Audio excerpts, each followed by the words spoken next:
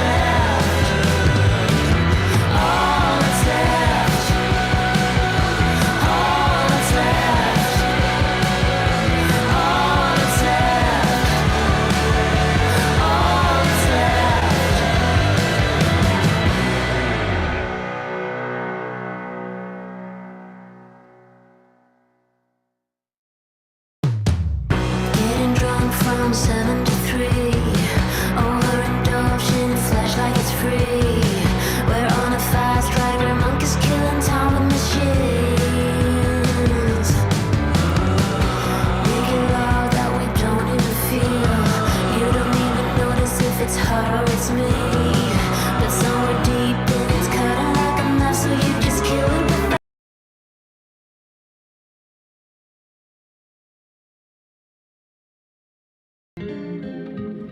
You made me so light, rushed in like wind. Remember my life, I wasn't happy. You made all the stars align. I hid all the pain, told many lies.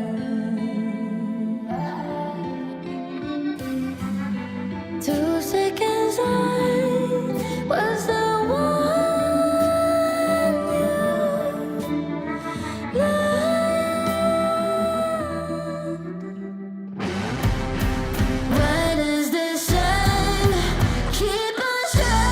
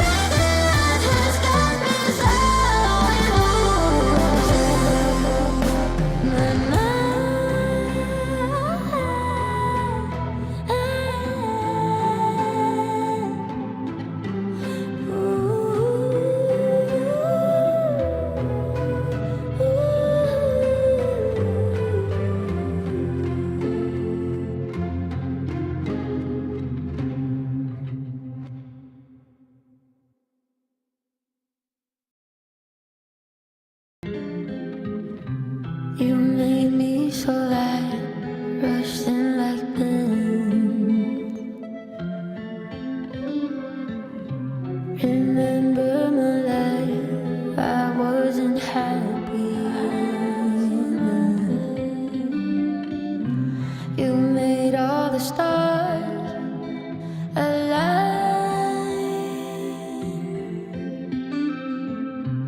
I hid all the pain, told many lies.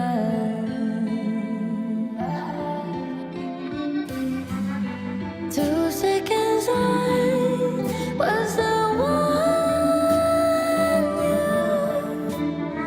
you loved.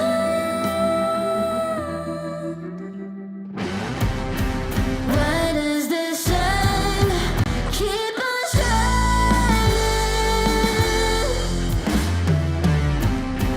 Doesn't it know that I'm dying? Too shy, too drunk, too blind.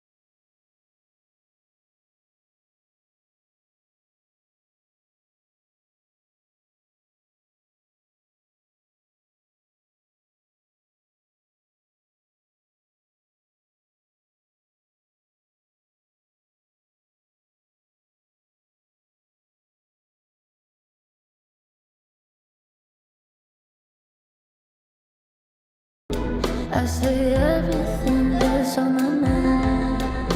Too fast, too weak, too everything to survive. It's in your voice when you call. Know you're about to cut me off. And once you do, just know it's for good.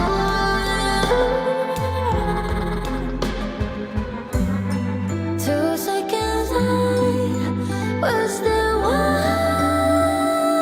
you loved.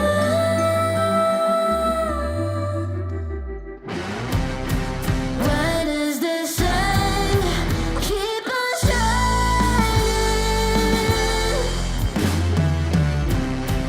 Doesn't it know that I'm dying?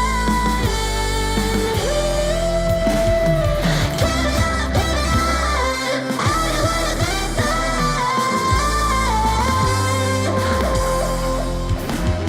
I don't wanna stop this feeling that has got me so my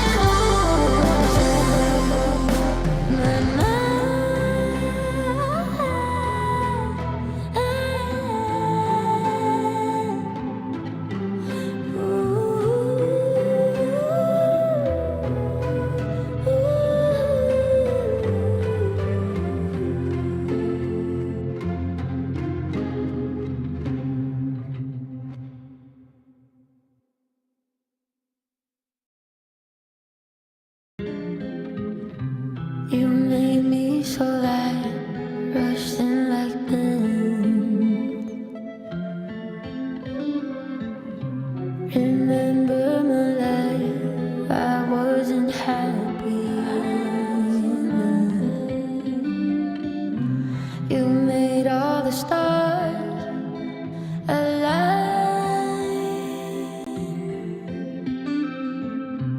I hid all the pain, told many lies.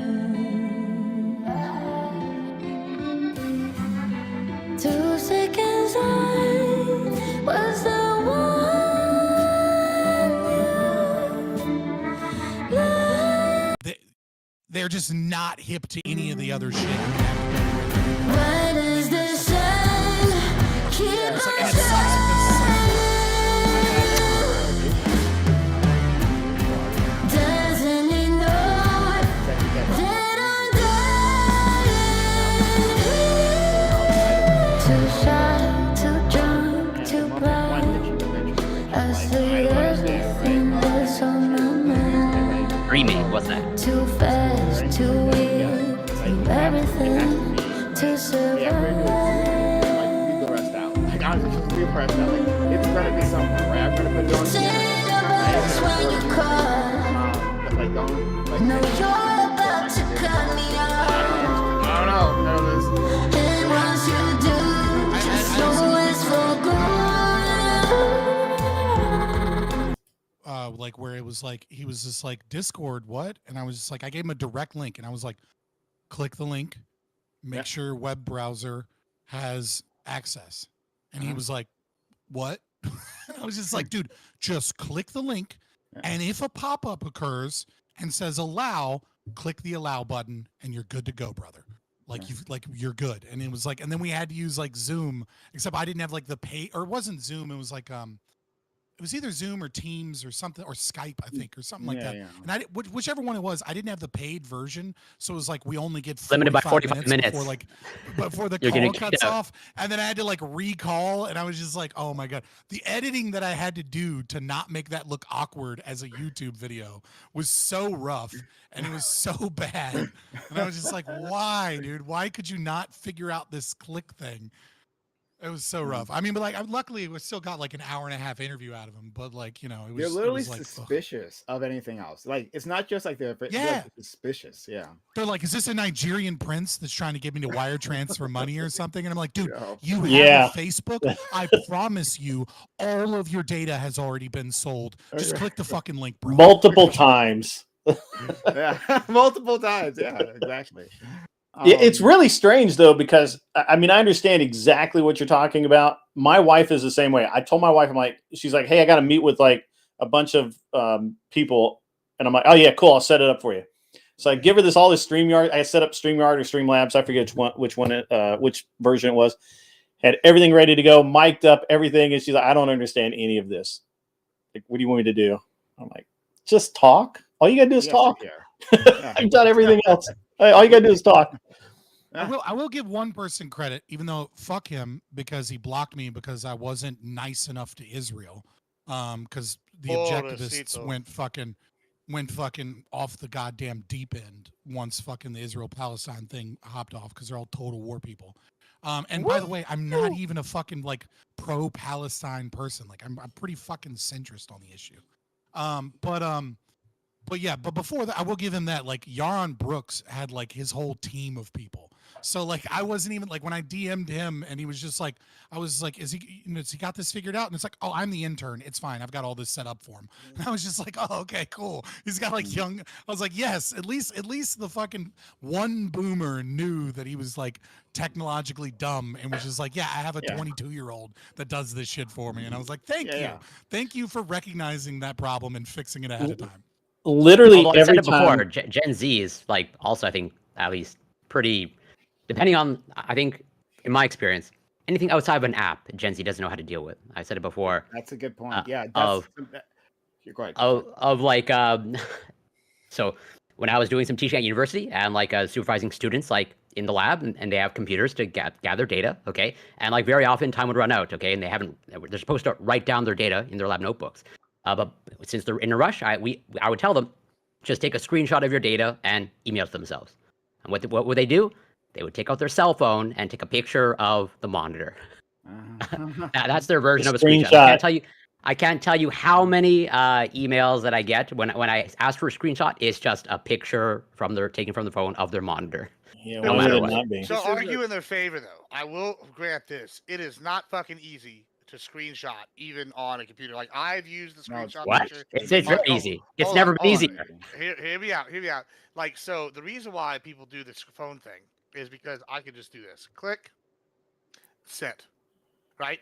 On a computer, I have to press print screen. I have to save the image. I have to go to the email. I have to send the image via email. And if we're lucky, it's in Outlook or something. Then I can maybe I can upload it. This is a terrible opinion, Gibbs. I'm just saying. I understand why they want to do that. You're just technologically illiterate too. Horrible opinion. Listen, Even- I don't do that. even- I deal with screenshots all the even- This time. is your worst Like, opinion, actually, even- of all of even- them. Drone bombing the children was more acceptable than this. This is awful. Hold on. They need to make it as easy as it is for phones. As it is I'm not for going to a disagree. computer. I'm not going to disagree at all. I wouldn't have much of I'm a saying. I wouldn't have an issue with it, but I always get just a low quality. They can't even take the picture properly. It's just like blurred out. Like they're trying to send me a question, and like half the question is cropped off. Like they can't even do it properly. So it's just like absolute I fail. mean, Yeah, exactly that. it's not No, a but no, selfie, so it's hard. Corey's talking about like a real like identified issue. And it's not something I want to ridicule like the younger generations for. Like it's just like a matter of experience, right? Like older generations, like we're dealing with desktops more.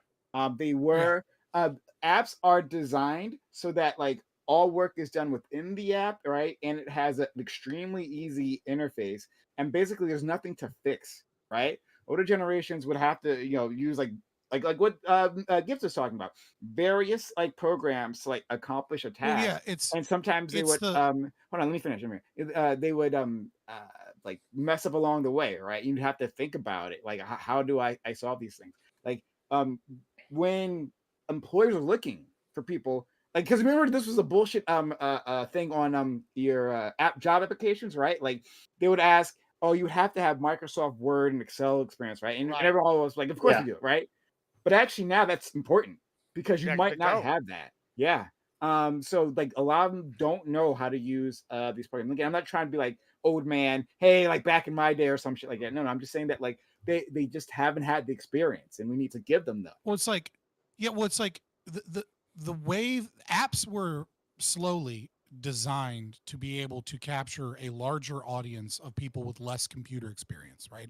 Older people, and etc. And as the new generation is coming in, they're growing up in a world where many of those features and apps already were tailored to incorporate a large group of people that had limited experience, right? So I think the millennials do kind of sit in a certain sweet spot where like, even if you're not a computer nerd, if you're in your 30s, right? Even if you're not a hardcore nerd, you remember when Windows would crash and then would give you a code, and then you would take that code and then you would go search that code, and then you would know what the problem was, and then you would fix the problem, right? And then Windows, was it like 8 or something came out, and it was just like, oops, there was a problem. And I remember when that came out, I was like, where's my Windows 7? Where's my XP? Where's my Vista? Where's my fucking code that tells me what the goddamn Vista was problem awful. Oh, Vista was so bad. Yeah, Vista was bad. Yeah, Vista was I bad, like Windows ME but at way least better I than just Vista. I just mean that like XP was all so of much them better. had that feature, right? All of them had a feature where it would give you a fucking code, and then I could look up that code and then be like, oh, I had a memory issue. Maybe I have a bad stick of RAM or something. Like maybe I need to like run a program to see if my RAM is working. Or Dude, like, my chat will literally, or maybe I need to like increase my VRAM. An or example in the something with Discord my chat RAM. of what a student has sent me. I want anyone to tell me that is like legible. That's a good screenshot. Sociological. Do you get them all the time? Do you get them all Kids the time is with like approved. lines where it's like they took it at a bad angle even? Where Yes, it's like, absolutely. I Yeah, get and the every lines, you can't see monitor- shit. It's awful. Yeah. Every permutation, like it's just like That it's is- wild. That is not, I mean, that's bad. I get it, but I'm That just is saying. you, Gibbs. That's what you're Like, defending. Gibbs. Literally open up the snipping tool, draw a box Hold on, around hold what on. you want, I and then know right-click I do it. copy. I do it all the time, but even in the defense of somebody that does this on a daily basis, like it is still harder that I have to click 3 buttons, 4 buttons, than to go click So boom. hard. Like No, it's not hard. It takes You're long. It proving takes the 30 The point. seconds. quality is shit, though. The quality is shit, and I it's don't really have not that this much problem. easier, okay? I'm just defending them for listen, that's unforgivable. Gibbsy got a Corey. new Take it over camera? here. What's going No, on, we have Gibbsy? new lighting. First of all, new lighting. yeah, Oh, it's a little bright. My You're whole getting a little house- washout. I Yeah, will don't say worry, we'll this, work it out. Admiral Gibbs, you're washed out a little bit. You need Yeah, to get some we'll worry- soft lighting. You gotta We'll lower worry that about light. that later. Do you You have, gotta do you look- have that later. LED? Do you have LED as your lighting? I literally opened up. This is what I was gonna say for the new year Just turn and off my your birthday. overhead lights. He has his phone, the Yeah, I flashlight actually aimed got my towards him. phone, flashlight. No, I have like my whole house is new boxes, of like new furniture and new stuff. I've done like a full remodel, and I literally got the lights out of the box like 5 seconds ago. So we don't know. Right. We're gonna have to adjust Hold on, those hold as on. we go. If I'm you go, so if you go proud. to the, hold on, there should be a button, right, where like Yeah, like there's Boomer a tech dimmer support button. different type of incoming. white lighting. Well, not dimmer. We don't want to reduce the amount of light. What we want to do is we want to change it to Change a the soft light. temperature. So if you have that CT. setting, if you can cycle through, there You you probably go. need If you about- There can- we go. That's a little there better. you go. If Yeah. you can do You that gotta from a couple turn You off can your do a little overhead dim, lights, man. little dimmer. Yeah, You don't need the your overhead lights lights. above you. We'll figure it out later. It's not gonna be a today. Right. All right. It'll be Yeah, a and then tonight just project. cut the light off in the back of your Yep. Yeah, we'll work on this. It'll happen. I'll DM you. Hold on, I'll DM you some tips and stuff. Boomer Yeah. tech support needed. This is also like I said, I'm I've just had saying- it open 5 minutes as of like 10 minutes ago. So 10 minutes total. So like like No, I for haven't sure, got for to sure. play with it. I'll DM you and give you some tips to make it a little Yeah, easier no to make your worries. lighting look good. White people all look the same to me, so it doesn't make a difference. It's fine. Well, to be fair, white people have to be a little bit more. We have to figure out our lighting a lot more than black people. Okay. Oh, Any- that's terrible. No, it's true. You put any fucking bright light on black people with a camera, and they're good. But white people, if it's too much white, guess what? We look like fucking Casper. And if it's too dark, guess Yeah, what? but We it look will- fucking weird. Yeah, but for Our black skin people, if the light's reflects too more light. dark, it's just like just Yeah, no, black, for sure, Vanta for sure. black, right? Like, listen. If you want, Vanta listen. black. If you want to See a smile? if you want to understand lighting and with photography and with videos as a white man, all you need to do is just be in a relationship with a black girl for 6 months, okay? And you will become a master. Only 6 at months? It's a lot adjusting easier lighting. said than done, brother. Jesus Christ, what the fuck? It's not that hard. It's not Also, that hard. technically, You're telling a bunch of guys to get into a relationship with a I wanna girl look like first. Gibbs. Much less a Oh, black okay. woman. I see where you're going. technically, I count as one of the What were brown you people here, thinking? so it's like I was technically thinking you I being count as racist, brown. like, oh, you have to date a black woman. That's what I thought. No. What I'm saying is you'll I take. got you. Listen, what I'm Okay. saying is you will be taking so many More photos racist? where you have to figure because let's say you put the flash on a photo, right? You look like Casper and she looks normal. And then you take the same photo, same lighting with no flash. Guess what happens? You see her teeth. You look normal, and then you see her teeth, and then she's like, "Hey, man, did you seriously just put that fucking photo up on Instagram? Like, seriously, do you see what I look like in this goddamn photo? Like, take that shit down." Like the right voice now." of experience. So you figure No, out. this is solved. Yeah. This is The voice of solved. You experience. just combine So, the for two example, photos. with Scott the Scott AI dates. now. Yeah. Here's another one. Scott No, Scott here's likes another one. dating You different put- races. You're welcome. Listen, you Use put a AI to black girl. combine the Listen, photos. put a black girl 45-degree angle in front of you, in front of the camera, and the I think I lighting need this hits so her early. first, and then hits you second, and then that's one of the ways that you can get both of them in a photo in a quick selfie. Because like when you take the photo, like she'll be lit well, but it won't be too bright on you because you're more in the background. I'm gonna be honest. I haven't seen a white girl in about like 10 years since I moved to San Antonio. It feels like so. I can't relate to this problem. Yeah, They but don't it's care what I it's look like. Latinas. It's different. It's not. What do you mean? You tell me Half that of The Latinos- shade is half the closer. Latino- Pause, dude. Half of the Latinos are just fucking white people with fucking Mexican accents. Stop. Like there are plenty of people with a lot of Spanish Like DNA, Gibbs. primarily that are mostly well, white. for the record, like white Hispanic Latinos apparently only make up. I looked this up because that stupid rigged poll. I don't know if I told y'all about that, but it's only like 3% of all of San Antonio. So fake news. Y'all are wrong. And also, y'all, the polling y'all Democrats do, that's why y'all lost. Or it's one of the reasons, because y'all over here trying to discount data that didn't match y'all's little happy results that y'all wanted. That's what it was. What about That's the just what no is about fake like the Zapatos or whatever? Like those people are all fucking white. Zapato, the Zapato, oh my god, I'm done. I'm just not even gonna try it. This is the worst thing, Corey, you've ever this is wild. No, Well, that that's- pisses me, off it's Latino like- more No, I than know. saying Spanish words. Don't with a get me wrong. super I love English all my accent. students, but this is like they're unfortunately they're not fucking love technologically savvy. Yeah. I Can think I there get was the quesadilla? there was this idea that like inherently children are better at like technology than others. Like no, like it's they grow up with a certain technology and then they're better at using that. Oh my thing, God. right? But Yeah. not Oh my god, things what the or a fuck? bit or after it. Yeah. Scott's seeing the sorry, fucking screenshot. Yeah, I just it's saw the bad. screenshot. Shit. It's so Yeah. bad. Real It's bad. so Oh my bad. God. The cursor is Oh, there. You can fuck. see the cursor. That's like the shit night, dude. You know what, Corey Campbell? You know what? I have a That whole has to new be a view. meme. I have a whole new view and understanding of like teachers' assistants that I didn't like in grad school now. It's like if they're dealing with that level of shit regularly, I get it now. I'm sorry. To all the TAs that I shat on when I was in grad school. I'm sorry because I never did that shit. I was like, they were like, you Yeah, don't want that's a TA bad. job? They were like, you don't want to be a TA job for a professor? I'm like, no, I have a fucking kid. Like, I To have be shit fair, to though, do we in do life. kind of sound like boomers right now, talking about how like millennials can't, change a tire or like the oil. This is what Yeah, I'm I saying. think I posted. I posted today because I saw this Yeah. girl like post on Twitter that like someone had like it was like Jew genocide, I think was the name in like Marvel saw that. Rivals. And then they were like, seriously, guys, you guys aren't banning this? And then I just posted and I was like, millennials version of the Gen X phrase "we drank out of the water hose outside" is "you would never survive in a Call of Duty lobby," and I stand by this. I stand by this. Carver You wasn't fucking that true. bad pussy! compared to You some of couldn't us. handle one kind of edgy name for a match. You're like, I need to be protected from this so- username. Like, shut the fuck I know up, we want to dude. move to the main topic, but just real quick to add to that, Halo, the originator of teabagging, in all games, they fucking they had a discussion because so many people were complaining that teabagging was current part of the game. You got to get rid of like They Crouch almost stream? banned it from the HCS. They said like they were going to cause people to forfeit their next match or like not be allowed to compete and have to use a sub if they teabagged opponents. And luckily it got voted down. But it's like such a bad thing that these little snowflakes now have to feel Hold on, special. They pause. can't even be teabagged. Pause.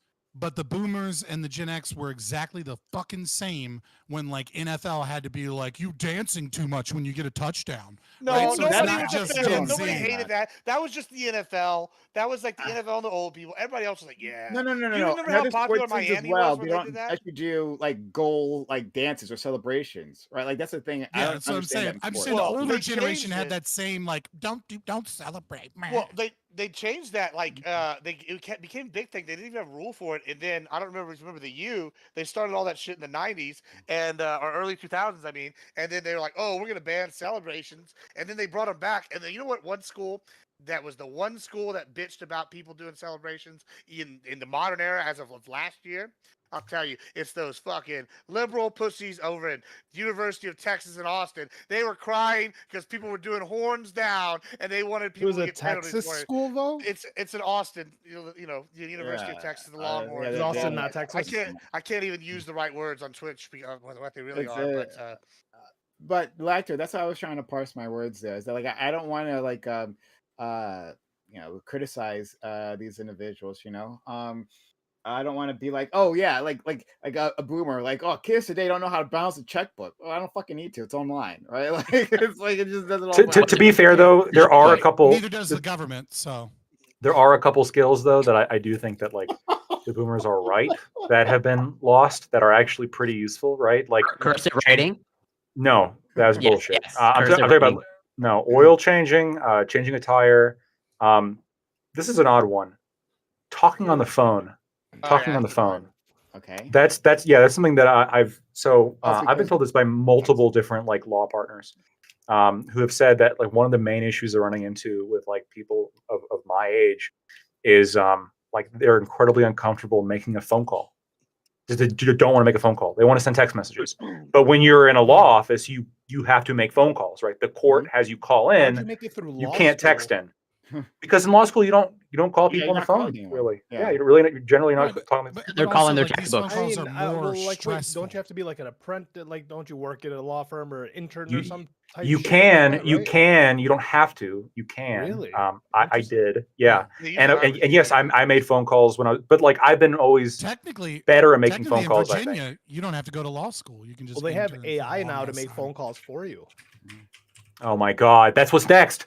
The fucking Gen Z, they're just be texting, and then some AI it's not generated Gen voice Z. is gonna. No, Oh it's no. not fucking Not Gen be Z. wrong. No, They're gonna it's- have hold on, AI pause. generate a text message, and that's gonna be sent. No, They're just gonna replace all It's jobs not- with AI, hold on, Corey, and then we're hold on. fucked. You're right. Listen, it's not Gen Z that they're making the fucking phone call AI shit for. It's being developed for usage for call centers in India to get rid of Indian accents. And so that when people Oh, call, we're they fucked. don't realize they're talking to like a call center in India. We're so They think- fucked. That's like the think one they're thing. talking to John from Missouri. Yeah. And That's so how I because- actually well, know. well, because apparently it like because people get angry and people get like violent and they're more likely to get upset and they're more likely to be like, send me to somebody that actually fucking speaks English, blah blah. Yup. And so they found that this AI Yeah. improves the quality and speed that the calls go through because people are just think that they're talking to a somewhat dumb guy named John in Missouri, but they get through it without like getting super pissed. And even worse, they're using AI on the other end to filter out the curse words and change the word of the caller so that the person working at the call center doesn't hear them being cursed at, and they only hear the like the necessary. I have a details. solution. I have a solution, and it sounds pretty I don't know. controversial, but I actually Call of do Duty think lobbies for all Indian people. Got it. no. So so if the Indian scammers they allow this AI that like lets their voices sound like with like an like American accent or something, I genuinely think we're fucked, right? I'm gonna get scammed. You're gonna get scammed, right? Like this is the dam that's like holding back all of my money from being taken from these people. Why? Because Yeah, well, because I hear Scam. because I hear the Indian accent and I know I can just ignore it, right? Oh, if And I it's an know American accent- Yeah, wait, sure. wait, What? wait, wait, What? wait, wait, wait. if I it's an called American you right accent, I'm now- fucked. Oh, if I called you right now, you would just I could scam you like that? That's like Check Well, it this out. depends. No, don't It do You know what he's depends. talking about. It- You know yes, what it he's talking depends. about. No, Yes, no, yes. no. Hang on, Wait, wait, wait. time. If hold on, if somebody calls me and it's like not like a regular accent and it's just like talking, explaining some kind of like thing, I'm gonna be like 300% more likely to believe it. An old person's gonna be 8,000,000% more likely to believe it. And if that happens, I actually would Old propose. person, sure. I think every phone call from I don't know how you would enforce this, but like, can we block calls from India specifically unless vetted? Calls from a billion people. Okay. Anyway, I bet you some yeah, significant that's percentage of crazy. all phone calls from India to That's- America are that's scam so calls. much weirdness, right? I'm not exactly trying to categorize this, but so much weirdness in that one Just- fucking Here's sentence. how you do it. You Holy just you just shit, write like- it down, and when we get to free topic, just start. The only just Indian start calls I railing get are into it. scammers. Prime I Minister never get a call screwed. from an Indian that's not a scammer ever. Hold I have on. never Hold picked up on, the are phone you and on heard a an Indian whole accent lot of that Indian wasn't a accents? scammer. Hang on, no, that's Yeah, not lactoid, that's not lactoid. focus, Ever. Focus is on. Like, so Save that it. means Save that it for like the free topic, it's boys. not that you have a critical analysis of what's being told to you. Yeah, You do just it. believe it. Like, especially if they sound white to you, Yeah, like, do it, oh, Fabian. all right, I guess it's a trustworthy Yeah, individual, right? I agree. Rather than saying, Because it generally is compared to Indian scammers. okay, all right, Topic. all right, we Topic. can leave it alone. Topic. Leave it alone. Topic. Leave it alone. Oh my god. Every It's just single pattern call I've recognition. ever gotten to my phone, Are we and just I gonna do answer it. open topic Indian from- accent. Are you just This not going to says so shut the much fuck about up you. about this, Lactoid? What'd you say? Yeah, I said, are you just not going to shut the fuck up about it? We get it. You've made your point. You've made your point. Every time. you Indian hear scammer, accents- Scott. Actually, Lactoid, I don't quite understand. Can you explain again, please? All right, I'll re-elaborate. What Okay, Indians are we talking about? Like how old? so I get a call. Can you detect like the regional What time? dialect, or What is it just time like do you get? overall? Yeah, Yeah, yeah, right, give yeah, us a yeah. sample. Yeah, what time do you Are get they these doing calls? working Yeah, business hours? Lactoid, Can you give what us does a the live dude example? Sound sound like Lactoid. Lactoid, Yeah. can you tell me like what the guy sounds like? I might get banned if I could do it, but Okay, all right, let's move on. They won't ban you for that. They'll just like penalize you About it? slightly. So let's get it. Lactoid is about to take us there, though, right? If this had been a regular week, Lactoid, that would have been it right there. Lactoid is gonna the take us. HB1 thing was not the right thing to get mad at the Indians about. I'm just saying. The last time it was FK, right? This time it's about to be Lactoid. We'll move on with our lives. H1B. Sorry. Thanks all for being here. If you're here, this is the Reverie Roundtable, which we have Mondays 8 p.m. Eastern. We've got a fantastic group of guests here. I'm really excited. We'll start with our friend Lactoid. I think we've learned enough. I think you've probably heard enough of Lactoid already. But still, Lactoid friend, thanks for being here. And we've missed you, buddy. We're really happy to have you back. Yeah, thank you. So I get lots of calls. No, I'm kidding. So yeah, I'm Lactoid. You can find me on Lactoid TV. I still got a little bit of the tail end of Rona. It's been 2 weeks. It's a pretty nasty bug. It sucks. But I'm on the tail end of it. I feel comfortable enough to do a stream. I am way better than I was last week. I assure you. Like it's not even close. If last week I wouldn't have been able to even get a sentence out, but right now I'm doing pretty good. So yeah, good to be here. So, okay, you're still going with the COVID excuse. Is that that's Mhm. what you're going with? Okay. Yeah, yeah, yeah. All right. So I mean, it seems weird that Lactoid, who's been here literally for years, unbroken record, literally for years, right? The one day he disappears is the day that Justin Trudeau resigns, right? Oh, you had to Lactoid, weep. You had to uh, cry. You were a depressed. known intelligence officer Uh-huh. for Canada. Hey, Oh, Lactoid, did you or did you not? I'm just gonna ask you outright. Did you or did you not like give Trudeau a visit to helpfully suggest that he vacate his seat? Did you or did you not do that? any allegation is unproven to that topic. It's not. Yeah, you can't prove it. I mean, it just seems interesting. Lactoid doesn't have enough money to buy Trudeau. Good point. Money. I don't know what money would be involved here. Just Could have been other favors. Yeah. yeah. Any which way, whatever it may have been. I did not have sexual relations with that man. Okay. That escalated quickly. No matter what you do, get up on your off time. We're really happy that you're back. So shout out to our friend Lactoid. Scott, thanks Scott for being here as well. Happy to have you, friend. Yeah, I am Scott, otherwise known as Fabian Liberty. You can find me on X or YouTube. I'm on other platforms, but I'm not really doing much on them. So those are predominantly where you're going to find me. Anarcho-capitalist libertarian. It's fun times. Come hang out. Thanks so much. Corey Campbell, back with us. I'll be right back. I got to use. Yeah, I'm glad to see that Lactoid has mostly recovered. Hope he's recovers more speedily. Makes a full recovery, no long-lasting symptoms, 100% full recovery. That's what I hope for. But yeah, always grateful to be here. You can find me on Twitch, Corey Campbell 84, Twitter, X, YouTube, Instagram. It's Corey Campbell. And yeah, looking forward to talking about the topic. You know, I had a friend who dealt with long COVID, and it affected their memories, right? And like It happens. things that they could get up to. I'm hoping that with Lactoid, it'll affect his judgment, and so he'll decide not to ride a motorcycle anymore. Right? That actually, I would actually, if it results in just that alone of like some sort of like mild cognitive impairment that he's no longer eligible to ride a motorcycle, I think that might be a net gain or net positive. That'd maybe be in his favor. balance, is off, and he's like, I can't do it anymore. And bonus, right? If I lose that much cognitive ability, I start voting Democrat. You really want to go down the cognitive ability route? Liberal versus conservative? I guess studies too. Let's go to our friend Grid. Happy to have you here again, Grid. How are you? Yeah, great to be back. Great to be back. I think I got a call that was meant for Lactoid. It's Steve from tech support. And Steve Smith. I talked to that guy. Yeah. What does Steve sound like? He sound like Apu from The Simpsons. I don't know. I just assumed he knew what we were talking about. But yeah, it's great to be back. Looking forward to a good spirited discussion this evening. And I can be found on YouTube at An Unreasonable Man. And yeah, that's about it. Conservative-ish. Well, no, I'm pretty conservative. Yeah, there we go. All right, he's still deciding. It's settled. Yeah, I've actually been told that I am that I've probably gone a little further than conservative, but I don't believe that I have. So, what comes after conservative? Racist. Nazi. Okay.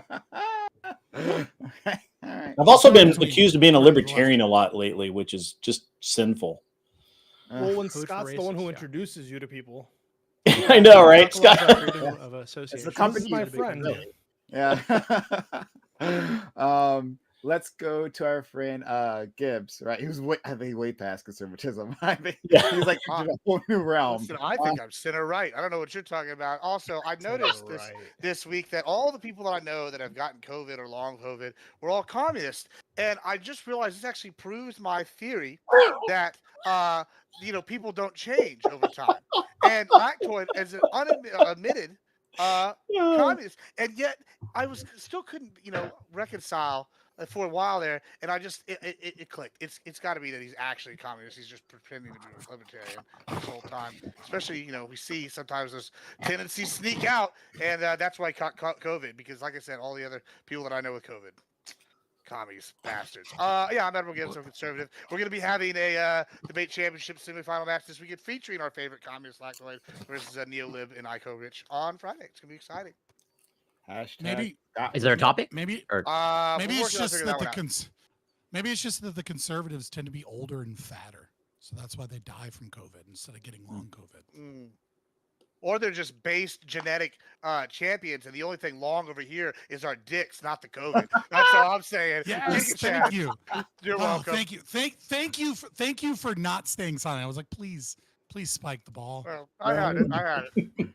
I appreciate it. It took Just you a real quick, second. I was I'm like, duty, whoa. but I'll be right back. Okay.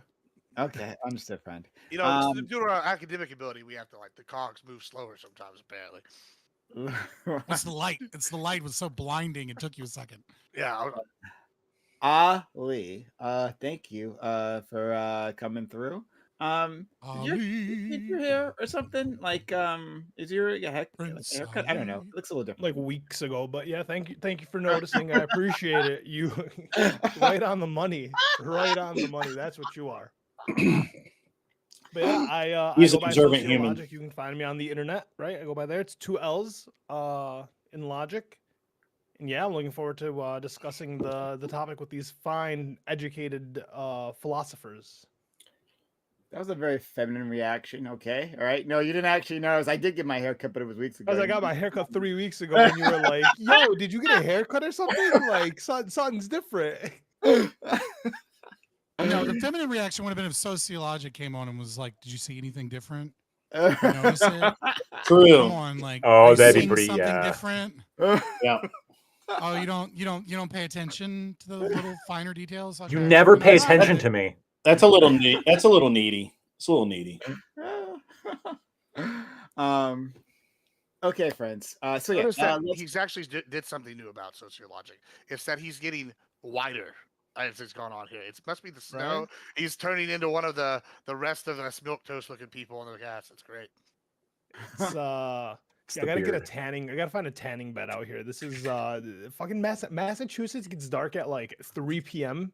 It's the East Coast fucking trash when it comes to like sun exposure. Okay. That's God trying to help you out, because who would want to live in Massachusetts? Yeah, you do what you gotta do for the time that you gotta do it for. Fair enough. All right. So as I promised our friends last week, we'll be doing our planned topic first. And by first, I mean 35 minutes into the, to the stream. You gotta have a little warm up. You gotta have a little warm up. It's Yeah. a long stream. Yeah. But we're gonna do it first. Yeah, and here we go. The consulting firm McKinsey reached a lenient deal with the Biden department for its role in the opioid crisis the United States is facing. McKinsey was accused of "quote unquote" turbocharging the sales of Purdue Pharma's OxyContin by getting the company to target pharmacists that were irresponsibly prescribing the medication. This happened despite McKinsey being well aware of the risks the drug posed. Independent from this, an illicit drug legalization movement has been growing in the United States. However, if successful, would that birth many more Purdue Pharmas and McKinseys, organizations that seek to push dangerous drugs for profits, regardless of the consequences? Often these discussions focus on relieving the prosecutorial threat from consumers of drugs. But should we instead focus on the rapacious producers who would look at vulnerable Americans as a profit center? Even if we should have the freedom to take whatever drugs we want, should we also have freedom to sell whatever drugs people will buy? If you don't know, the Biden administration they've reached a deal with McKinsey, and it just so earlier the Biden administration said that companies who self-report when they're up to illegal activities, right, who make some sort of good faith effort to self-report, well, then they will receive more lenient treatment. And then McKinsey apparently, fell under this provision, even though those prosecutors were saying that McKinsey blocked them, right? They actively obstructed them from finding the truth. So that's something we can discuss in and of itself. But and so I want to relate that struggle, right? Like understanding like this is like the pharma industry as it stands now, right? But and I know a lot of people here support making drugs in general, illicit drugs, legal or at the very least decriminalized.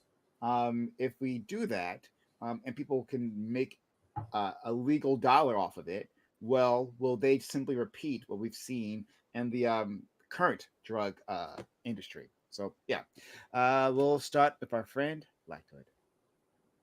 My perception of McKinsey is that it's like a bunch of like coked up psychopaths who all got together and they were like, let's make a business. It's like if like Wolf of Wall Street was somehow like wilder, and then it became a business, and that was like what they did. This company has like a pretty checkered history. Not only did they do this opioid thing, they also worked with Enron. In fact, they were like instrumental to Enron, which was just a complete scam, right? And so the Saudis and all sorts of shit. So Rikers Island, they've done all sorts of like horrible shit. And I think that the big thing is that they have facilitated fraud. I think they facilitated fraud when it came to um, what they did with Enron. I think they facilitated fraud when it comes to what they've done here with Purdue Pharma. If you know that this drug is dangerous and you help an organization market and put out this drug, lying about its safety history, lying about what it can do, I don't. This is the equivalent of sneaking heroin into ice cream and selling it to children. It's not good, and I think it's perfectly fine to hold them responsible for doing this. And that's somebody who I think all these drugs should be legalized, right? I'm not looking at the fact that they promoted drugs as the problem.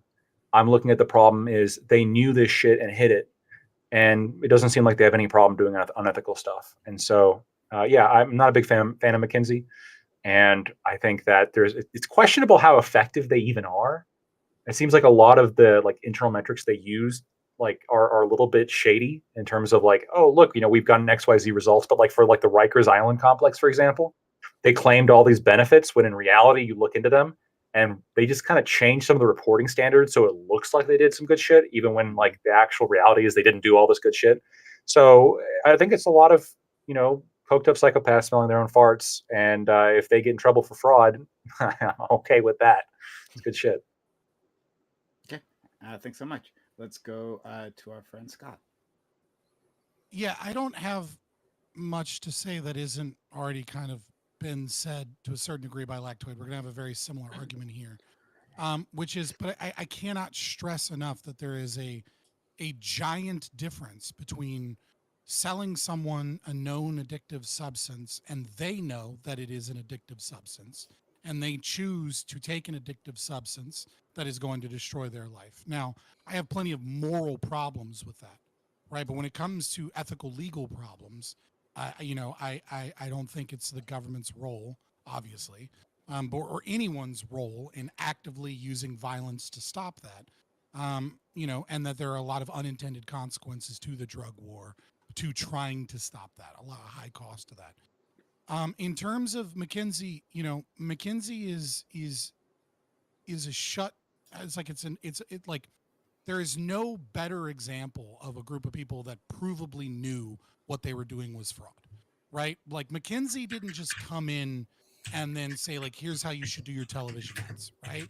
McKinsey did ride-alongs with pharmaceutical sales reps, right? They went to centers that were full of drug addicted, like they saw before most of Americans on TikTok and Twitter videos saw people, standing at 90-degree angles.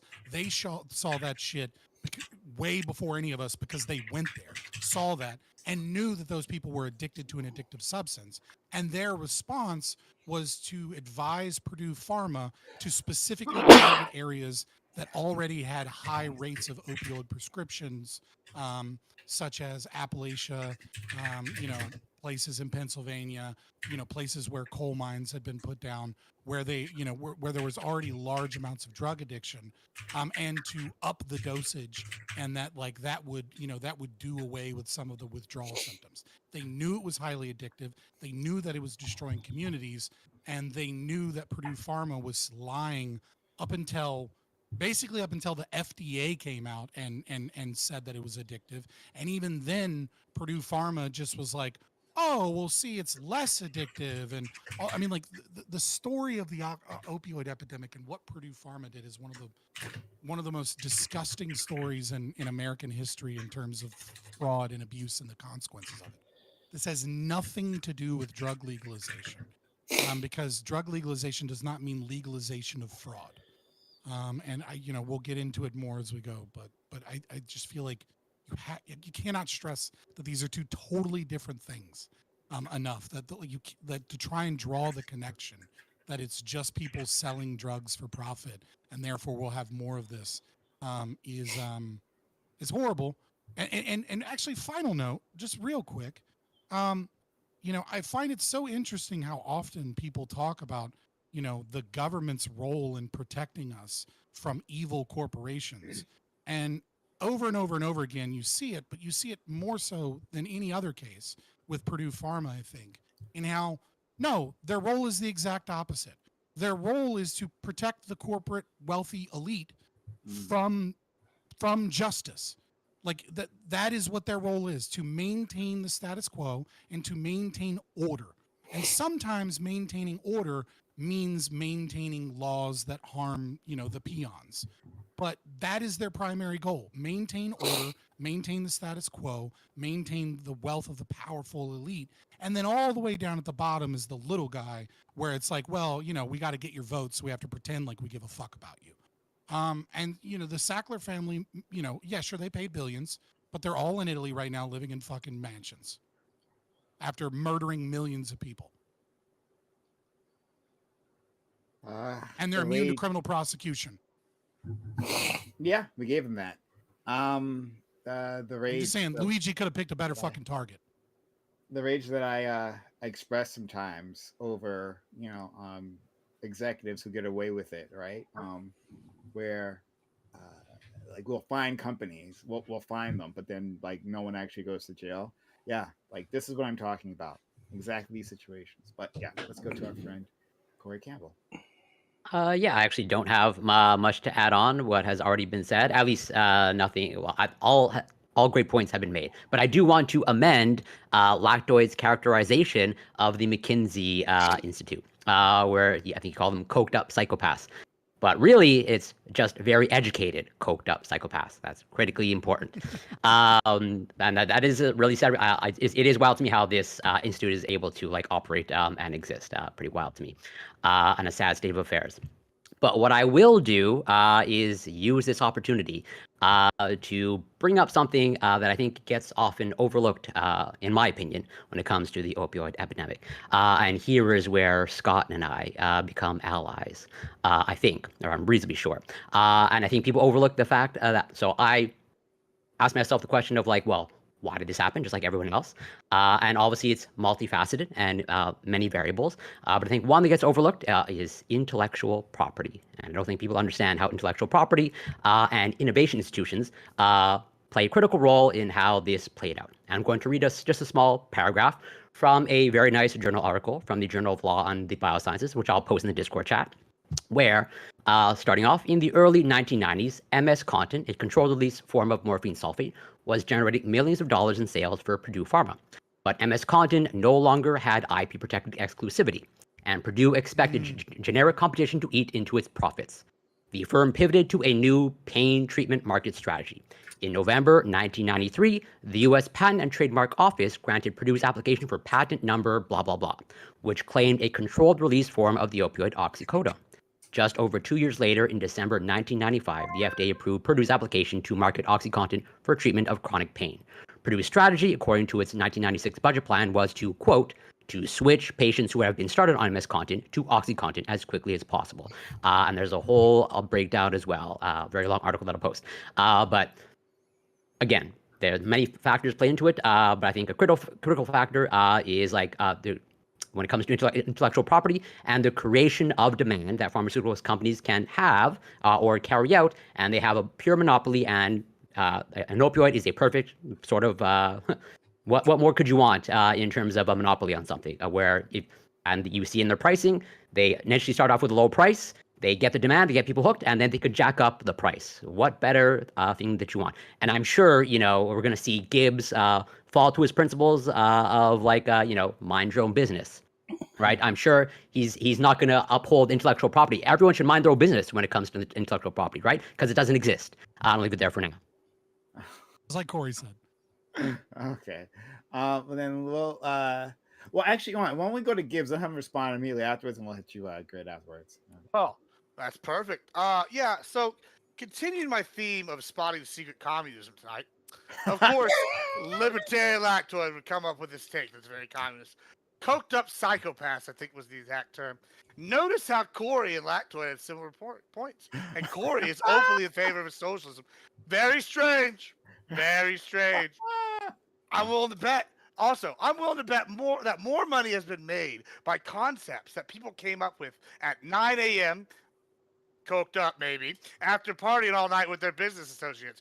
Who are we to judge? Who are we to know? I don't think they keep exact statistics on that, but based on some life experience, I think that that's probably an accurate assessment. Now that that's out of the way, let me give you an actual based capitalist take that our libertarian friends somehow missed. The only reason they had to resort to, quote, nefarious tactics and conceal their true goals, which was to generate wealth, was because it was illegal to do it in the first place. They should have been allowed to set up opioid vending machines right outside Narcotics Anonymous and rehab facilities. That's what they should have been allowed to do. But instead, daddy government's going to come in and tell them they can't do that because it's bad for reasons. Also, who is the government to tell people what they can and can't do in their own homes? If these people want to pop pills and rage out, then sure, as long as they don't hurt nobody else, let them. Yeah, exactly as Corey said, mind your business. They don't need to know what I'm doing in the privacy of my own home. Capitalism is base. We need less regulations. And these people should be lauded as heroes because they're allowing everybody to have opiates if they want them. That's what I think. Thank you so much. Let's go to our friend Gibbs. I'm Gibbs. Oh, sorry. Did I say Gibbs? I mean Grid. Sorry. I'm looking. I was looking. I told you I can't tell the difference. All right? One of those G guys. I don't know. One of the Even G with the men. sunglasses? Grid. I'm sorry. That's okay, man. It's fine. So while I would echo some of the sentiments of Lactoid and Fabian Liberty, I actually have to. I have to kind of go along with Gibbs here for a second, because the real problem is not that McKinsey did their fucking job that they were paid to do to market a company.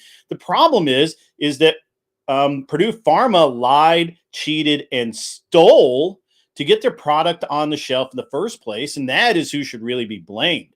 If you want to lay it right to the doorstep of the people who killed these people, and they did literally kill people, is the Purdue who said that it wasn't even addictive. They literally said that. They literally said that it's less addictive. And yet in their own testing showed that 68% of the oxycodone itself would remain after distilling the pill down. So, or a pill down. So that is irrelevant. I mean, that is the actual relevant part of this. That is what killed people. And that's just the way it is. And so if we want to put blame, if we want to make people accountable, we want to hold people accountable, then we don't even care about McKinsey. McKinsey did their job. They said, hey, you want people to represent your company and sell your shit? We're the dudes. We can do that. Did McKinsey know? We don't know that. We can assume that because they've been in bed with all sorts of other criminals. But that doesn't mean that they themselves are criminals. And honestly, I couldn't find anything other than a bunch of nonsense that they are, in fact, criminals. They just do their job of representing their clients. And that's fine. I have a problem with the way they did it, but that's irrelevant to, again, the discussion of the drug issue, right? So whether or not the drug should be allowed or whatever, we could literally spend the next 6 months discussing, and we still wouldn't come up with any agreement between us, other than I don't believe, as a conservative, the government has any right to regulate any of that shit. And that, to be honest with you, I would prefer privately owned and regulated to some degree, self-regulated opium dens than what we have now, which is doctors getting kids hooked on opioids when they just hurt themselves at a football game or something. This is crazy to me. This is absolutely nuts. The kid, we're not even talking about. I'm not. I don't. I could care less what grown ass adults do. I'm the most aggravated I can be is that kids are getting hooked because doctors overprescribe opioids, and none of you guys even bothered to mention that. And that's a real problem to me in the first place, because doctors are the way. But now again, I have to take some of the responsibility off the doctors because they were told that these were. Initially, they were told it wasn't even addictive. Then they were told it was less addictive. And then, of course, the truth comes out. Hey, it's fucking heroin in pill form. And we lied to you the whole time. So doctors did what doctors do. And they prescribed pills. They're pill pushers. It's what they did. If you expect anything else, well, I'm sorry, you're going to be disappointed. And again, it makes me a little queasy, but I'm with Gibbs on 90% of this. I'm glad we got the pro opium den opinion out there. Right, very important. Don't hear that often these days, but appreciate it, friend. Let's go to our friend Ali. Yeah. You should be able to trust your government to regulate, the things that are going to its citizens' bodies. Hence, we have the government. We're supposed to have elected officials that we can trust and believe in. But unfortunately, they get bought out by these companies due to why should a pharmaceutical company be for profit? It should operate as an NGO. It should operate like for this, basis of just like making good medicine for people to get medicine. But they operate for profit, which is how you get competitive pharmaceutical companies, which is like strange to me. But anyways, yeah, I agree with everything that Lactoid and Fabian and like Corey said. I just kind of disagree with Gibbs. Like, I don't think we should be having opium vending machines outside of drug addict like facilities. Like, probably not. We shouldn't do that. That's not good. Gibbs, to your point, it's like if you're not hurting anyone, it's okay. Do whatever you need to do. Well, they killed a couple million people, right? So they are hurting people. They're hurting, your fellow Americans, which is less money in your pocket. If people in your community are dying, they can't give you their money for your products. So yeah, we should be able to hold them accountable, but we can't because they're bought out by the government. So I don't want to hear any complaining when more Luigis start popping up, because this is kind of like the result you get of the system that you have. Thanks so much. And finally, our friend Doobie. I agree with everything sociologic said, and I think that maybe I'm like, I felt like the last year, right, for me at least, has really highlighted like who actually runs the country, and which interests control the way things go. And it's, for me, the last year it's been totally transparent. It's been like fucking overtly just out there, right? I think the only beneficial thing of like the last, this included, right, like, it's that people I think are starting to see it. It's out there more often. People are talking about it. They have the Luigi thing, which I think was a good thing actually. But like this, I feel like the atmosphere is changing, right? The attitude in the country toward these things is changing, which might be beneficial long term, possibly. Could also just be suppressed as it usually is. So yeah, I agree with everything Ali said. I think that it's disgusting, right? We have case number 10,000 of our government running cover for some fucked up corporation. So yeah, it is what it is. I didn't hear too much from you all. I think maybe one of you touched on it, but like on the other side of this, right, the street pharmaceutical side, that's where apparently we agree McKinsey crap for most of us. Not okay, most of us agree. McKinsey is crap.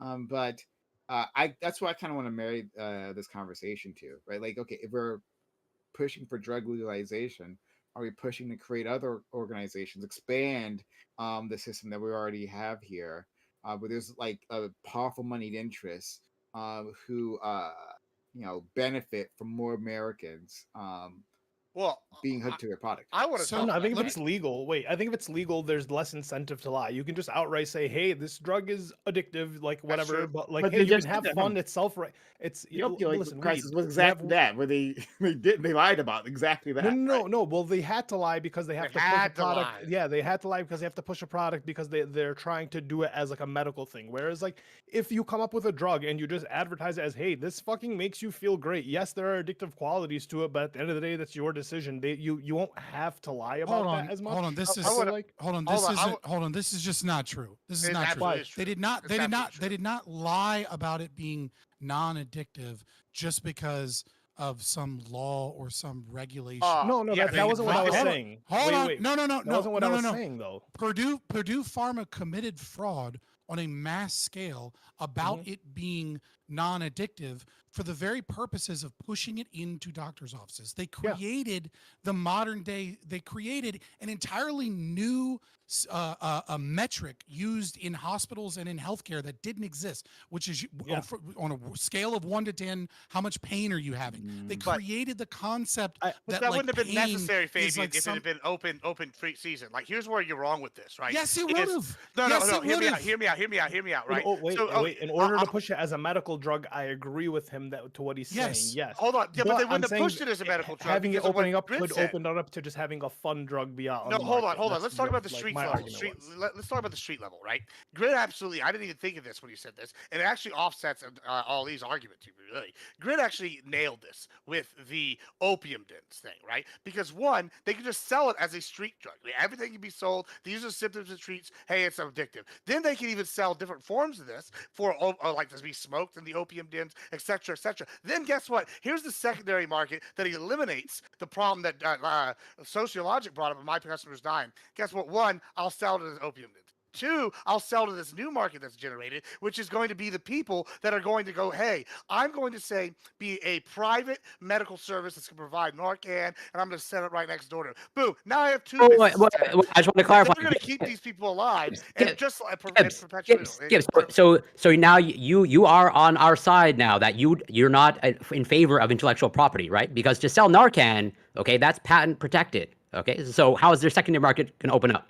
How is this open free season for you? Hold Are on, you you can get licensed to sell Narcan? I don't know. I'm not going to get the ins and outs of so? that. So I are you?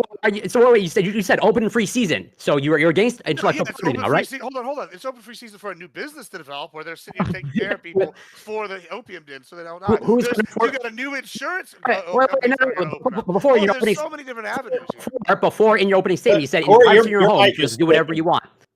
Well, Well, yeah, because I'm trying to speak over Gibbs. Is it still clipping now? No, you're No, that's way better. Okay. So you said, if I recall correctly, in your opening statement, privacy of your own home, like get the government out. Okay, so you're okay with me in the privacy of my own home. I'll reverse engineering an iPhone, making it and selling it. That's okay for you, right? oh, so like maybe not as And I on know it's a not- mass scale. Hold on. Free Maybe season, not, right? Hold on. Maybe not on a mass scale, but hold on. First of all, let's just take this back. Wait, why not? Hold on. We can get into the intellectual property thing in a bit, but as for what you're arguing, what I just argued for has existed for thousands of years. So unless we're going to take the contract for opium as intellectual property back to ancient China, then really everything you're saying goes out the window. Like, Whoa. So here is where people don't understand. Like, what is OxyContin to you? what Can you- does that matter for what I'm arguing? It's though? the- I'm it trying actually to does be able to matter. sell different It's things. actually. Hold on. Let Corey get through it. Corey, Sure. fucking catch him up quicker. IP is a big part of this discussion. I OxyContin understand was the IP part. created. I don't think you because do. of IP. I do absolutely. I don't. The problem is you're so focused on one little in the weeds aspect that I've made a broad strokes argument that we can't even talk about because you want to sit here and talk about IP let me and have a clarify. circle jerk Let me- around it for Hold on, 45 minutes. Let me clarify then why IP is an important part of this discussion, right? So Purdue Pharma had the rights to several different forms of opioids that were widely prescribed, right? Cool. the patent was running out. Okay, and so this was going to essentially destroy Purdue Pharma's profits, right? Really? And so because it was going to be opened up to the market.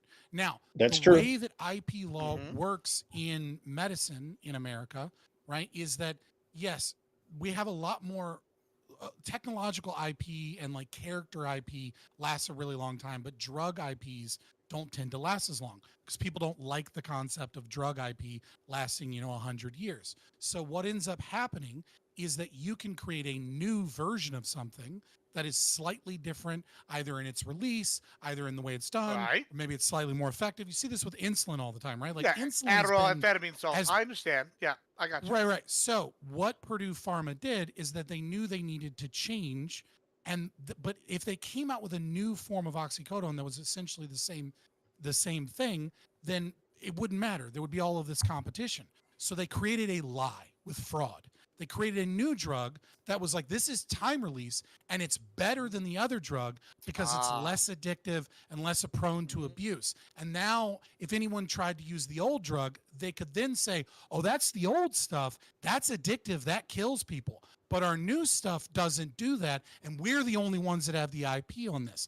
Then they created things like fake data. They use logarithmic scales to try and trick the FDA and doctors into thinking that it wasn't addictive.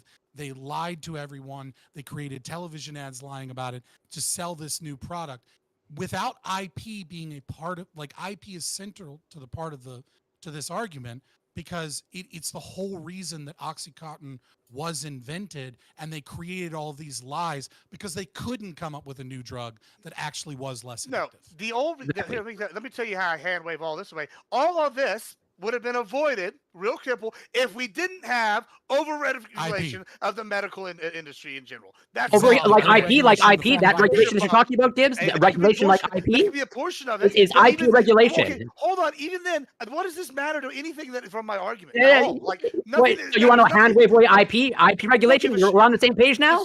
So, all right, hold on. Are we debating the street problem and the problem Is with the Gibbs company? pro IP or something? I'm confused. I don't know. He is pro. I mean, I'm like tacitly pro IT. Like, it depends. Like, it's all situational. Because once again, my underlying motive is what's best for Papa. So I don't understand how like you can even sit here and try to like. What's best for you? Because I don't getting rid of IP. Well, unless I have that IP, and then go fuck yourselves. So, like, I mean, this is like, it really is all situational. Like, what is your point? Yeah, you can't argue with that, Corey. You're right. You're right. That's why I said his whole principle is, mind your business until it eats into my own personal profits. Then it is my business, and I want government to step in. The reason why he's a hypocrite. Everybody knows that. Already. Well, because we got to play. It's a very Randian way of thinking, actually. We're all hold on. We're all playing by the same It's rules, not. so we're not. It's crazy. I'm just saying, if Kinda. y'all don't like my rules, we should just get rid of all these other rules that y'all put out there for right now, which is this overregulation. So if y'all want to bitch about IP for the next That's what we're 45 talking minutes, about. we can. It's an y'all go for overregulation it. of the market is IP. Like it's listen. I understand that you don't want to bitch. You don't want to have a large conversation about intellectual property. It's not necessary. It's not my main. There's whole It's not my main. that I posted. It's not my main argument either, right? But to dismiss IP as like not being a part of this discussion is to just fundamentally understand. Oh, sure. Maybe it's like a 2% important part of this discussion. I think it like, is the reason. It's not a part. It is. Really a part of It the is. discussion that Prime is referring to. It is. So It is Prime the is trying to focus on the entire. street- It is the street entire. Yeah, that's my point. Who reason cares about for none of this in the invention street? of OxyContin? Well, so okay, let's just take it from the max level. Do you like how does IP affect me setting up opioid distribution centers out front of Narcotics Anonymous? Can you tell me about that? It depends on what. So, Well, it doesn't matter. I'll tell you what. Do you think you can sell any opioid at your narcotic center? Do you think you have the right to do that? I mean, potentially. Or I can get Well, license. just to be clear, Be against IP. We have to be in a proper hypothetical, Gibbsy. You can't just say like It this is a world proper where the hypothetical. goalposts No, can't because change every what time we're you bring doing, up a no, because point. this is the problem, right? See, is we're Right, getting like- so lost in the sauce of this stupid IP bullshit that when I'm sitting here trying to make a simple hypothetical, like, hey, whatever situation you need to get to point A to point B, it's not super important because it's not. If I have to buy the licenses from the IP because it's special snowflake regulated, then okay, cool, we make that the argument, and then you can have your float your little boat. Or if if we could go my argument, which is totally gone, we get rid of it completely, and we can just have them selling fucking hashish and fucking opium hash and opium, like whatever. Either way, it works for me because both of them should be allowed. We're in favor of Let's Arabs go coming and Middle to- Easterners coming to the Middle East. Good. Or the Yeah, put it- sure. America. Yeah, see, DB, you're welcome. and We're then gonna get you on my Black side one way or the other. Yeah, so I mean, I was just going to point out. I think that the issue is that Gibbs is right. You guys are focused on the IP thing, but he's talking more about the idea of just having full-on drug legalization for everything, whenever you want, wherever you want, etc. Yeah. So like the IT, I think the IT discussion is really important to that, right? It's not really relevant to that. Which is like, well, my point. It's like if you don't have the regulations, if drugs are just legal and you can sell them for recreational use, then like there's really no need to sell something as like a medical drug as long as you can just, you know, you're gonna make more money if you're able to just sell it as like a fun drug, recreational use. I want to examine that, but Look at the medical marijuana, right? Look at how many people just stopped using their medical marijuana cards the second it became recreational, and how limited there's a limited amount of people using recreational marijuana versus a medical marijuana, like having their cards and going to medical dispensaries I don't versus think that recreational matches up. dispensaries. It'd be the It's same. It's what I'm because talking 95% of those medical cards are bullshit. No, Right. no, no, no, It- no, it wait, was wait, doc- no. If you have a medical card, it's actually a great benefit to you as a customer because you get tax exemption when you're buying from the dispensary. Like you get Yeah, but a that's little bit still of like bullshit. perks, so on He's- and so forth. But He's I'm saying just it's saying in bullshit terms of because like it's not recreation. actually medical. Yeah, Yeah, I'm saying it's like, oh, I got back pain, I got insomnia. Well, wait, I'm no, gi- that's give me that- some. but that's- My ganja. glaucoma's acting up, Which is- bro. My glaucoma's acting up. To my point, which is to my point. Initially, when weed was legalized, it was legalized as a medical drug, right? So you had to go to a pharmacist that would prescribe you the card, that would give you the card in order to have access to it. But the second that it became recreational in the recreational states, you see a decline in medical marijuana use, an uptick in recreational, right? Which is to what I'm saying is like if these pharmaceutical companies could just like make recreational drugs, they wouldn't.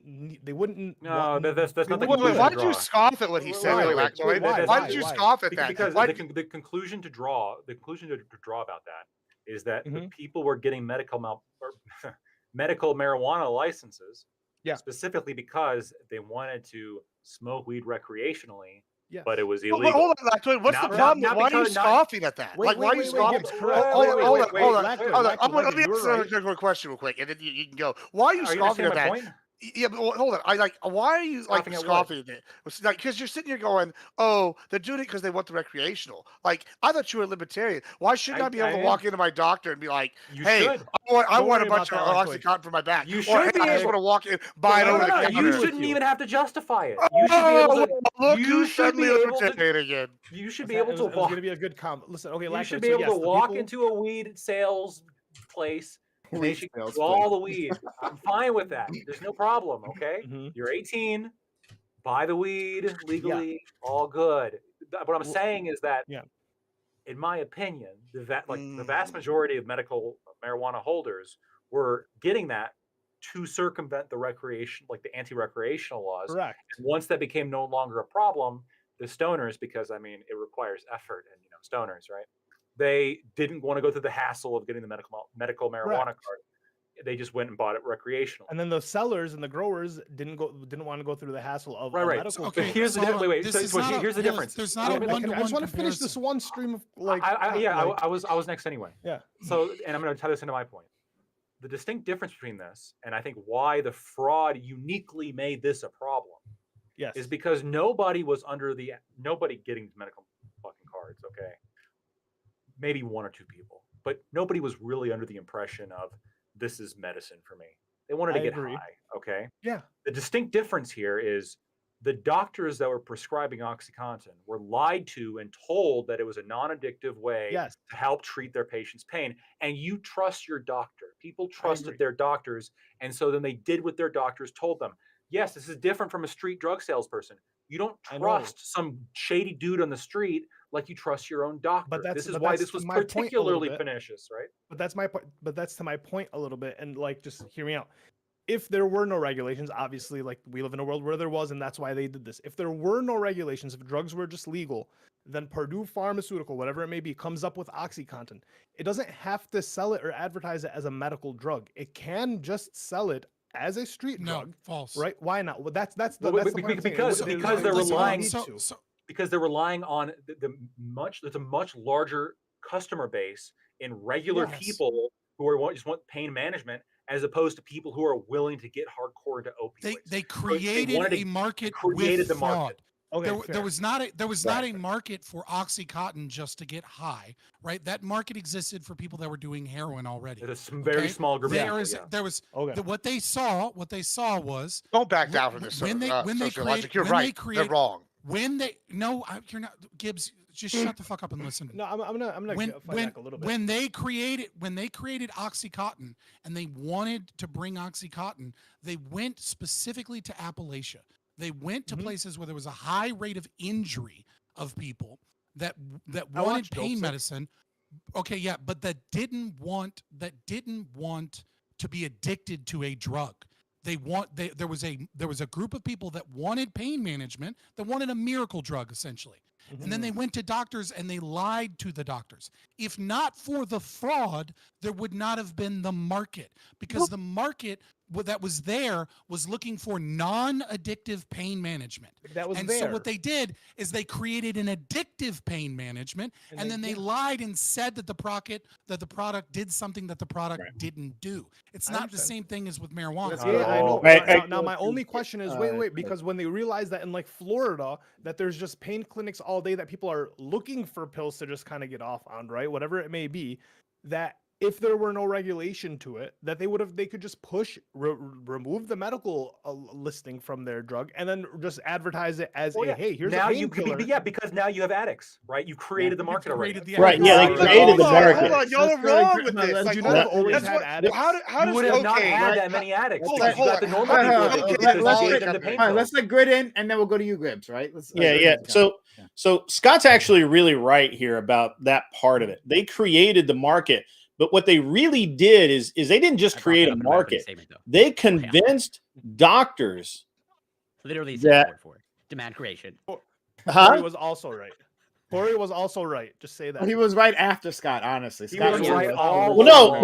because you didn't say that. What Scott said. Scott actually said that they created a He did in market. his opening. It's not a I big said deal. literally demand creation. I Rewind the tape. reiterated. Okay, all right. Rewind the tape. Yeah. So Just pay but attention. they did that, but they did it in a very and again, Appalachia and all of that. But the way that it was done is that they were even like doctors that would never prescribe opioids to children suddenly started prescribing this OxyContin to kids, because why not? It's a miracle drug. It soothes the pain, Not it relieves the addictive. pain, and it's not addictive. So now kids are now getting addicted to it, and that creates an entirely new market because those kids will steal, lie, cheat, whatever.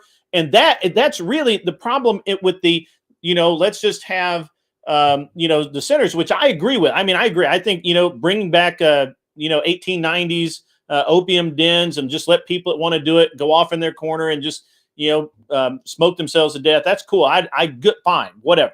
I think that's the same as a fucking bar, because alcohol kills a shit ton of people every year, and we don't seem to give a crap about it. So, but It's really at the end of the day, Oh, it's opium.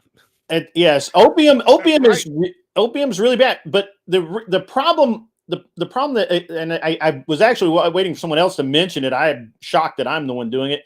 Is the way that opioids work in the brain, and they absorb into the fatty tissue, and so the real problem is that even if you are using it correctly, you could trigger an overdose just by going to your doctor and getting another pain prescription, and you could OD right there or on your kitchen floor.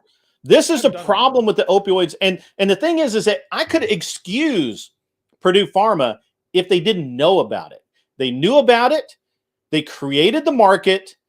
They went to McKinsey and said, "Hey, sell our shit," and paid them a shit ton of money to do it. McKinsey did their job effectively. The doctors, which was also in the prompt, that were kind of blamed that they were turbocharging. turbocharging it. they were lied to. They had no reason not to put this. It's like a more effective aspirin, right? Like this is ibuprofen times 10. And who wouldn't prescribe that to a kid with a knee injury or a guy who comes in with a motorcycle accident with a big chunk out of his leg? Who's not gonna prescribe that to relieve the pain? And that's where the problem really lies in my eyes. My eyes is completely on. I'm all for free enterprise. But when you commit fraud to sell your product, it's not free enterprise anymore. That's fraud, and we have laws to deal with that. The unfortunate problem is they didn't really go after Purdue yet, and they may never. They went after McKinsey. Why? Well, because they acted on behalf. Hold on. So just quickly, They destroyed had to pay Purdue. like six. Purdue no longer exists. Oh, Purdue no longer exists? I thought they were still. No, they got sued into oblivion. They went bankrupt. Okay. I thought that they were fined $634 million. Had to pay $6.5 billion. Okay. Nevertheless, in order to pay $6.5 billion, they also got immunity from further prosecution, and they still had billions of dollars left over, and they just left the country and retired in mansions, mostly in Italy. So yes, none of these people actually they started another pharma company actually. Yeah. Well, yeah, not surprising. That Wouldn't be surprising at all. It's a family, which means they're kind of all in it. But the revenue for Oxford is at least $35 billion. Just FYI. Okay, thank you, Aiko, for 38 months of resubbing to the channel. He says, Constitution spells out the purpose of IP. Explicitly, it's to encourage innovation in markets. The moment it stops doing that, it shouldn't exist. So thank you, Aiko. I just want to get that out there and consider subbing to the channel. I haven't done so already. Awesome. Let's get rid of it. Or using our super chats on YouTube, or anyway you want to support the channel, consider doing that.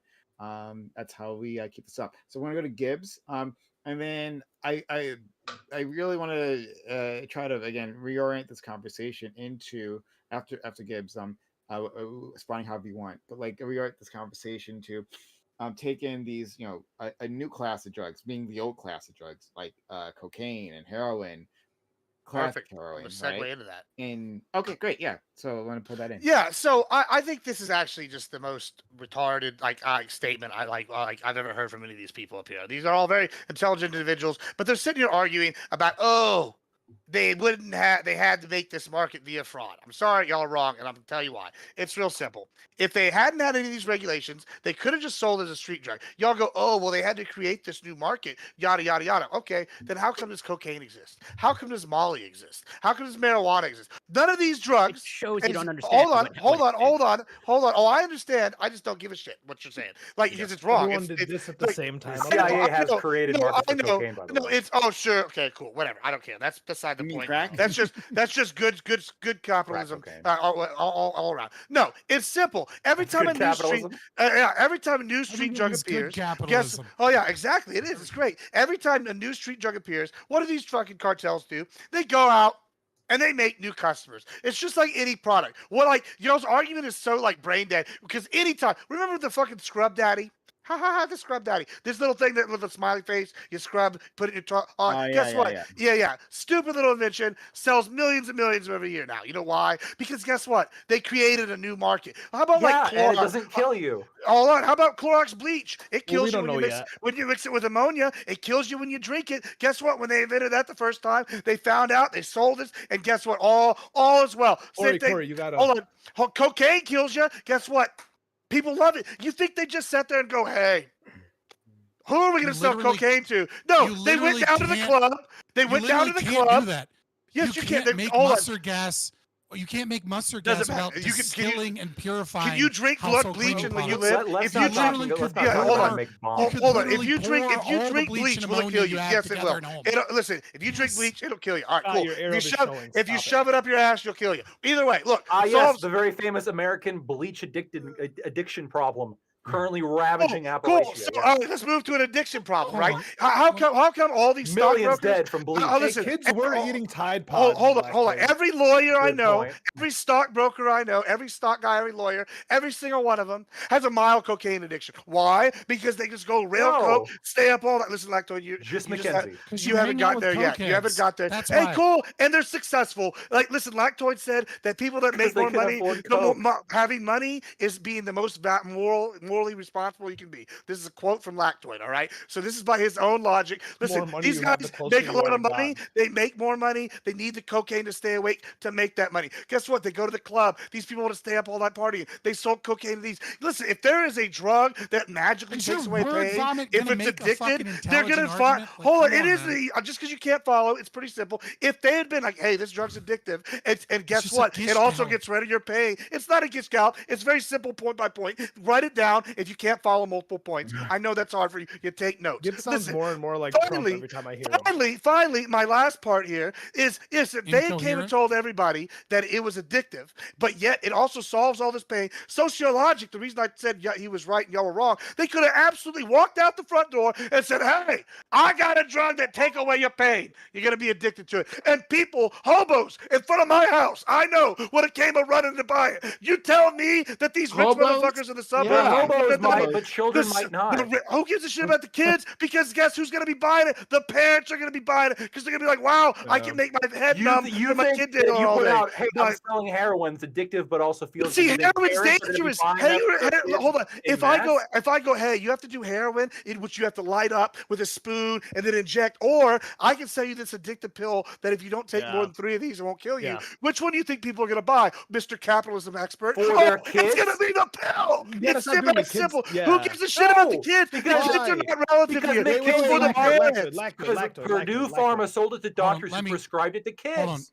Because they Listen, okay, listen. that's the whole problem is they wouldn't need to do Hold on. that because they could Admiral sell it to Gibbs. the parents on like Admiral over the Gibbs, calm counter. Yeah, down. they could just make a pill bar. They could just make Admiral, a pill hold bar. on, You Parents just are have- going to give it to Exactly. the kids and they don't think Why it's should you safe. give it to the Shush, kids? shush, That's the whole shush, point. Stop, guys. Stop. That being innovates silly. new drugs for kids. Just be an adult for a second. You're welcome. Listen. It's New very. market. Stop talking and just listen. This is It's is too middle simple for them. They school gotta make level it too complicated. logic. I know it's No, it's very simple not. logic. It's very easy logic to follow. It's you guys listen. Just listen for a second, Admiral Gibbs. Now, Have you ever heard of bubblegum heroin? Not neither have I. Admiral Gibbs? For the love of God, stop acting like a toddler and just sit down and be patient for a second. Let me walk you through this. It's very Yeah, simple. okay, walk me through Okay? that. Yeah. Okay. Put up my hand. Now, Here you go. there is a market for drugs that get you high. We both agree to this, correct? Oh yeah, absolutely. Absolutely. Now, in that market of drugs that get you high, there is a larger market of drugs that get you high but are a different market of drugs that get you high but are non-addictive, correct? Sure. Okay, so what we recognize, right, is there's market A, market B, and some overlap between market A and market B. Well, it's more like market A. Market A, B, C, D. Like you're telling me there's the same between a Stop, guy stop, shoving stop, a needle stop, with heroin in his Shut arm the fuck and a up, you parent fucking buying retard. Oxycontin? Shut the fuck up, you goddamn coked out dumbass. I'm just telling you the facts. Follow Like, me like a fucking kindergartner can, okay? why My does own Adderall sell more toddlers than are cocaine? better You at tell me, fucking but I don't know what I'm listening than you. talking about. Shut the fuck up, dude. Okay. Listen, there's Yeah. market A, market B. There can be other markets out Sure. there, okay? We're just talking about market A and market B. Market A is people that want to get high and they don't care if it's addictive or not. And then market B is people that want to take a drug either to get high or to manage their pain, whatever it is, but they want it to be non-addictive. These are two different markets with some overlap, okay? Really? You agree? All right. Do you cool. agree? I'm gonna respond. No, Yeah. yes or no? Yes or fucking no? Do you No, I agree? don't agree because this is stupid. Okay, well what then he's you're saying. literally just fucking gigatarded. And No, like, I because can't- because I you can't. want a yes or Did no. you to a just say not yes or no question. gigatarded? Yeah, I mean, Yes. listen, I don't care what what term he wants to make up today and use. I don't give a shit. Listen, he's acting like there's not also like 50 other six markets, right? And this is why. I'm This not is why. fucking acting like Hold the on, other market because markets. because I'm you trying to are get your kindergarten retard brain because to you agree are. that these are There's two hold different on. markets. There's a reason why people use Adderall on the street, right? And it's the same reason why people use cocaine on the street, right? Guess what? If I go and present, say, my parents a pill for THC, CBD, or something, they're much more likely to take it than they'll ever be to smoke it. If I present a pill saying, hey, this does all the things heroin does, but you don't have to inject it, there's millions of people that are going to want to try that. And you're acting don't like, have to okay, inject heroin. hold on. You're acting like this small percentage. Most heroin addicts don't inject heroin. I You listen don't to know your what the little fuck you're bullshit. talking about. I listen to your bullshit. Like, first of all, there's plenty that do. I've seen heroines do it. Heroin addicts do it. Listen, Yes, the but point most don't. the point I'm making is that, like, you're acting like there's not like 50 shades of gray between, and you're saying No, I'm not. what I'm trying to tell you is if they had sat here and told everybody it had been able to with no legal repercussion, they could have sold this on the street over the counter, and these people would have bought it. Then y'all were worried about what's going to happen to the children. Well, then somebody could go in and get the drug that helps the kids and is non-addicted, and they can get it from the doctor. But they can do both. You are It's screaming and yelling a non-fucking argument because you cannot an argument. I'm follow sorry, you can't and follow. or refuse Yeah, to it's follow. my argument's very the simple. It sounds like what basic you're saying argument. is that like they invented a novel way of delivering the high, right? Sure. So better way. It was already in a pill format. It was already in a pill format for like 40 fucking years before that. Okay. Okay. The Fair enough, difference, then. the difference between the patent that they held before and OxyContin is that the time This is release the chronically pill online was take, is what this is. This was is the people supp- that don't no, go it's out not in the the world and chronically- see what people Oh do my on the regular fucking basis. God. This is the detailed Dude, intelligence. Dude, take. why It's are a you- stupid take. Why is what are it you? is. No, it's like this is the shit that angers me about you, and it's why I call you Is just as much something fucking punks changing and as fucking unavoidable. Connor is. No, Is I'm just because telling you all you the are facts, and you just don't like the facts. Y'all want to sit here and like. being aggressively stupid on purpose. And No, trying y'all not to y'all fucking- aggressively So, overcomplicating maintaining something law that's a and very order in a simple thing. society It's simple. I People fucking like gave you a drugs. fucking The simple drug market's base. gonna exist. Like I don't understand how You y'all be cannot like. shut have up. You examples cannot of when stop law acting like a and order child. have not Stop been acting like a able to child. be You're doing upheld too by much government. fucking You drugs, can, I guess. I mean, Because I you guess can't I would fucking take calm the anything fuck except down. smoked weed. Weed would calm me down. So clearly you don't know what you're talking about. Two, listen, you If spurg out weed every calms panel. you down, I am Papa, you Bro. spurg out every panel and give dissertations over the word "is" like you're Bill Clinton. I I'm don't want to giving hear you that. I don't yes shut or up, bro. no Like questions, Jesus and you won't Christ. shut the fuck This is, up. if I've ever seen the pot call the kettle black, it's right now. Okay, Holy okay. Christ. Okay, all right, let's calm down. Okay, Let's so calm I'm down. gonna explain this to everyone else, but I'm just not going to ask Gibbs to answer because Sure. Gibbs can't follow the argument. No, yeah, So it's too very complicated. simple. Real big Very brain simple. Aristotle shit. Got it. Admiral Gibbs, shut the fuck up, you fucking retard. Yeah. Me I is told dumb, you. you is Yeah, smart. listen, You guys listen, can tell me. listen, over here from Admiral Scott, Gibbs, but- Admiral Too Gibbs, big brain. when I am calling you a retard, So understand smart, that is big a smart, big words. understand that is a fucking compliment. Tonight No, we please, have man. a question for us is that you're at a our lying, in our grifting hands, sack of and shit we want that is to. trying No, to I push just, back you're to just, I just conservatism. think you're literally Right. overthinking All fucking things. Patsy. The No, question that's is, like guns really are great Yeah, too. right, Retard okay, is the okay. compliment Gibbs, that it is. sorry, you're just wrong on this. assertively Gibbs, no. Gibbs, I I will want to shut hear up. from Shut Scott. the I want to fuck hear up. Scott. Yes, please, big brain take. It's not even a big brain take. It's a fucking Scott. middle school Oh, take. but please it's give me smarter the than left yours. finger on high, Master. Don't worry about the Gibbs. love of Just God. talk to me, please. All right, so when sociologic and other people have this presumption that if there were no regulations on the medical industry whatsoever, and if we had a truly free market, then that these companies would not have had an incentive to lie about whether or not the drug was addictive, because they would have just been like, yeah, it's addictive, whatever, come buy some. There is a reason that this isn't true.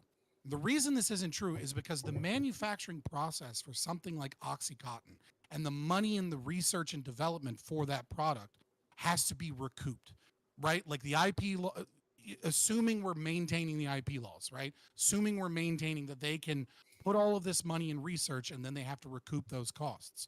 Heroin already Small amount exists, of and it's police in the cheaper UK to that are trained and manufacture called on than to use guns in OxyContin. So if situations you which go out there and say, necessitate here's them, an but most addictive guns in the UK opioid do that not gets use you them. high, But what about in and you America, where try and policing is sell the most that in a dangerous job? market Well, it to the turns out that exact when you same group of do the people, math, which is people that police will take officers anything to only get use high, about guns. then Only what one. they're going to Sorry, do is go, let me why the make sure I fuck get this would I right. buy your drug Only when I can about buy 1 in heroin? Why the fuck 170 would I buy police your drug when officers I use their can get guns some form of annually. legal fentanyl, That's not very which much is even considering cheaper that's to the most manufacture, dangerous and is even profession more possible. that you can take even Now, if we're smaller talking about doses and you don't, personal et cetera, use, et cetera, I et don't cetera. think most It's people are not living difficult lives to put. nearly as Like dangerous as what a morphine cop pills have faces. existed In since fact, like most disputes that you the early face are within the 1900s, home. and they're stronger than Um, Oxycontin, and they're they're cheaper not to like from some manufacture than random person who's Oxycontin. robbing the Okay, streets. the We don't need reason open that carry or concealed Oxycontin carry for that reason. exists, But most the importantly, entire reason it the exists good guy is with the based gun upon this fraud, notion is and it's just based debunked by upon the this fact that concept as that a they can public health sell to issue, a different more market people of people. die These to aren't guns people that by just want to get high. self-deletion These than are people with anything. And if injuries, you want people with to headaches, help suicide, kids, or sorry, help horribly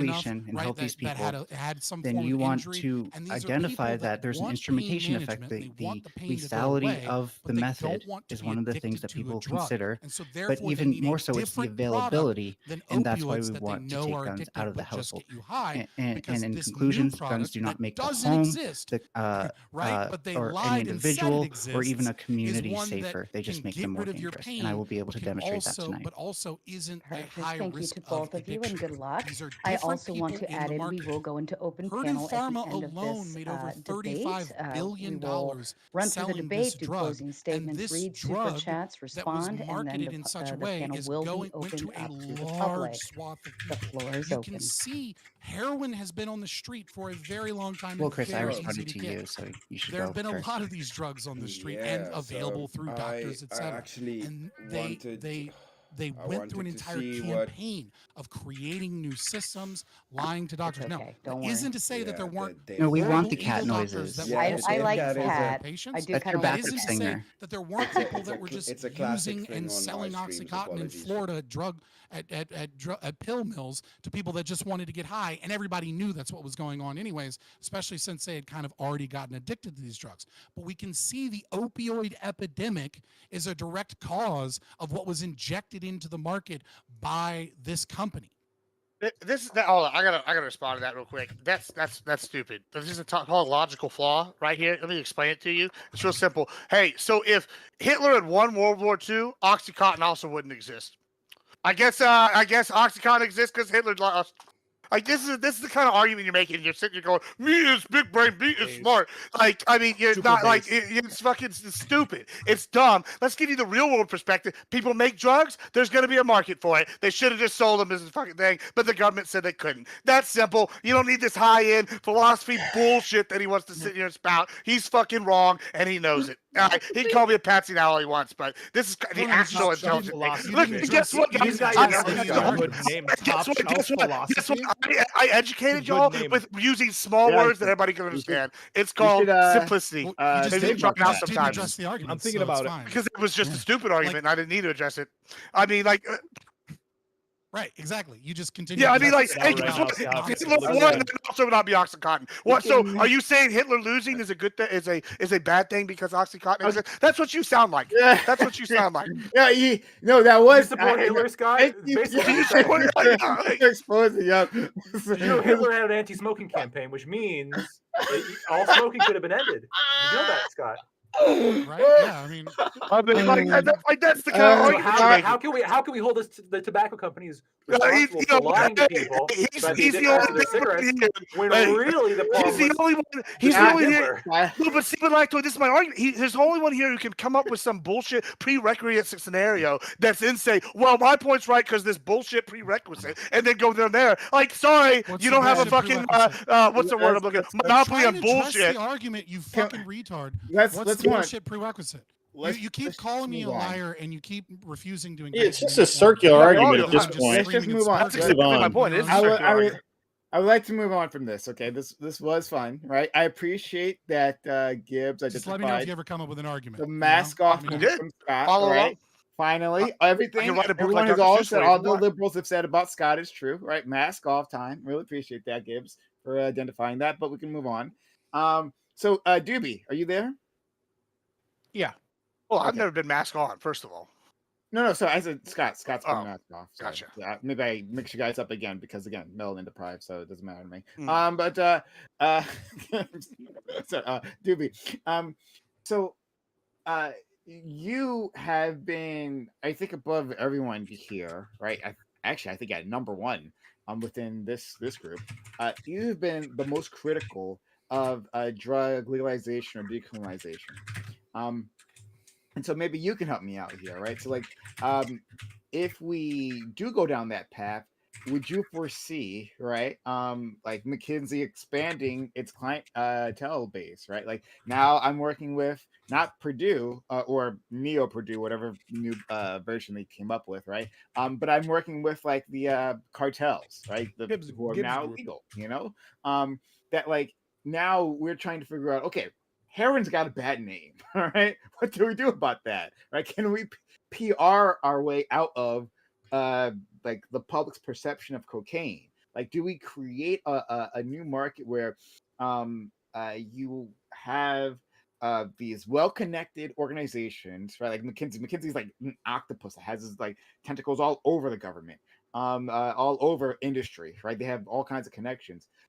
Is it simply that McKinsey, if we legalize drugs, gets a new Cocaine goes back to profit center, Coca-Cola. right? Yeah, right. Yeah, new profit center. Because now we have a bunch of new drugs that are now on the market. What are your thoughts, TV? Yeah, I think the incentive would, obviously there is an incentive still to be dishonest. I think all companies have this incentive. But I think that there would be another incentive to make the drug as addictive as possible, and to make sure that the advertising is getting in front of vulnerable groups who might get addicted to it. Right. So I think all this is kind of silly. Honestly, I think that what there's just at its core, I have a fundamental disagreement with almost all of you, I think, about our duty to our fellow man, right, our fellow person in this country. You guys just don't seem to think that you have any responsibility to them. You don't have any responsibility to vote for, to support a government that has any responsibility to them. You think it should just be a free-for-all. People do what they want, and if they die, they get sick, they get addicted, they get exploited. Fuck it, who cares? Like I don't agree with that, right? So well, neither do I. Just for the record, if you're gonna straw man me, sure, that's fine. That's fine. I think that I let you guys kind of go on without interrupting too much because I'm more focused on like, I'm actually curious. I was just trying to be quick when you were lying about what positions I held. That's fine, Scott. I don't give a fuck. That's fine. That's fine. I know you're very sensitive. I know you don't give a fuck if you don't lie. That's so fine. That's fine. That's fine. That's fine. Maybe I should. So what I'm more curious about, actually. So I think we all have a general agreement about the punishment for these people not being sufficient, right? Even for Purdue, right? These people, yeah, they're still billionaires, many of them. None of them got jail time, if I remember correctly, and they destroyed countless lives, right? So, like, when the government does say it has a responsibility to take care of the people, and it puts in laws that it's supposed to enforce to take care of the people, and it just doesn't do it, right? It just over and over and over and over again. This made me think of the fucking Epstein cases, right? And how they gave him sweetheart deal after sweetheart deal over and over and over and over again, right? To this fucking guy that they had evidence of him having sex with, like, I think like 2 or 3 dozen children, and over and over and over again, over and over and over again, just sweetheart deals. It's fucking crazy to me that this happened, right? But people just don't talk about that anymore. This Purdue thing, people don't really talk about it anymore. It just kind of, it's news of the day, and then the media moves on, and nobody cares.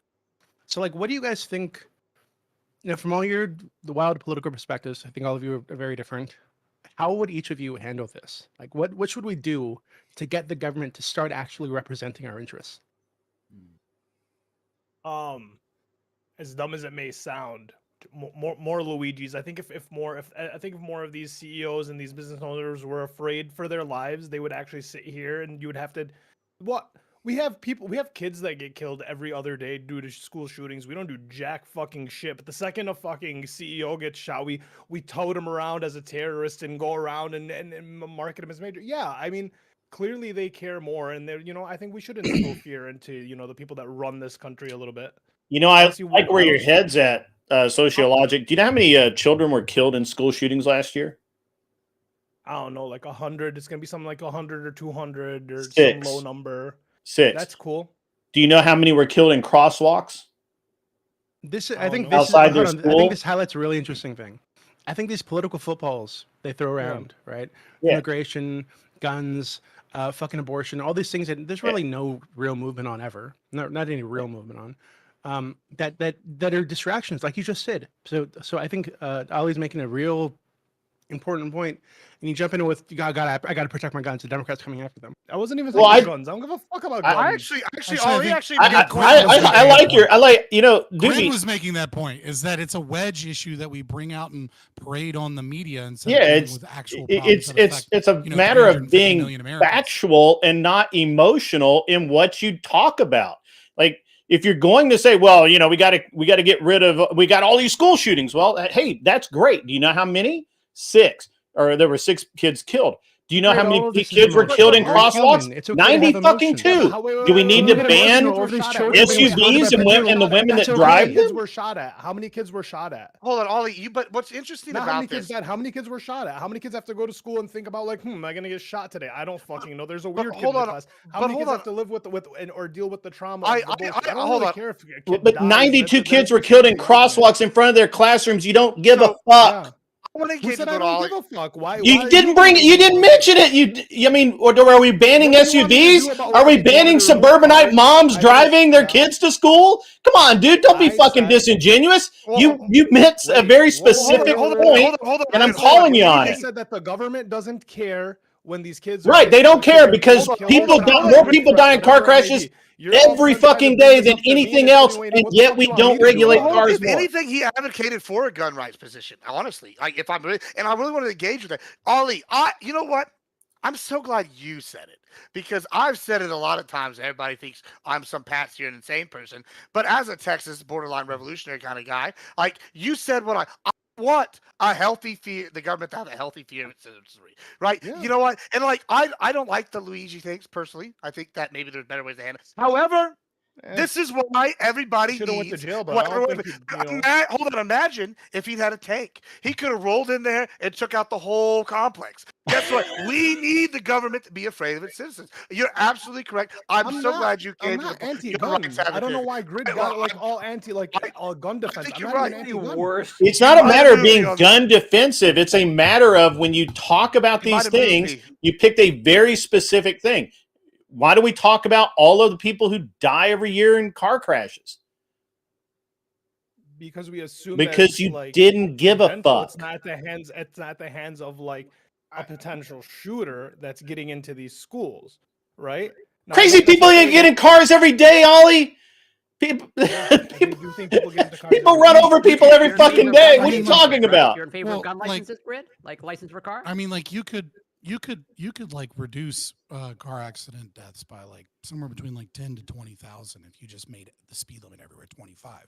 Right? It's a trade-off, right? Like we recognize that like we recognize that like our economy would grind to a halt, that like, you know, that things would get more expensive, that like people would lose jobs, that like people's lives would be miserable. So we accept, you know, 30,000 people dying a Mrs. year. D, good to see you in the based chat upon the today. speed limit It's a good time. because it's a fine trade-off, right? It's I think this obviously is school funny. shootings is a hyper kind of emotional thing that like I understand what you're saying, Ollie, and I understand what you're saying, Grid, right?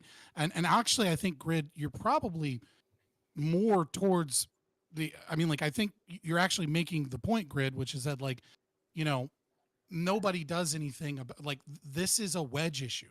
This is an issue we bring up to sensationalize things, right? Yeah. Like in terms of the significant impact on American children, you know, gun violence in schools is, you know, from mass shootings specifically, right?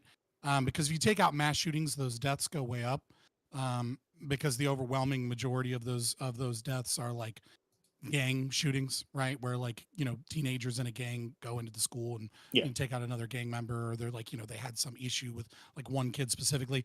Whereas like, you know, the white kid that writes a fucking manifesto that, you know, had an retired FBI agent in his Discord server that helped him buy the guns and go commit a mass shooting is like, you know, pretty fucking rare.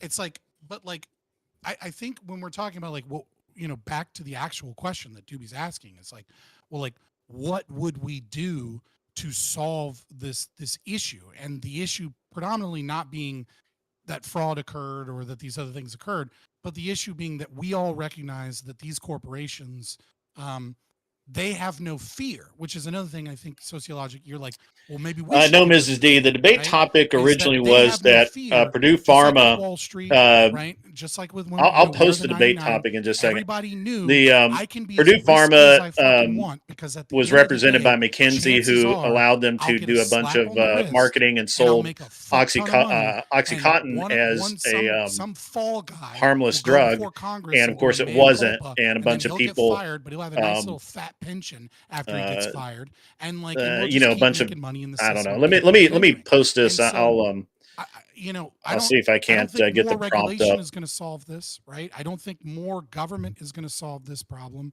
I mean, like when we look at the FDA in their role, we look at the FDA in their role in the OxyContin situation. You know, as much as I don't, I'd love to get rid of the FDA and give it a private option, but I know that that's like not the thing we're gonna, America's gonna fucking adopt tomorrow, right? But I do think that Trump, for the first time, is instituted, or at least plans to institute. I hope he's actually fucking serious about it, which is to get rid of the revolving door, right? There were people at FDA that approved the original label that said that it was less addictive, which is one of the major things doctors depend on, right? Is that warning label on drugs. And when that warning label from the FDA is saying the same thing that Purdue Pharma is saying, then there's not really a reason for them to go dig deep into the research, because they're like, well, the FDA is saying it and the pharmaceutical company's saying it, so they must be true. And so there were people that then went to work for Purdue Pharma that were the very same people that helped get that label. And so I do think, hopefully Trump passes, passes rules that bar people from working in government agencies that regulate, regulate industry, to then being able to go and work for that industry, a year or two later. That's one small thing that we can do, but ultimately, like, we're going to have to get rid of the FDA and get private options, and we're going to have to fucking But this isn't just an FDA fraud. issue, right? I'm talking about like across the board, right? No, I agree. It's not just an FDA issue. That's just one. I'm giving you an example, right? I understand, but I'm saying like across the board, like that's what he's getting. This is why, like personally, I'm leaning toward Ali's option, right? The Liu J thing. Like honestly, because I think these people do need fear, like real fear. And if the government's not willing to give it to them, then like what other option do we have? Like we vote new people in. These people are already bought by these institutions, these corporations. So like, what's changing? The government needs Like to at be some point, afraid, too. at some point, like right, you but need. it's like, but like at a certain point when you say that, we don't you're have a government advocating anymore, man. But you're the when government you needs to be say afraid stuff too. like That's that, you're though, welcome. Now you're coming to my side, Ollie. That's what we've been telling you. like I agree that the government should have a healthy fear of its citizenry, right? But the problem is when you say that, like, we need a few more vigilantes, essentially, right, to like take out people that don't get the right justice.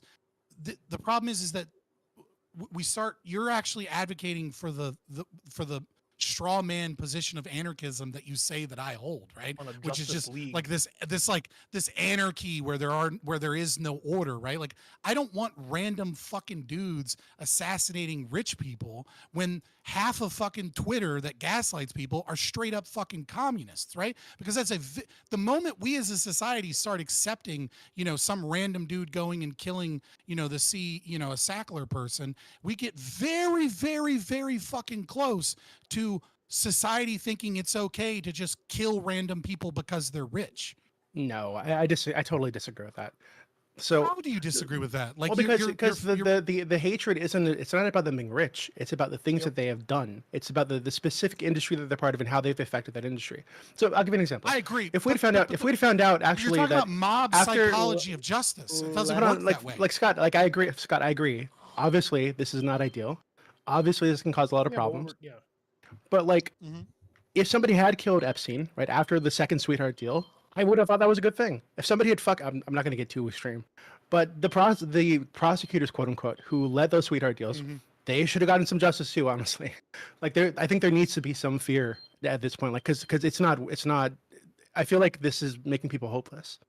Right? So hold on. Let me make sure I understand. What's the difference? But what's the difference? Just real quick, what's the difference between that from your position, right, and the left-wing people that were really mad that Donald Trump dodged the bullet, right? Because I don't see a very significant difference between them saying, well, yeah, Trump did January 6th, and Trump is this, authoritarian fascist, and the entire media is saying that, he's just like Hitler and he's a fascist and stuff. So it's like when you start saying we need more people going out and doing vigilante justice, I agree that if someone would have taken out Epstein, right, that it would have been justified. I agree with that from an ethical position. I agree that it's justified. I don't think that we ought fucking encourage people to do that, because there are a lot of other social movements and people within our culture and our society that would have celebrated. And what would have fucking happened if Trump took that bullet, dude? Like, we would be in a very fucking different country. Well, this is why I'm asking you guys for like another option. Like, that's why I'm asking you guys all for like, what if that's, I understand that that's not ideal. I wouldn't prefer that, but realistically, like, what else is there? I'll engage with that topic with your question in a second as well. But I don't want to take up too much time. I'll let other people answer. And then I'll try to answer it. Yeah. Okay. Oh, so as well. What the Luigi proposal, and one of the reasons why what Luigi did was so awful, and why he is so awful, is it's a rejection of the rule of law and constitutional rights that we have, and a complete disrespect of that, complete rejection of that. You have a right to a trial, and the CEO of United Healthcare didn't get a trial for the alleged wrongdoings, right? The evidence isn't even here. There was no trial. If you're saying, hey, wouldn't have mattered if you did. Here's the thing, right? I think a lot of people commit crimes and they get away with it. They probably shouldn't have, or the punishment's not nearly enough. The solution to this, unironically, is mandatory minimums. If you are convicted of this crime, you must go to prison for 10 years. That's how you do it. That's how you address the problem you guys are proposing. If you are caught committing fraud and you're like in this XYZ circumstance that would fit the Sackler family, they absolutely cannot get out of going to prison for 10 years. And we can implement mandatory minimums for all crimes. In fact, we could say, hey, you commit murder, you must go to prison for 30 years. You must we're go not to prison going for 40 to. years.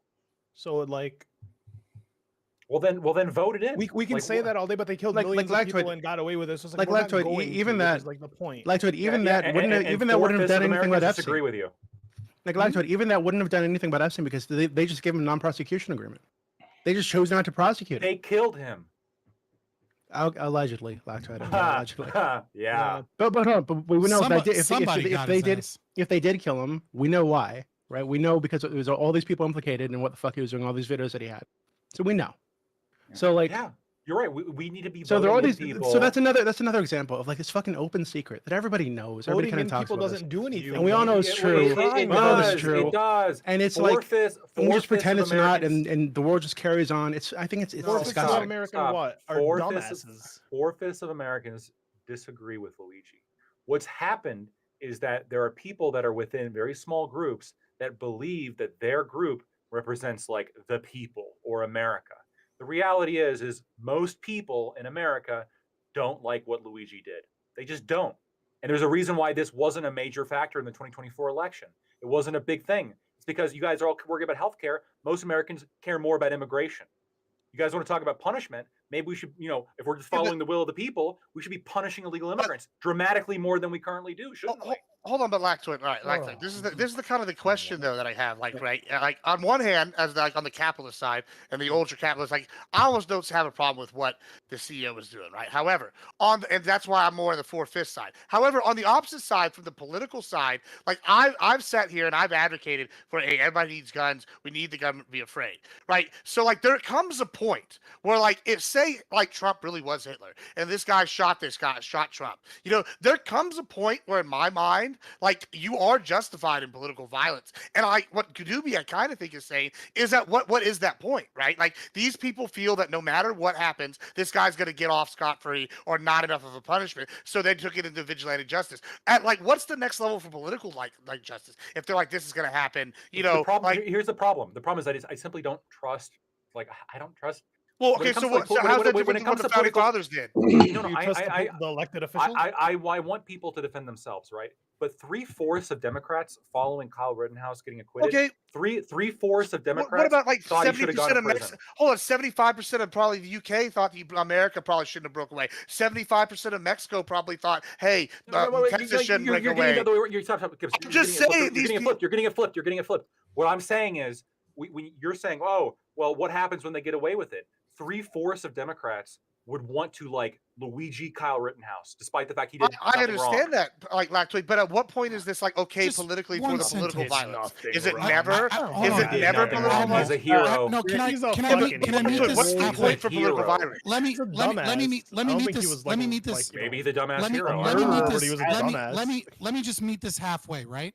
I think the question you have to ask yourself when you're saying like at what point, right? I agree. I agree. I'm a fucking anarchist, right? Like I agree. The question you have to ask yourself is the cure worse than the disease, right? And so the question is whenever you start saying, okay, it's time to grab guns and start offing people, you need to be prepared for what the world looks like after that. I agree that there are evil motherfuckers that get away with killing people in America. And the Sackler family are fucking some of them, right? I agree that there are corrupt politicians and evil bankers and people that steal money and wealth from people, that our lives are made worse by a lot of different things. But you have to ask yourself, okay, when that point is, and what you need to do. And as someone that has, I haven't gone to war, right? But my fucking roommate has. A lot of friends that I have been to war.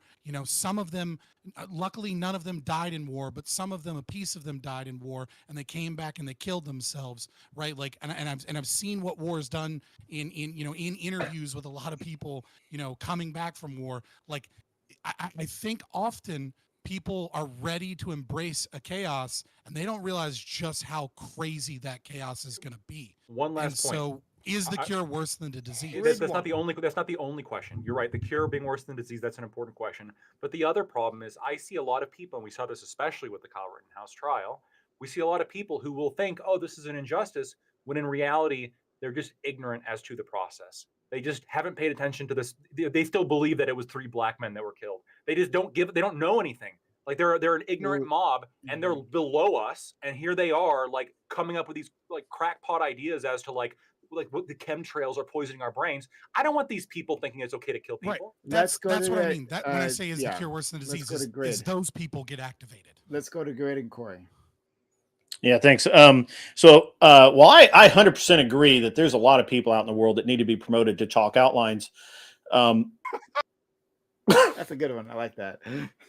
At the end of the day, you can't decide. I mean, how do we decide that? We said, well, the rich people need to be punished. Well, they think the poor people need to be punished. Why? Where is this all? Where does this all melt down to? How do we distill this down? Do we no longer trust our system of laws, checks and balances? Okay, well, work to make it better, because that is the only thing that we can do. Because none of us are going to lead a revolution. None of us are going to stand out in the middle of a street in armor and say, "Come at me, bro." It's just not going to fucking happen. I mean, you can grab a few grand and move to Prospero. Sure. I mean, that's another option too. I mean, there are a lot of options, right? You can move to New Hampshire, for example, and the Free State Project is doing great things, bringing liberty back to that state. Nobody. Okay. But at the end of the day, yeah, you could have a conclave somewhere, but at the end of the day, we live in a nation of laws, and those laws in this case don't apply to everybody. Yeah, they kind of did vilify everybody. They did. Let's go. I'm gonna let it in Corey. Then I'm gonna jump in. Then we'll go to Gibbs and all that. Well, actually, so I pretty much so you're asking, I think, a great question, Doobie, that I don't know that I have a really great answer for, but I agree with some of the recommendations that Lactoid said in terms of probably like mandatory minimums for some things. And I think also, well, I'm agreeing with this, and I think Lactoid has brought up before, like potentially removing limited liability protection. I think that is an issue also at play. I think it's one of the reasons why potentially like the Sackler family is pretty much in the position that they're in. And I don't think that's a good thing. But like, yeah, it is a difficult question to answer. But at least that's for me a starting point. That's pretty much all I have to say. The only so I agree with that. Like corporate fictions are a bizarre concept. The only real problem with it is ideally we would get rid of all corporate fictions and the shareholders would be like directly responsible for any and all conduct of the company. The only problem with that is I don't think people would want to invest in the stock market if they're going to get hit with a lawsuit. That's like the one concern I have, and maybe we could work out some kind of way around that. I'm sure we could, and it could be that these public companies have so much capitalization that lawsuits they get hit with like really aren't going to be a big deal for their stockholders anyway. But that's just like one little concern I have. So I want to try to engage with what Doobie said and what a lot of you have already touched on. Shout out to Scott there. Like I like what he was saying, talking about like what does the day after look like, So yes, we can cheer on Luigi. I don't have a lot of negative feelings toward Luigi, but right, like Luigi would be my particular champion, right? Well, someone else's champion looks differently. And if we go down this road, right? Well, first of all, eventually it's going to go down to the Jews, right? Like it's like, well, it was the Jews who are the problem. It's already there. I mean, yeah, exactly. But I mean, Something. in terms of like actually, oh, now if it's open season, if we can kill our political opponents, right? We'll start with the Jews. Pick a powerful Jewish family, and we'll start with them. But yeah, beyond that, it's like uh, that vigilante justice ends up with mob justice. And shout out to our friend Lactoid too, right? Like I think what he was saying there is correct. Even when talking about the disgusting Kyle Rittenhouse, right? Like it would have been wrong if someone had gone up and killed him as well. But Well, they tried. Doobie's getting okay. They did. That was the whole case. They did try. They did try. They just failed at it miserably. What Doobie was getting at is that okay? Well, these other paths of it, like you could say, well, hey, you should change the system, but I think that what Doobie's getting at, and he can correct me if I'm wrong, right? Is that at some point people have tried. They even know the history of these movements, and they're like, well, okay, we've done all that. We've put the effort. We have tried to elect the individuals who have lied to us, right? And I would say that on both sides, right? I'd say that about Republicans. Like Trump is a false populist. I think Obama came on with hope and change, and he was a fucking liar. I mean, no, he was status quo. As well as as Biden, right? That people as well as fucking Trump. Yeah, it's Trump. Yeah. As much as Trump has like a few populist ideas and shit, right? It's like I'm just saying, like, I love this recent, Jimmy Carter funeral where like you have him you have George Bush gut tapping fucking Barack Obama and like them giggling and like the only and you have Biden, sorry, so you have Bush, you have Trump, and you have Barack Obama all laughing and giggling like schoolgirls. And the only person not invited to the conversation is Kamala Harris, who's like clearly like upset. And it's just like, yeah, this is your like champion of like getting rid of the evil Democrats. They're all fucking friends. Yeah, I mean, like we can go a little farther than that, like because apparently, what I'm understanding is, tonight, right, like a few hours earlier, what Joe Biden did, he named an aircraft carrier after George W. Bush, right? Joe Biden named it. Like, I don't think some people might understand like how perverse. No, it's true. He has dementia. That's a clear sign. No, they're allies now. Is it named George Bush or is it named Mission Accomplished? I'm just curious. I know, right? The yeah, banner, the same banner. But like, it's so wild for so many reasons. It's so wild because like during those elections, right, like with George W. Bush, right, like, Democrats were talking about and language. I'm sure you'll all be familiar. This is the most important election of our lifetime, right? We can't let this Every single person in. election. It's going to be the end of democracy. Like all the things that you know and love will be taken away from you if George W. Bush gets in, right? Like he is the corruption within our system.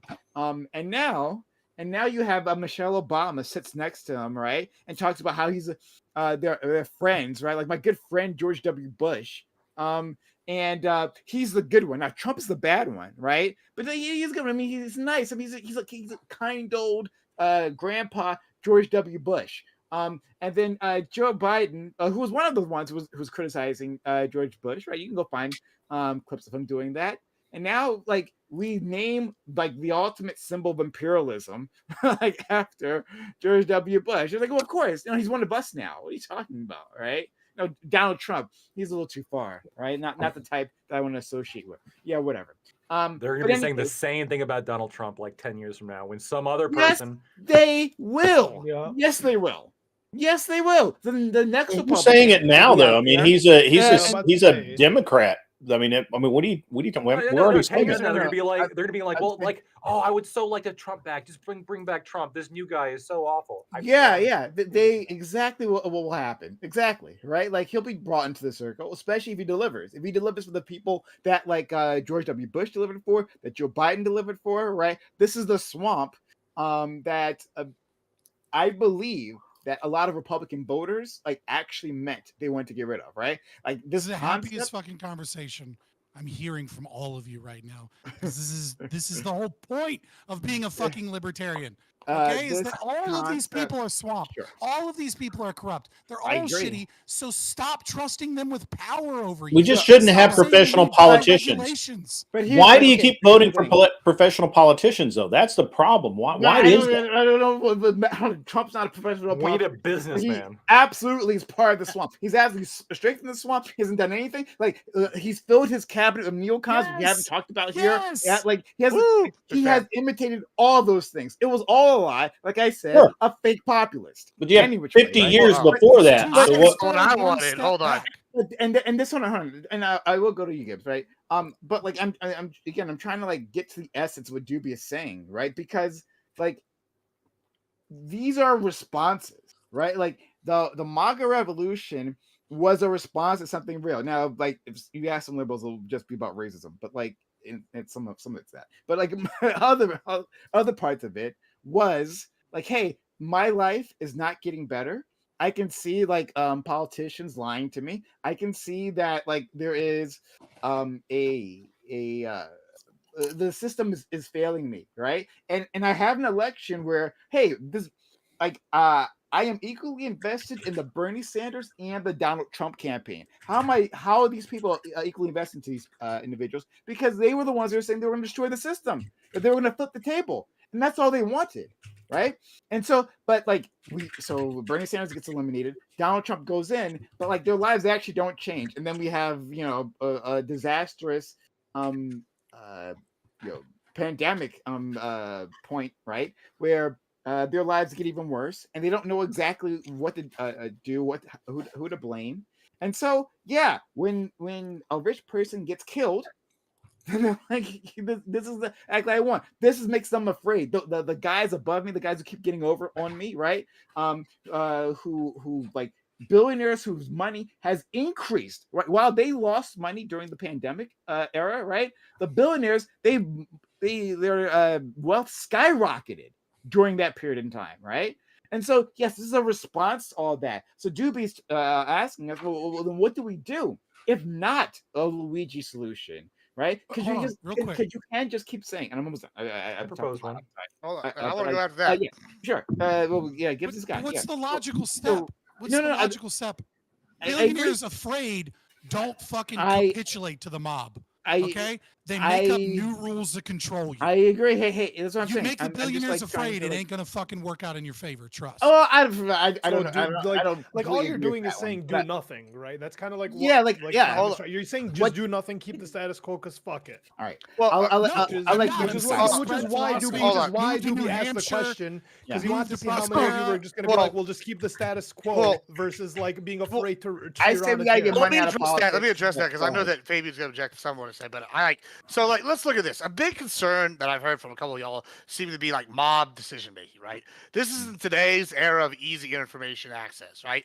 So by y'all's own logic, then y'all would all be against the American Revolution. According to USAHistory.org, only 20% of people supported the American Revolution, with another 10% being sympathetic to the cause. Of that total 30%, only a small portion had any real understanding of the Yeah, reason 3%. for the revolution. Yeah, so about 3%, real tiny amount. So what's interesting to me is who's here is arguing for just total rule of law. Fabian actually made a good point about understanding the repercussions and possible outcomes and his reasons for like why he didn't necessarily like this, and you need to know the social calculus or whatever. However, even though I'm sympathetic to this view, if minorities don't take violent action in some cases, even if most of their movement wasn't Rhodes scholars who understand their whole platform, at some point violence does become necessary. If you or a group feels like a justice or a government isn't working for you. This has been the whole argument for like 2A lobbies for decades. We don't know what that line is, but when it happens, you're going to want those guns to protect you from government tyranny. If you truly believe in the fact that you're arguing what the line is, truly believe that, then you're arguing over what the line is. I might not have the same line as say Doobie because I don't think the CEO should have been shot. But what I do agree with is that there's a large portion of Americans who think this way, and now because of this shooting, we may get change, which is the end goal of political violence in general, right? Is either you get change or the other outcome is the government cracks down. And so, basically now we are having the social calculus being happening that like nationwide where the government's either going to make new rules or the violence can continue until new rules are made or there's going to be some kind of giant crackdown. And that's like, it's really a catalyst. And like, at some point you have to have political violence or, you don't really Well, represent okay. anything. But before Scott deals with that part, Scott, like you said, like at some like making billionaires afraid isn't enough. Well, I guess I would agree with you there, right? But here's where we disagree: is that like we shouldn't have those billionaires in the first place? That like uh, uh this It's like an extra these step of concentration fear, of wealth, right? Well, this concentration of wealth creates these dangerous individuals because, like, I guess I think you would agree. Like, so billionaires are afraid. What do billionaires do? Billionaires are going to use their power within the government, right, to get those extra rules, right? And those extra rules are going to look like state violence being used against the rest of us because they have so much influence. Well, if they didn't have that money, then they couldn't have that influence. Well, like, so there's two not ways. that they can't be multimillionaires, right? Or Yeah, many, well, there's many two multi. ways to do with that. Yeah, go ahead. So there's two ways to deal with that, right? So number one, you can reduce the power of the state, and then their money is less valuable in terms of what it purchases, right? So if the state has power over you in certain domains, and then you get rid of that power, then it doesn't matter if if a politician can be bought, if the politician and the government doesn't have that much money over you. That's Billionaires one can way, also right? buy private armies, just to be clear, right? They can just buy like a private militia can also do this, do some. Well, I other mean, things. like On a as of smaller right now, scale, they fair, can't. but sure. As of right now, they can't, right? Because Like, I mean, like, because of the government, though. well, yeah, the government has a monopoly on power and violence, right? Like that's Yeah. kind of the last thing to go if you're trying to create an anarchist system, right? I think even most libertarians, like small L libertarians, like Lactoid, are like minarchists that say, look, the government should enforce contracts, the that, government Lactoid? should enforce private property Called you rights, the lowercase. government should enforce like trade, and the government should like protect its citizens, but like the government shouldn't do anything else.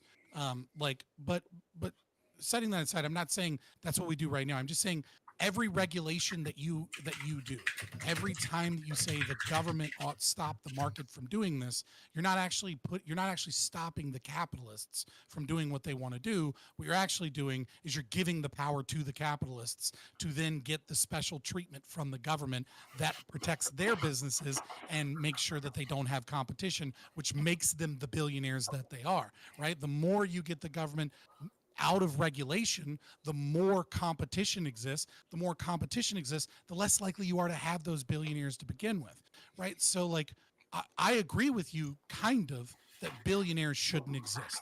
I don't have any problem with someone gaining a ton of wealth. But what I see is I see an economic model in the United States where the people that make it to the top in these giant companies that dwarf every other business in the market do so through regulatory capture, through purchasing of politicians, through utilizing state power as their friend, through special contracts which are monopsonies from the market. Like Black and Vetch shouldn't fucking exist. That is a company that works as a non-profit corporation, and all they do for the I mean, not all they do, but like 90% of what they do is just things the government wants them to do, but the government doesn't want to have a three-letter agency do, right? Like NGOs that have so much influence and power over politics are getting your tax money given to them so that they can then give that tax money back to politicians, and they work in a revolving door of your own tax money being given to politicians. Like, I agree with you to an extent that billionaires shouldn't exist, but it's not because capitalism is evil or that they need to pay their fair share in taxes. What I'm saying is, if you got rid of so much fucking government power and government regulation, you wouldn't have billionaires. You'd have 20 millionaires competing for whatever product the one billionaire is doing right now, that he basically uses the government to be able to be the only one in the game. That's why Facebook and social media companies, they love going to Congress. They don't hate that shit. It's a dog and pony show where Mark Zuckerberg goes up to Congress and Ted Cruz goes, "How dare you do these bad things?" And then Mark Zuckerberg goes, "I'm not aware of these bad things that I'm doing." And then they walk away, and then there's like some small bill or some small thing that nobody talks about that slightly regulates them just a little bit more, and all it does is make it a little bit more expensive for a Rumble to exist. It's like, get the fucking government out of this shit and you won't have billionaires, dude. So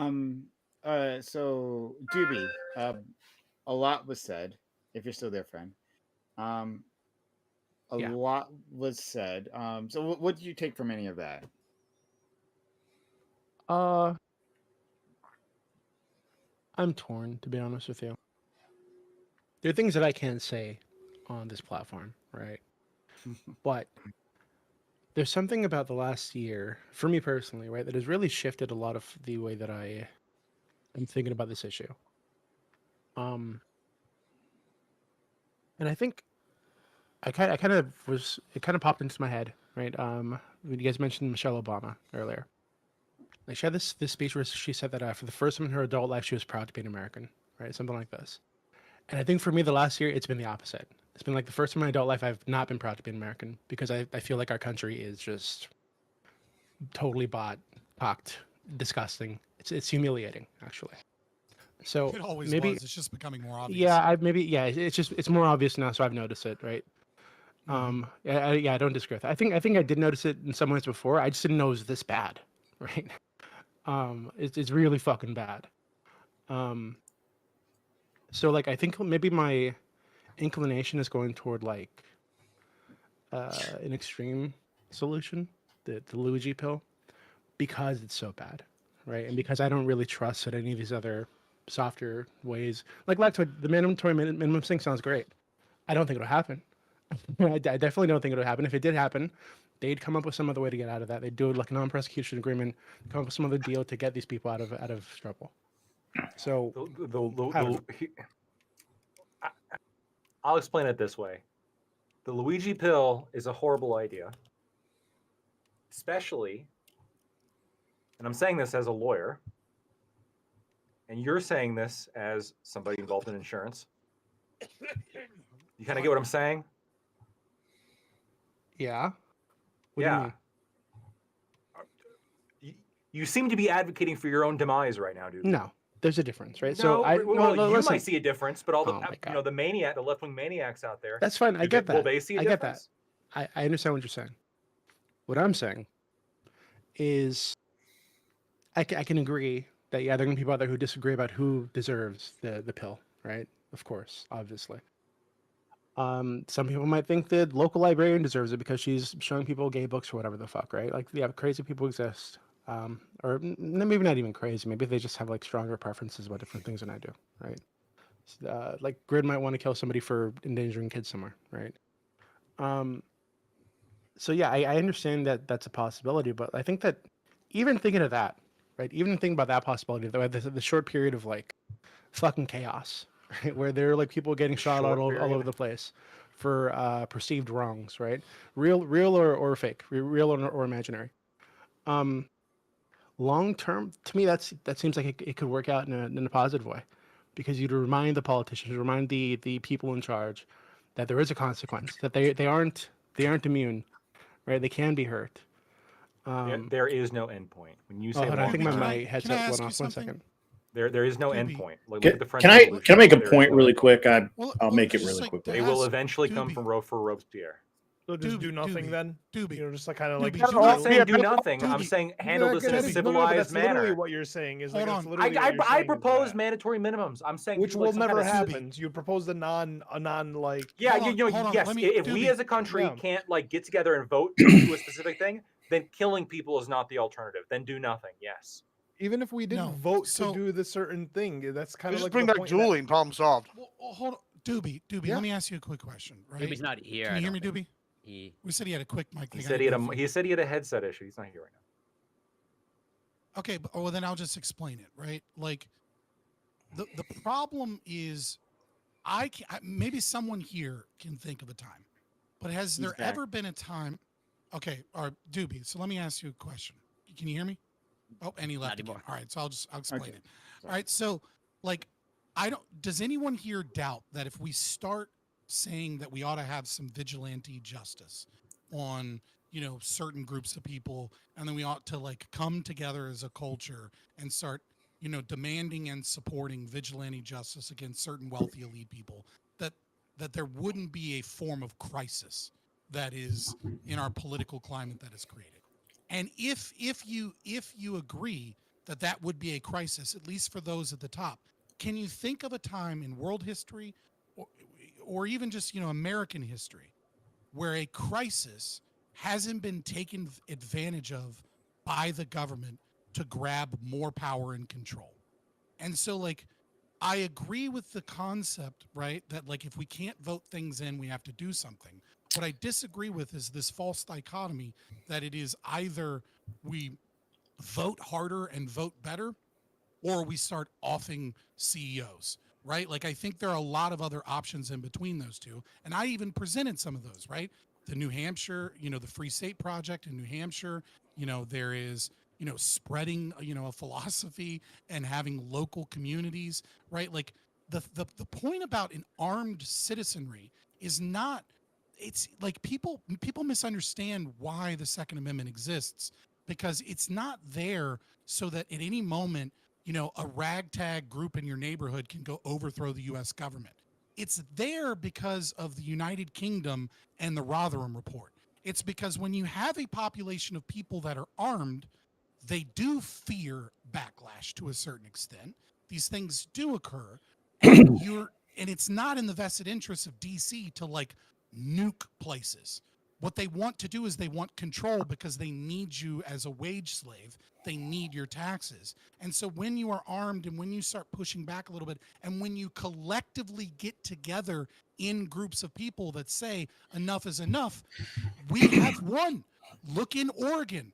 There have been farmers in Oregon. There have been instances in Texas. There have been instances in Tennessee where the government wanted to come in and wanted to take farmland or put people in jail, and they said, fuck you, we're going to grab a fucking federal building, we're going to hold it with guns. And then the government didn't say, we don't have the power to kill 20 dudes with guns. We said, this is too much bad press, and this would cost us too much money to kill you, so we're done, we get it, and they back off. Did I skip you good at some point? Yeah, well, I just let Scott go because he had a point to make. And actually, I just wanted to make a couple of points that Scott, I actually thought Scott was going to cover. He kind of touched on it, but you can't name a modern civilization that's had a civil war that's been successful.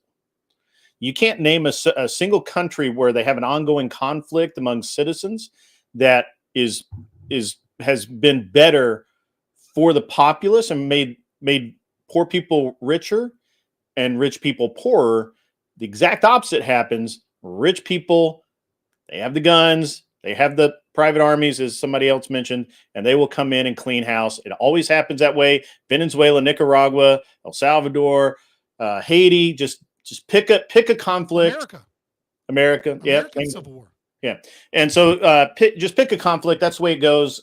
Anything else is delusional.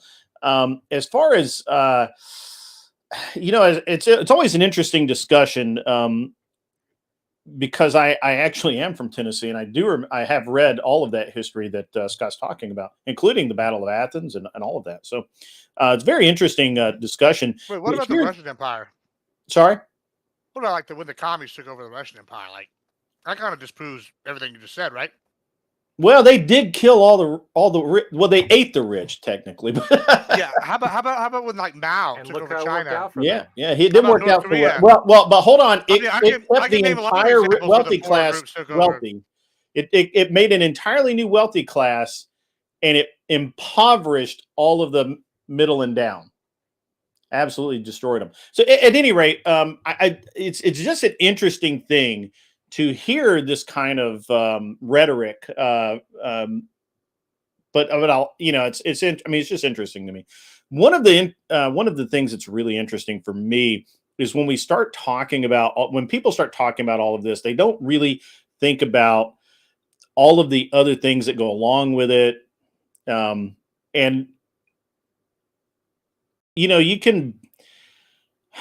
we haven't. I mean, I don't know, man. I'm having a problem getting my thoughts back together because what Scott said was very effective, and he's pretty much right. One thing I will say is that when you look at a company like, say, BlackRock, for example, right, which is a bunch of individuals that are invested in that company, they actually invented a tax strategy that I wish I had thought of, where they wrote off something like $7 trillion. Not only did they write it off on against their $9 billion in profit that year, they also were able to depreciate the real estate value that they held to the point where they qualified for some benefits there. They refinanced it through the bank. They got paid 3 times on the same deal. It's an excellent strategy. I wish I'd thought of it. And I will use it in the future at some point.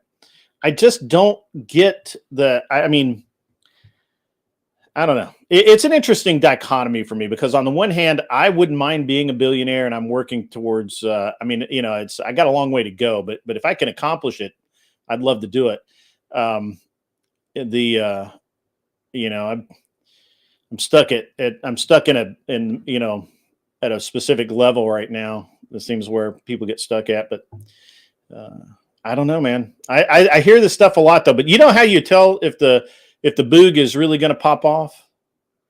The boogaloo, that's what we call the uprising, the boogaloo. You know how? So what you do is you get all your kit on, you get your body armor on, you get your weapon, you strap up with your knife and your backpack and all that stuff, and you walk down to the end of your driveway, and you look left, and you look right, and if everybody isn't dressed like you, it's not kicking off yet.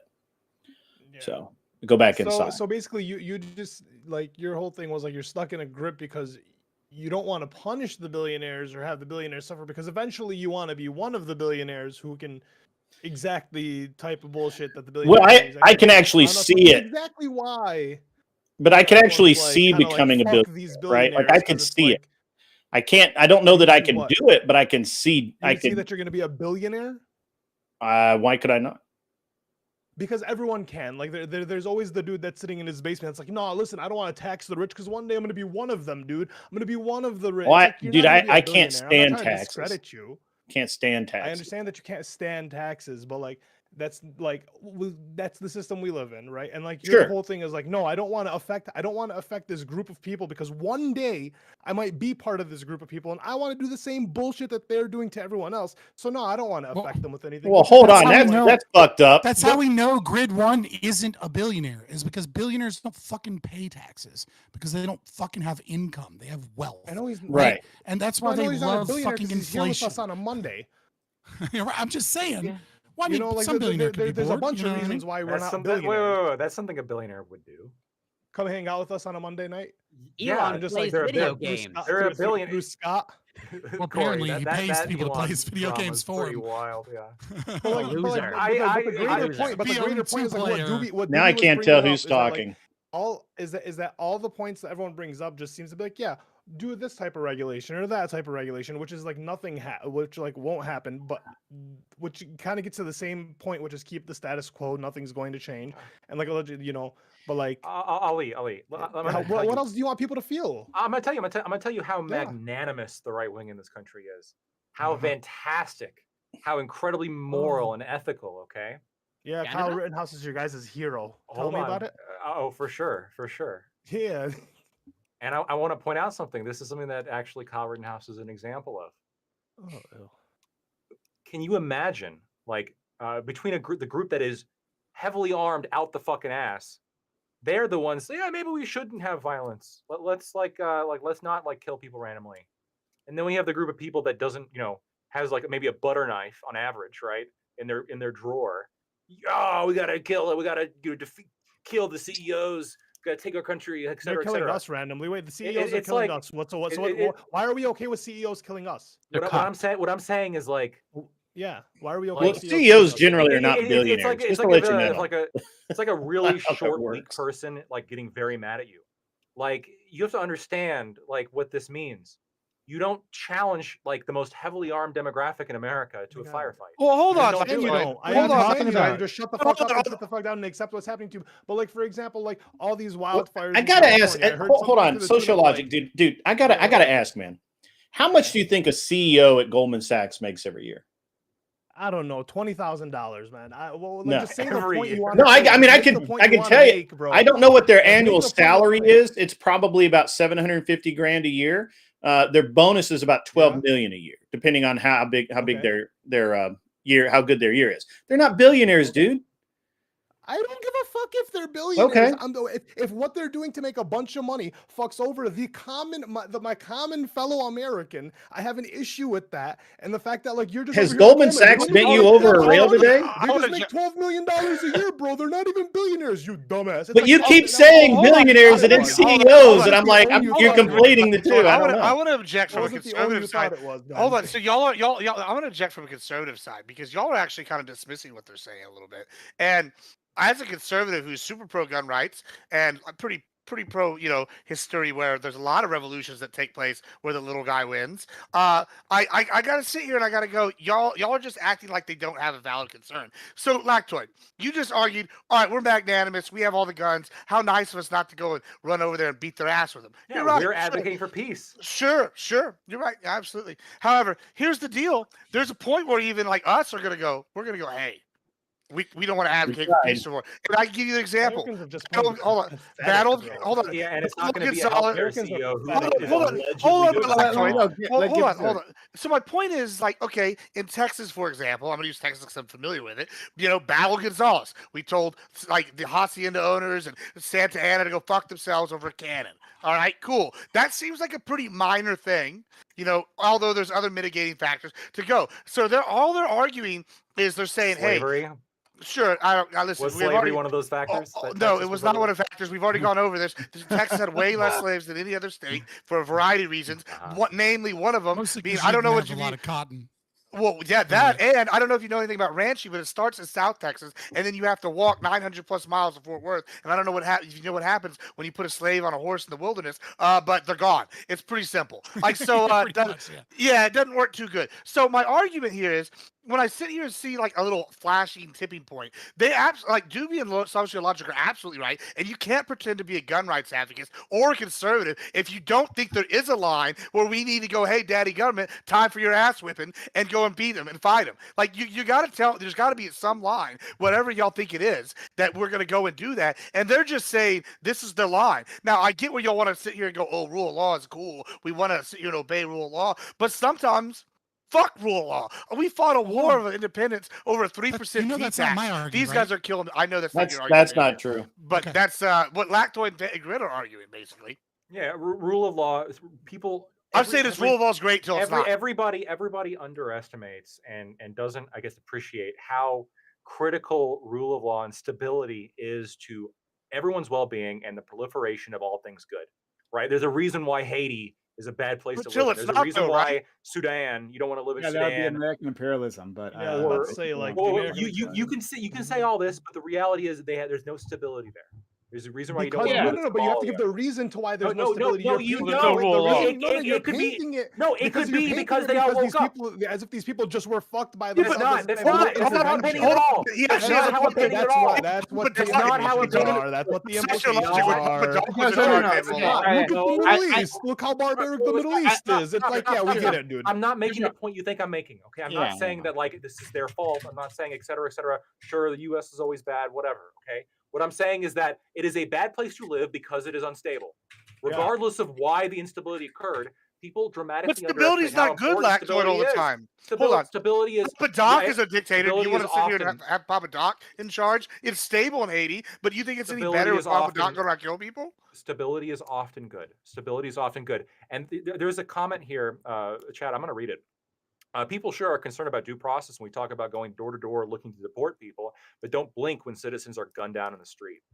Like, due process isn't something that you can just, oh, I like that guy, he gets due process. Oh, I don't like that guy, he doesn't get due process. As an American citizen, you get due process, even if you're not an American citizen. If you're in the Okay, U.S., so you get due process. lactoid.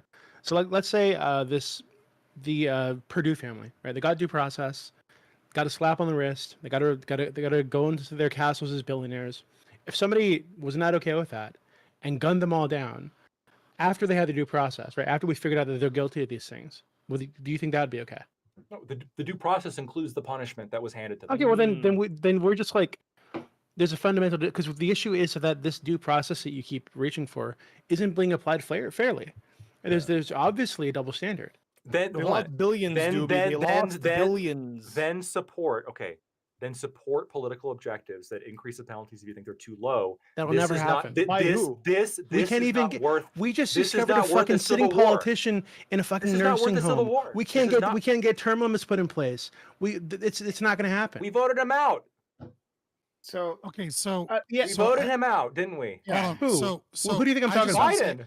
That's So, not what I'm hold on. talking about. And we put in a That very isn't what I'm sharp talking. young That is what man I'm talking about. in his place. That isn't what I'm okay? talking about. Hold on, See, hold on. it's that kind of hold on. defense. This- though. so It's this that kind is- of defense that where this people are is- like, you just this- so, like hold on. bootlicking all these people because like you either No, want to it's not- eventually be li- them. listen, it's not No, bootlicking. I'm never going to be a billionaire. Okay, so I'm can I say never right- going to be a Well, billionaire. North Korea is stable. North Korea is stable. So I it's just hold don't on, want a so- civil war. Would you It's rather not be worth a listen, civil North war. Korea? Hold on, listen. Yeah, Would you rather be because Celeste Americans or become North pathetic. Korea? They just want to sit at Hold home on, with their because little shush, $50,000 a they year. are. and fucking Lactoid. Listen, It's stop not the drop you off Stop the country. trying to Sudan get- live pretty or good. North It's not Korea. that big of a deal. Guys, for the love of God, stop trying to get in like one-liners, okay, and have an actual fucking conversation. We're having a okay? back and So, forth, Scott. Stop. No, we're not allowed to, back- Lactoid. It's No it's fun. No one-liners. fun. Make an Only actual philosophy. argument. Hold on, I need to say something Only really quick. philosophy and So, logic in hold a on, hold on. 45-minute So rant. again, no, it's not a 45-minute rant. It's just that listen for just a second. Yeah, say right? it, fam. This is one of the things that like the communists are descriptively correct on, despite the fact that they arrive here on completely false axioms, right? Is that we have in this country this false concept of this social contract, right? Where the government is run by us because we live in a constitutional republic, and because most of us agree for one politician or the other that they have consent of the governed. And that's just not true, right? Half of the people don't vote for the politician that gets in power. Half another let's say a third, another third are so fucking checked out they don't even vote. And even still, when the politician does get in power, they only represent like 10% of the shit that people wanted them, that elected them for anyways, and the other 90% of the shit they do is horrible. What we actually have in terms of this concept of a social contract is people are willing to go along with the system so long as the material conditions in their life seem relatively stable, and so long as it seems like they have some hope of achievement and growth in their life. Okay? And where we are at right now in American history is people are starting to realize that the dream of that social contract is whittling down a little bit more with each generation. That like the baby boomers absolutely lived in a world where their material conditions were consistently improving, and where if they put in effort, they could achieve great things for their family. And a lot of people are looking at it and going, I'm never going to be able to afford a house. I went to fucking college, and the degree I got that was supposed to help me is nothing but fucking burden of debt. And the problem that you guys have, and that you guys keep circling on in terms of this fear of politicians, is exactly what Grid Motorsports said about the, like, when do you know the boogaloo is actually kicking off? Is that you start killing, you start bringing the civil war. You bring the fucking civil. You go past that precipice, and it's a cliff. Okay, you don't get to take a step back from the cliff. You either step off the cliff or you don't. And despite how bad things are, I promise you, civil war is a lot worse. Nobody on here is growing their own fucking food. Nobody in here, except for maybe Grid does, maybe Admiral does, knows Grid how is to the kind of person to do that. knows how to get clean drinking. You got a basement full of MREs, okay? don't you? Like, nobody here knows how to power their fucking devices or has the system set up to actually power. None of you fuckers are self-sufficient. Okay, almost everyone here is living in a city, and a good portion of their life is spent online, and almost all of your life is dependent upon an infrastructure that is made stable by this system. And woe is the motherfucker that thinks that you're going to pop off a civil war, and the rich and the elite aren't going to grow from this. But I'm not saying you sit and do nothing, and I'm not saying just vote harder. What I'm saying is that great men plant seeds for the trees of the shade of which they will never sit in. You have to start fighting for a change in the philosophy, and you have to start moving your family and moving your communities to be self-sufficient, and you have to start doing things like the Free State Project, and you have to start getting off of the grid, and you have to start having things like Bitcoin or other cryptocurrencies as a reserve. You cannot be completely dependent upon this system and then just be like, well, let's take out a few CEOs, everything will be fine. No, it fucking won't. A war is going to pop off, and you're going to be the first one dead. So Scott, my- I I love think this that. idea I that love I think this that idea that a energy. war would pop Go off for to it. protect CEOs is fucking crazy to me. To protect billionaire CEOs who like fuck over Yeah, God sure. knows how Yeah, many who One cares? or two CEOs, Scott, yeah, you're- one or two that's CEOs crazy. dies, You're- no. But if you just start, as a society, fucking supporting and like doing everything we can to push in that direction, you're asking for the snowball to go down the hill that absolutely goes in that direction. Yeah, I think it should start rolling in that I- I- direction. I think I wanna- it needs to get to the precipice, and then it needs to be really hard to pull it back for these people to wake up. Because I can't imagine everything else you guys have laid out is They're just not gonna wake it's up. nothing. They're I don't know just what gonna your know. problem I with think CEOs they are. is, but I think- you know, think I no issue have with I have a CEOs. whole I like. have no issue with CEOs. Well, Yeah, you've don't literally try to accept said bad like knowledge 4 I have no issue with times. CEOs. My issue is that there are people in this country with influence and power who are fucking over everybody else and not getting punished for it. That we have laws, we have the rule of law, but it doesn't really apply to them in the way that it does to everybody else. If I had groomed dozens of children and raped dozens of children, I'd be in fucking prison for life. Jeffrey Epstein did that shit, and they gave him a non-prosecution agreement. It's fucking crazy. That's unacceptable. Well, he's answer dead isn't now, getting so, on Twitter and saying kill the CEOs. The answer is growing your own fucking food, getting in a community Right, of yeah, like-minded and- individuals, getting armed. Yeah, so To your point, so they Scott, keep doing all I- this evil shit to everybody who's not in that situation. They That's continue what- fucking everybody else. They continue exactly extracting why I resources. live where I Like, what are live. you talking about? Fucking power to This is fight these nostalgia. people. You're- That's you're- the This is it. reality. You think there's no Your power. solution You is think get you're the solution, powerless. which is just not Okay. my problem. I'm just going to do I my own actually thing have to self-go. I have to No, dive it's off. fucking not, dude. If Glad I that could you're real really busy. quickly. You're glad y'all are figuring that out. Scott, I like what you're Yeah, talking good about. opinion. I actually, that's why I live where I live, is because I can do all of the things that you have said. I have to dive off, guys. It's been great. We kind of devolved into a circular argument, and I need to go somewhere else and do some other things. Always a pleasure, Prime. It's really cool. Everybody else, good to hang out with you guys again. Glad to see you, brother. I'll be available next week again. I love coming on this panel. It's great, and Be well. it's a lot of fun tonight. Yeah, it's just circular right now. So, but I have to Also, go you gotta anyway. leave because you I'm sorry. gotta leave Oh, because we it's started too pointing out circular that for you. he's too afraid to stand up for these principles he claims to have. So he's my running away. I Like at the end of the day, the conservative argument is, they're too scared. We can't fight them, so we're just going to be hold bitches on. and That's keep not. ourselves. That's, no. Hold on. I object to That's that not because my I was argument. actually American hold on, Doobie, patheticism. because I would actually Fine. argue that Yeah. they're not. The audio is good. To be good. I actually want to argue My something. argument Doobie. is They that are you're a not. fucking LARPer. Yeah, so I want to argue something. Lactoid here is actually taking his takey position. That's what this is. It's Kami taking position. Because let's ask Lactoid something. You're right. Taking Anything not position is fucking Somalia is revolution. tanky. Oh, Yeah, yeah, good hold point, on. Yeah, because actually, Fucking let's ask talking that. Hold on. Takeys Let me are finish. fucking revolution.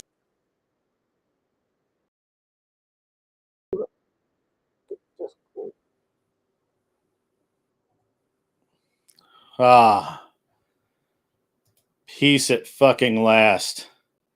Jesus. What's up, everybody? I'm glad you stuck with me. I'm going to go jump into Tomatoes panel, and we're going to talk guns and shit over there. If I can find it again. I don't know what the fuck I did with it. I had it up. Where the fuck is Tomatoes panel? God bless it. Let's see.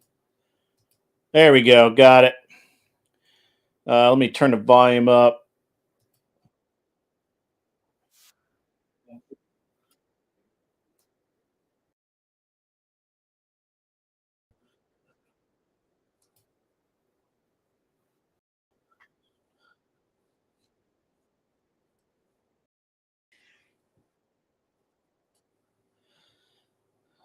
Let's see. How do I make this work?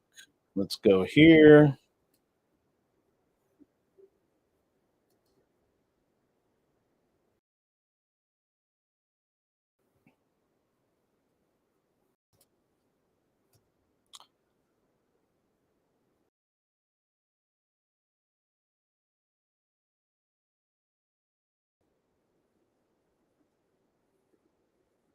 All right, guys. There we go.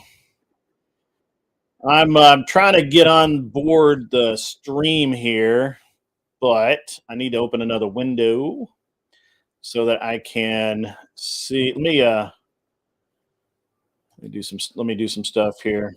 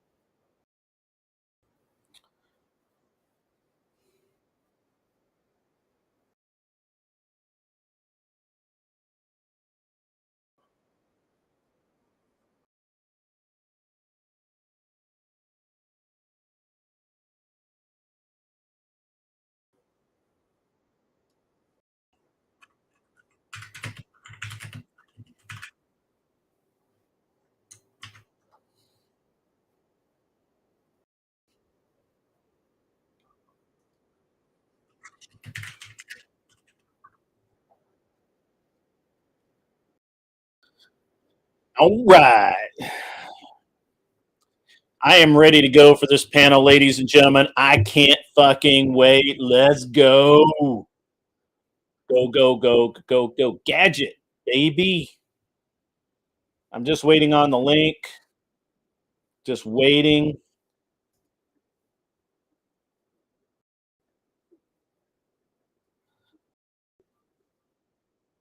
That's fucking false.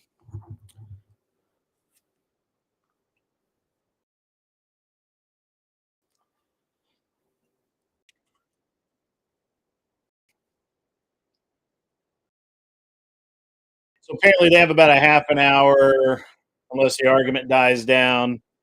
You can't hear the panel? Oh, I got you, bro. I got it. That's my bad. That's my bad.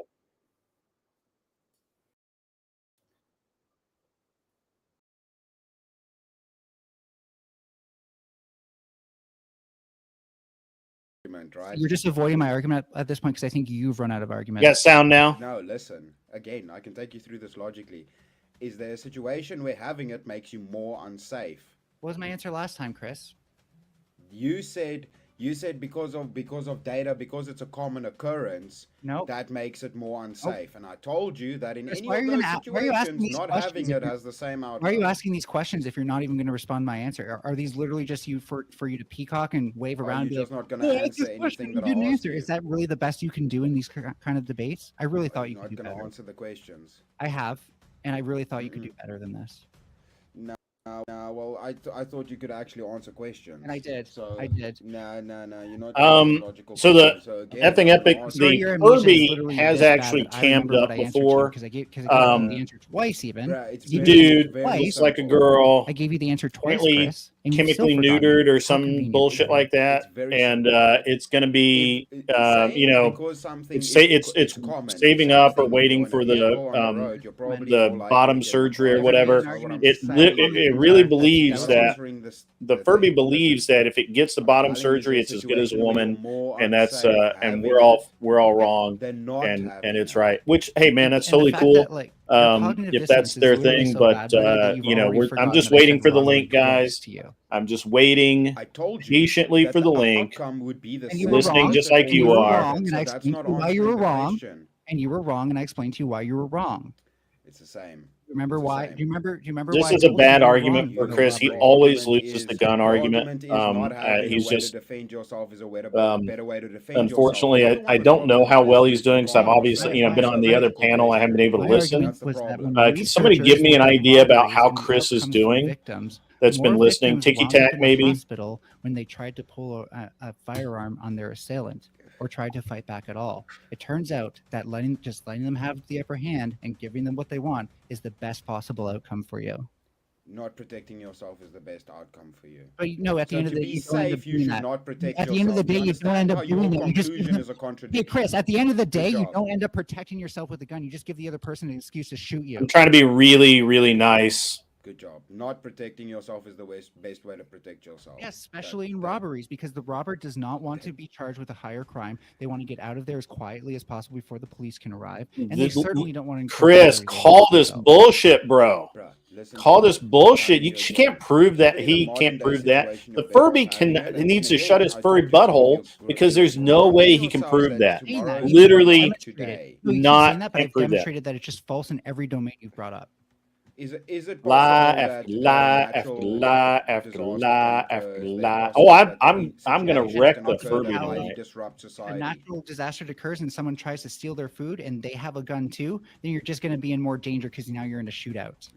Wreck. No, you are able to protect Yes, your I food did. and your Yes, resources. I did. Yes, I did, Chris. Stop saying no, because I did. I literally explained to you how if you want to keep your food, the last thing you want is for your attacker to have a gun.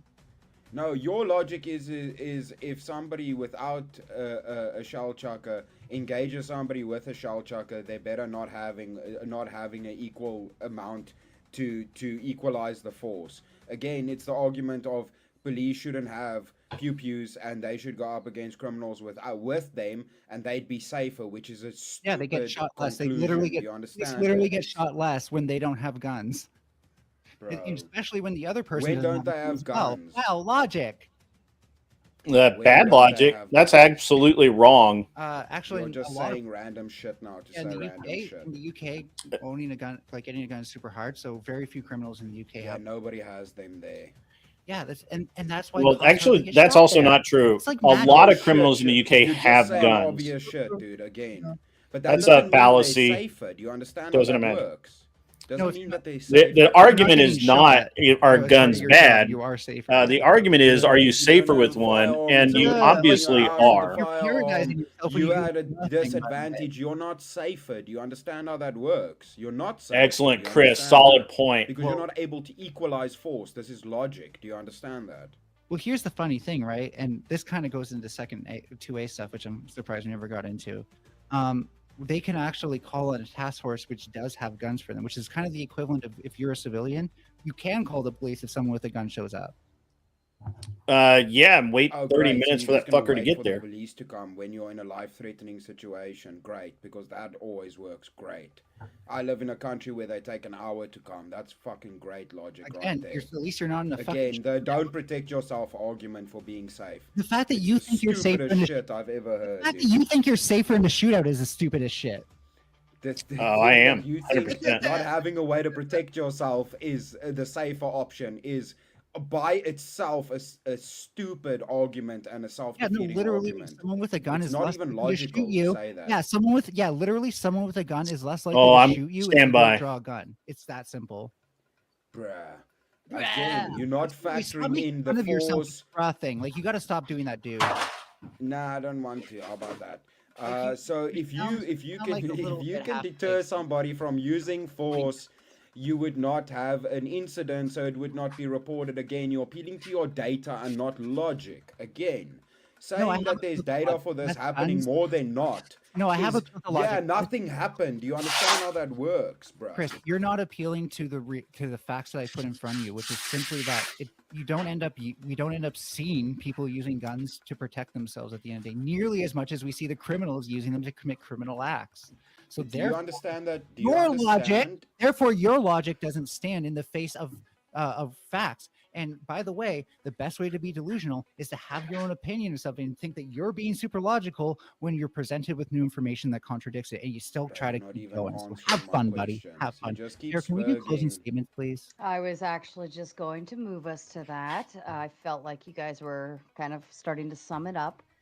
Mel, if you'd like to, or wait, which way did I say I was going to go? I think Me first, yeah. I think I get Yeah. lost words. Oh, that's right. That's right. Yes. Thank you. I confused myself. So before you go, Mel, I just want to let everybody know I will go ahead and start dropping the link. We will go into open panel dumpster fire after this. You're all welcome to join. I will say cameras get priority. Mel, the floor is yours. Okay, folks. Well, we've talked a lot about Chris, stuff like that. If anyone wants links to the statistics I have and stuff like that, I actually have a document, a research document I can link that has the sources in it, including a very long and book that's also full of its own sources. Some of these chapters even have like 60 different sources linked to them. It's like this is a information resource and a half. And so I think I've effectively demonstrated that it's not possible to be safer with a gun in the house on your person or stuff like that, except for in very rare circumstances that you probably won't find yourself in, because most of us aren't cops. For example, we're not vigilantes, and most crimes that are committed, like burglaries and stuff like that, people just still aren't safer in a shootout. So my opponent says I haven't used logic. My opponent says I haven't answered his questions. I'm more than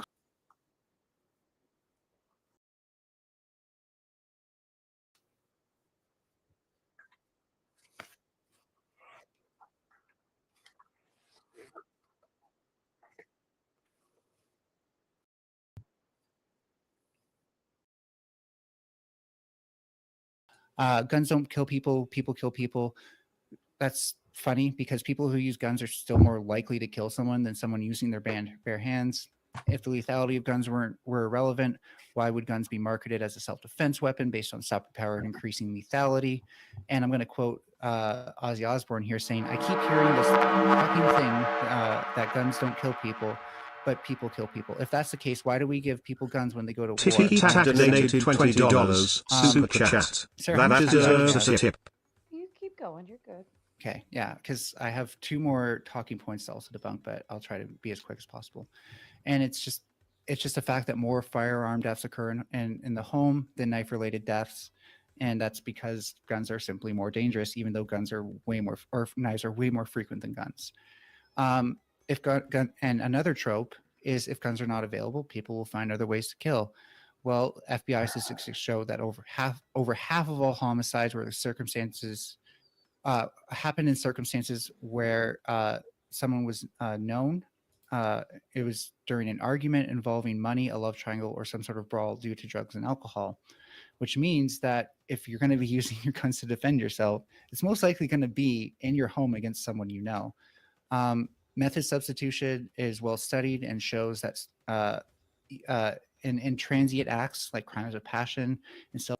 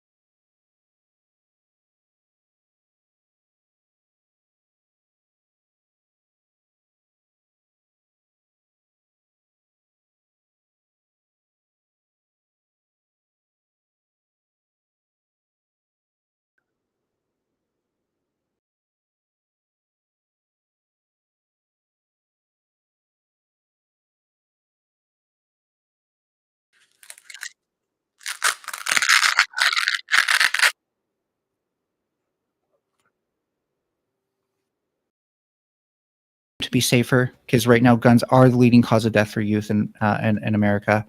It just surpassed traffic accidents. If you want Black communities to be safer, if you want women to be safer, then you want fewer guns in your community, because none of us are safer with more bullets in the air. Thank you so much, Melanie. And Chris, please take your time.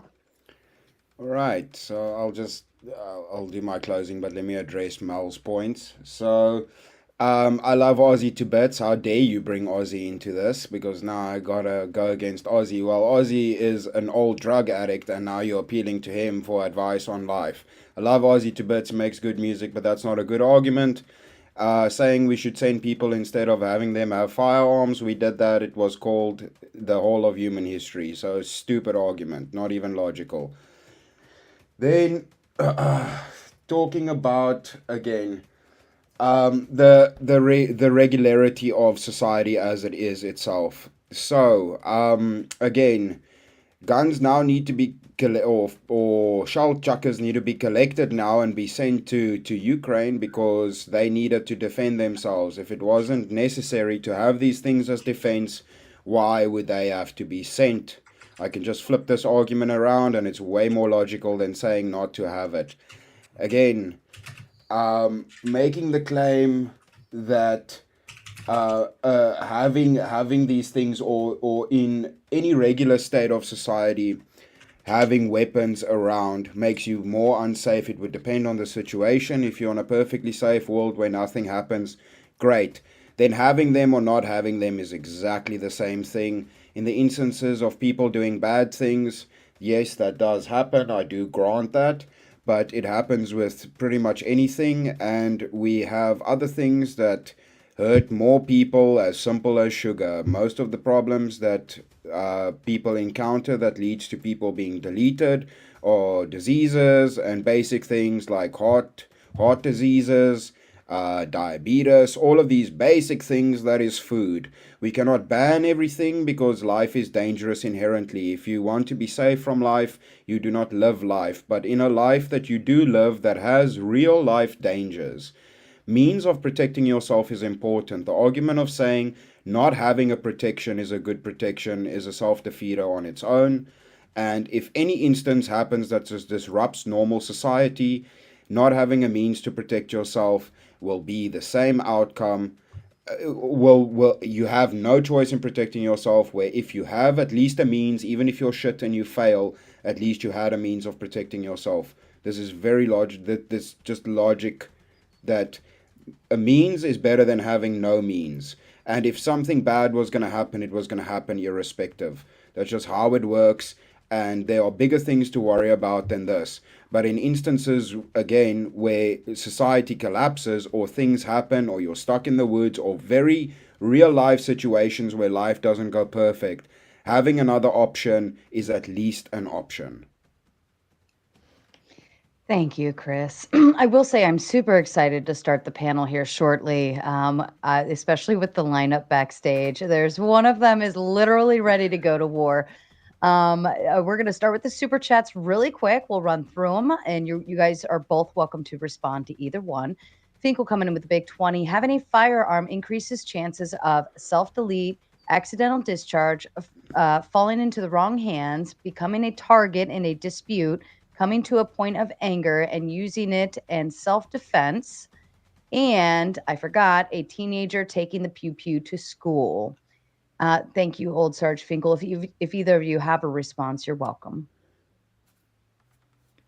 Okay. Well, I would say that we didn't really go into it, but the school situation, these things are everywhere, and we didn't really delve into that. It's something I wanted to discuss with this as kind of a more productive discussion. So Mel also claimed that these tools are very effective at doing what they're doing. No shit, we made them that way. Yes, they are effective at doing what they need to do. That is how things that are made well work. So unfortunately, these things are everywhere in the world, and these incidences, especially in schools, is something unique to America. Then we have to look at what could be a cause, because if the tool used is not the cause, right, we can distinguish between these two things. So we would have to look at what is the cause of this, and what is another unique instance that could be a correlative that is unique to America and not the rest of the world. And then Yeah. you would find the path to the medication problem that the country is facing. Well, no. You can do something called a case control study. And they did that, and they found that, first of all, there are plenty of people who are on the same medications as a lot of these mass shooters, or they had a lot of the same mental problems, but they don't show any violent tendencies at all. Most of these things happen when kids feel at like a high point of distress, a high amount of hopelessness, so they're also likely to self-delete, and they feel like they're in some sort of crisis that they can't get out of. Like the crisis is the key word there. And another thing that they found when they did these case control studies, by the way, is that the severity and the type of mental health problem didn't at all determine what kind of, like, how they did their crime or anything like that, how they did the mass shootings. So it seemed like there's much stronger evidence that it's twofold. A, of course, it's the presence of guns in the household. It's the availability. It's the access to guns. These people are way less likely to do this if they have knives. But also, the media has been putting spotlight on the shooters rather than the victims, and that does glorify them a bit as well. Thank you.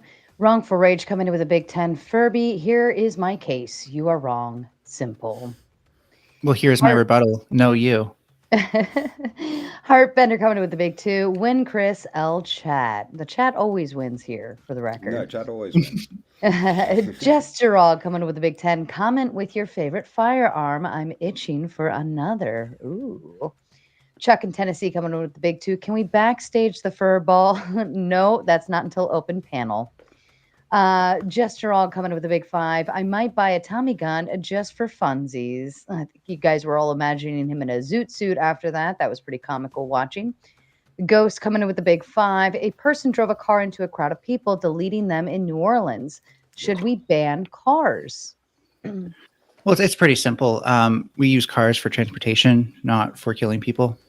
So, but you're more unsafe on roads than you are not on roads, Furby. Well, we also use guns for hunting too, not necessarily killing people. Well, I mean, none of us really need. None of us, like, it's very rare that you find people who hunt out of necessity. They're doing it for fun to shoot poor defenseless animals. I'll also say this: like, we regulate cars because they're dangerous. So we have lots of laws around it, lots of different ways of handling this criminally. Even like entire police divisions dedicated to traffic laws and stuff like that. And the reason is that cars are also dangerous. Yeah. Yeah, but you also understand, it's something that I mentioned, but we didn't really go into it, is that you do understand that they don't necessarily have to be used to be a deterrent and be effective. You understand that?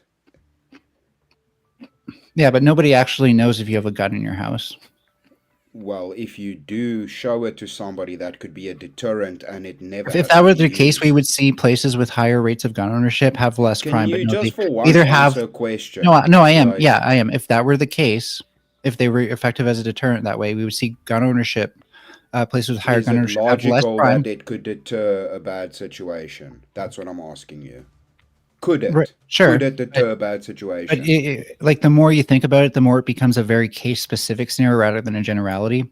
Because again, I'm going to just explain this to you. This is what I meant through the whole debate. If what you were expecting to happen bore out, then we would expect to see places with higher gun ownerships to have less crime. When in fact, the opposite is true. Either we see no decrease in crime or no increase, or a slight increase of more major crimes. Because again, criminals have guns; they feel more emboldened. That instance would not be recorded because nothing happened. Again, I mentioned this. Do you understand? No, people report crimes where they have a gun held to them all the time. You can't just say that it won't be reported.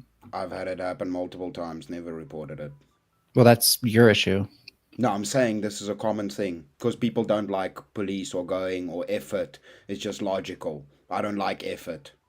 I don't want to. Sure. So, well, that would mean that it's probably happening even. That would probably mean it's happening even more, which would make it a bad thing. That like more people are actually being held up by a gun than we even know about. It doesn't matter. Let's get to the open panel. But yeah, it's not even logical. But anyways. Wrongful Rage coming with the Big 10. Approximately 3 million people are saved by brandishing. So that comes from a paper that's been thoroughly debunked by Thomas Gabor in his book. I don't remember the exact title. It's something to do with confronting gun violence. And what he points out is that that only happens when you come from his like initial estimate. But even I think it's CLEC. It's someone in CLEC. The authors admit that they like you can't just take that number, that raw number. You have to like make it case specific because they themselves did not factor in a lot of things just to arrive to that number. Okay. And then we have wrongful rage coming up with another Big 10. Police more often than not show up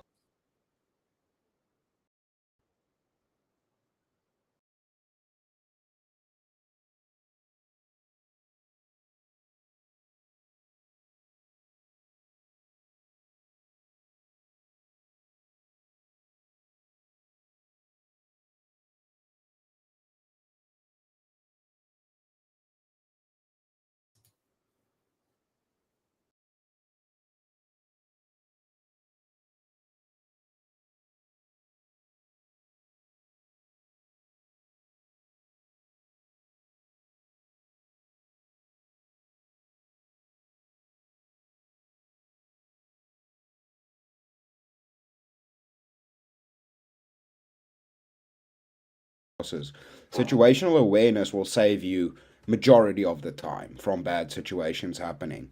So then if your prescriptive is delay action, it just increases the amount of time something bad can happen. So that's not even, that does makes no sense. But yeah. Anyway. So if you have training to act a certain way, do you want to act impulsively or do you want to act like based on what your training taught you? So for example, if you do start to act and you notice that it's not that, you're able to control yourself and redirect yourself so you do follow your training.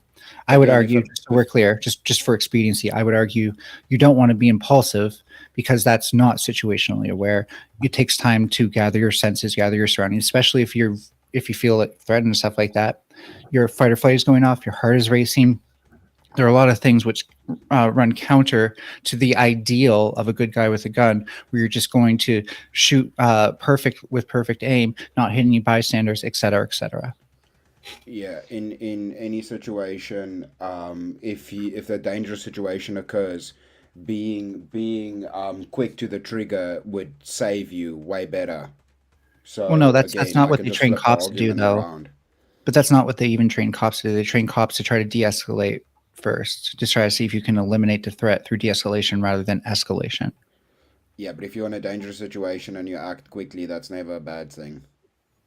If you act like evasively, sure, but again, you wouldn't need a gun to run away from something.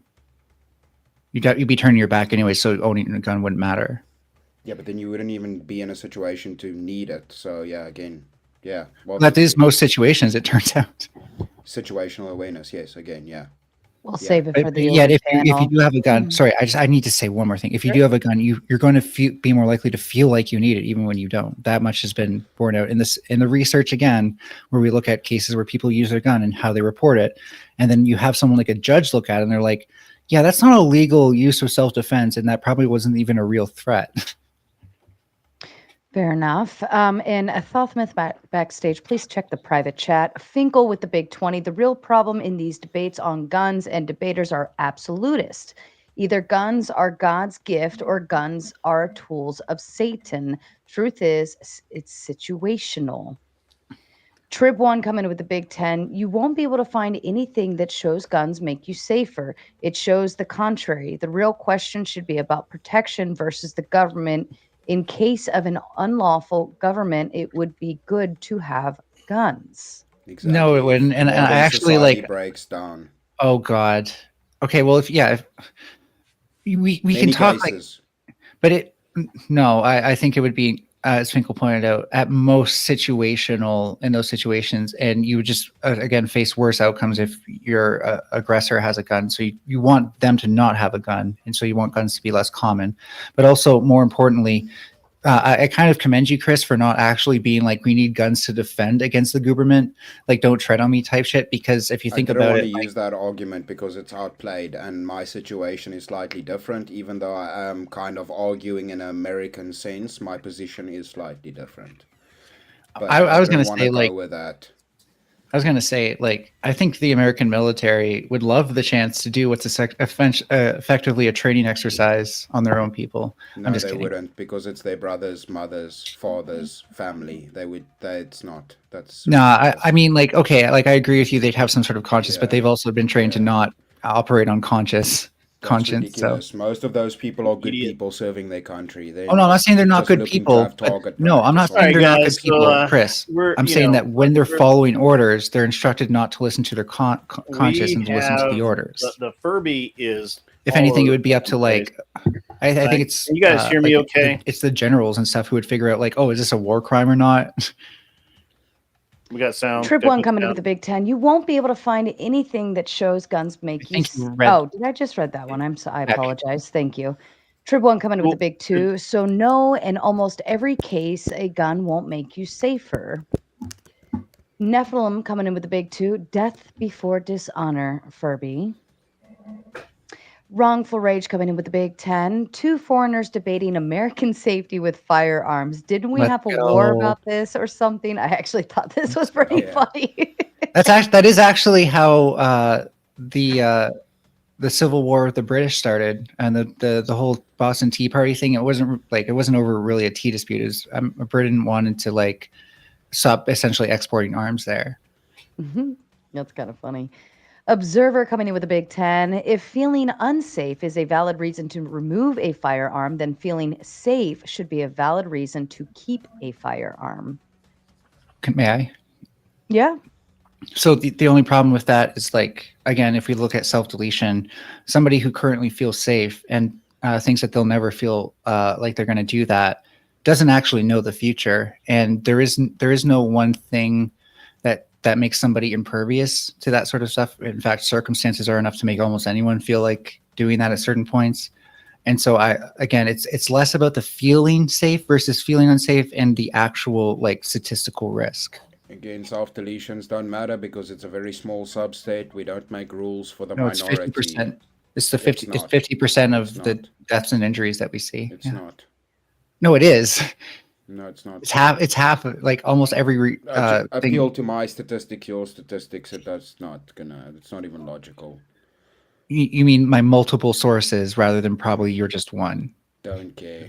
Of course you don't. Sorry, I'll let Wicked you there. Wally.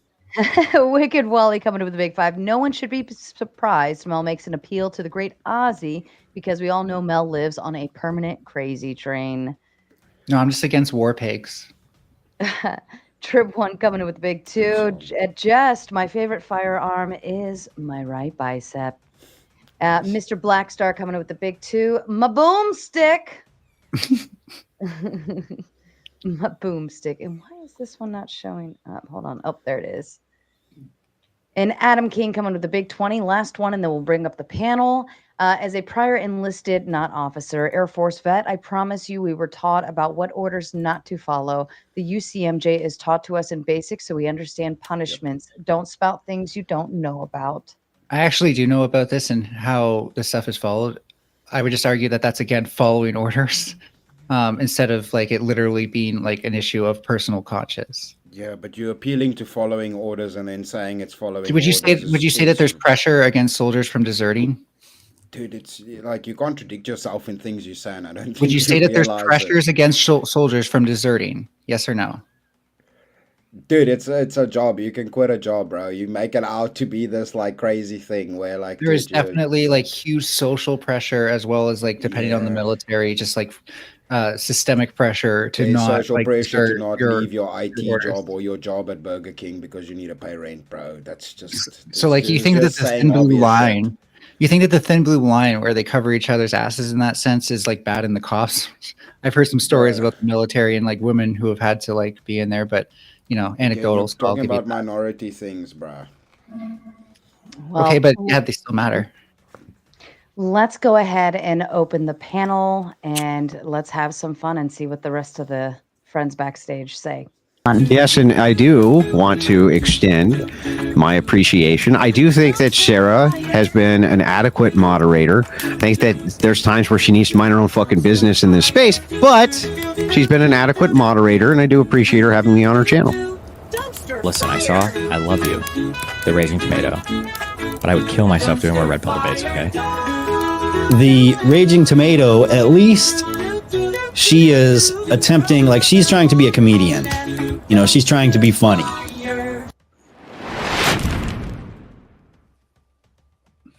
Hey, what's up? All right.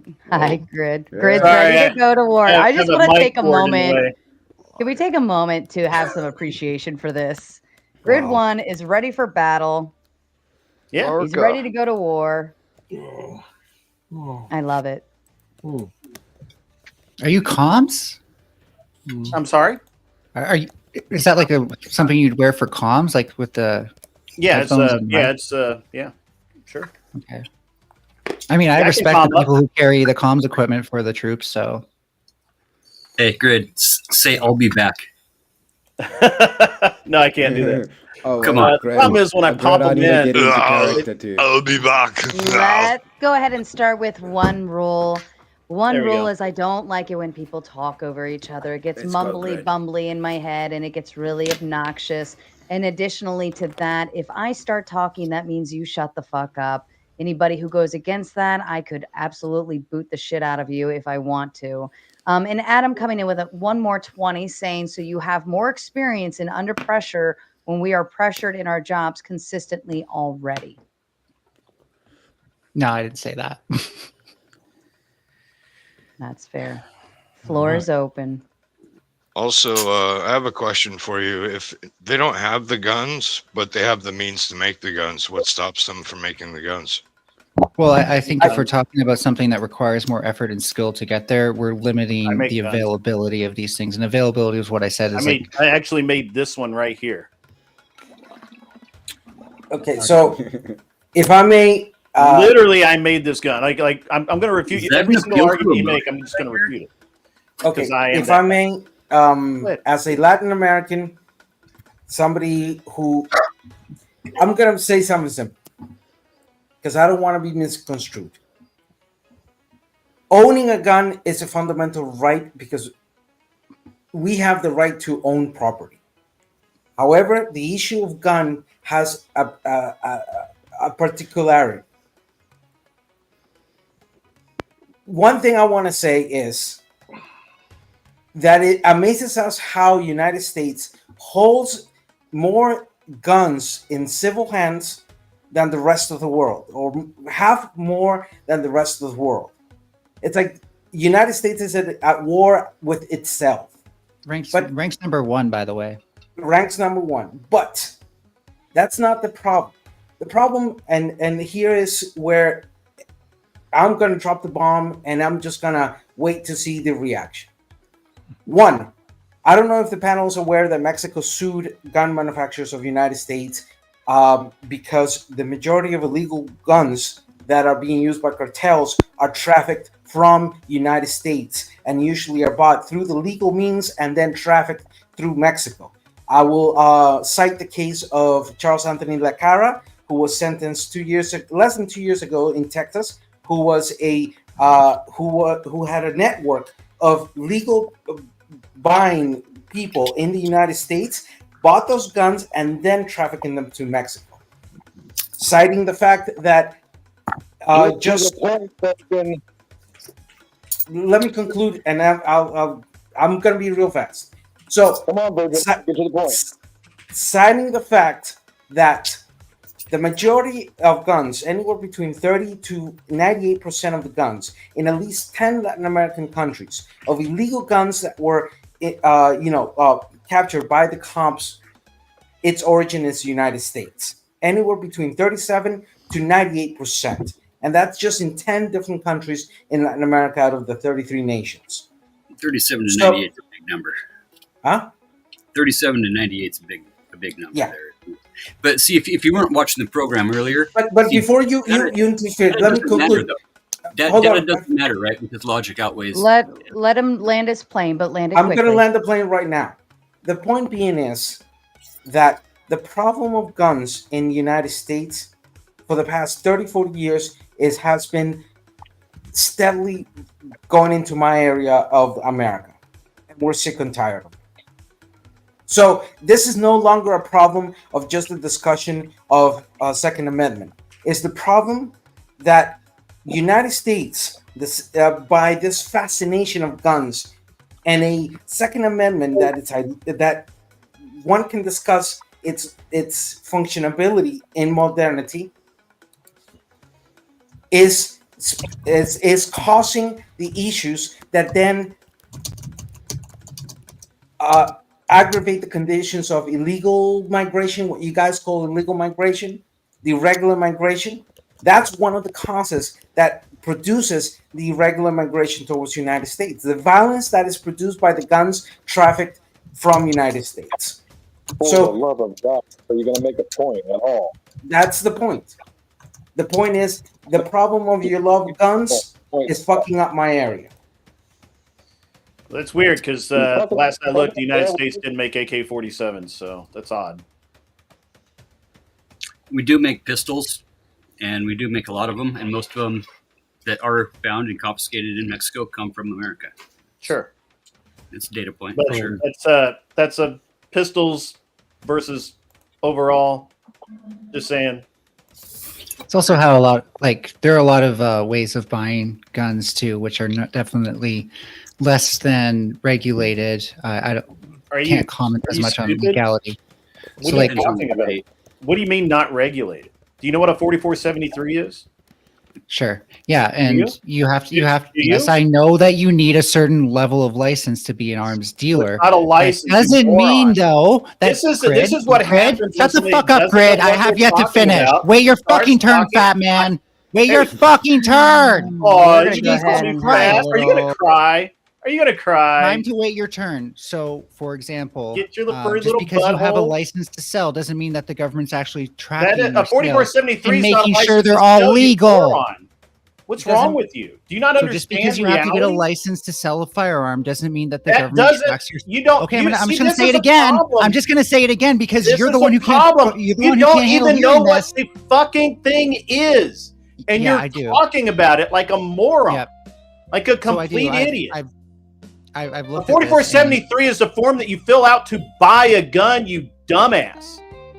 So again, I'm going back to Don't the go. general Don't go. notion. You know where you need to go? You need to get off this panel because we're gonna get owned every time you open your mouth about guns. You own me on like a specific piece of knowledge. I will own and you I'm on still going every to single own bit of it. you I already by have. responding to it in general.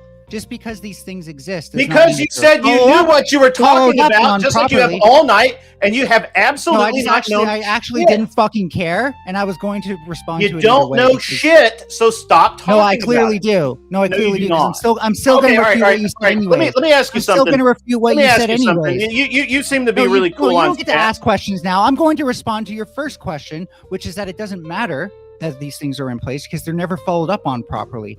You're an Things like- idiot. Obviously, they are. We have an entire agency. What do you mean obviously they dedicated are? to it. Are you a What moron? do you mean obviously they are? How Would you are say you that like this would you say that stupid? registry databases for normal gun people ownership? are Would not you this say stupid. would you Why are say you this that stupid? gun registry databases are well networked across the nation, or are they horribly networked such that There's if no someone- gun database, you moron, because we don't register There's an firearms FBI except in the database. state of California. There's an FBI and New York. database. Fuck, there's an FBI database. You should There know is not. that. You fucking idiot.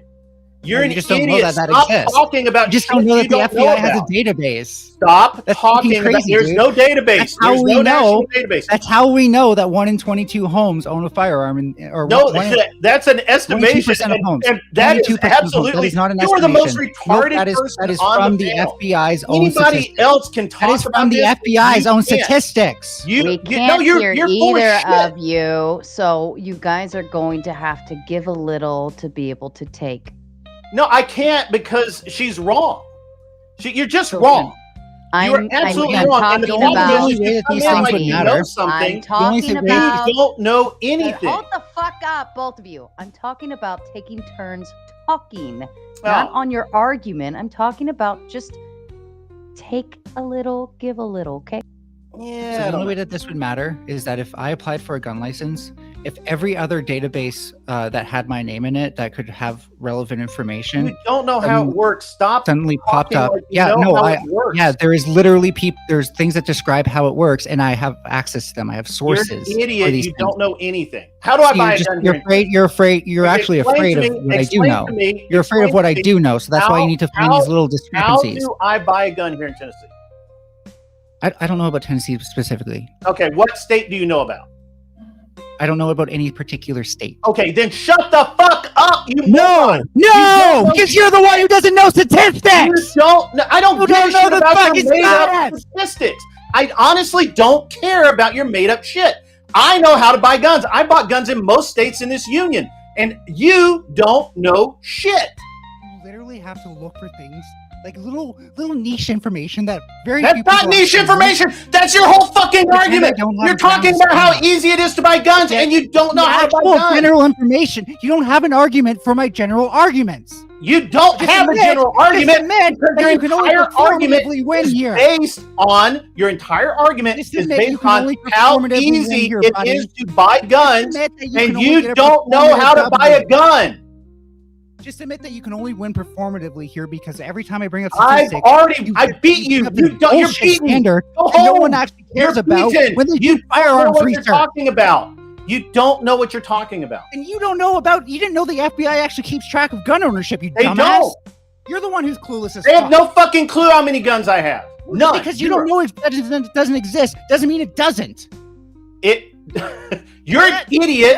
You're making shit up, and I'm calling you on it. No, I'm definitely. Not You don't making even stuff know up. how to buy a I'm providing gun actual in this arguments. state. I'm providing actual arguments to the things you're saying. You're throwing a No, you're tantrum not. that I don't understand the things that you want me to No, understand. you did not understand All right, anything. all He's right, throwing all a right, fucking all right, all tantrum right, because I didn't know. You're a throwing a thing. tantrum. You realize how Children. immature this I'm gonna is? mute both of you.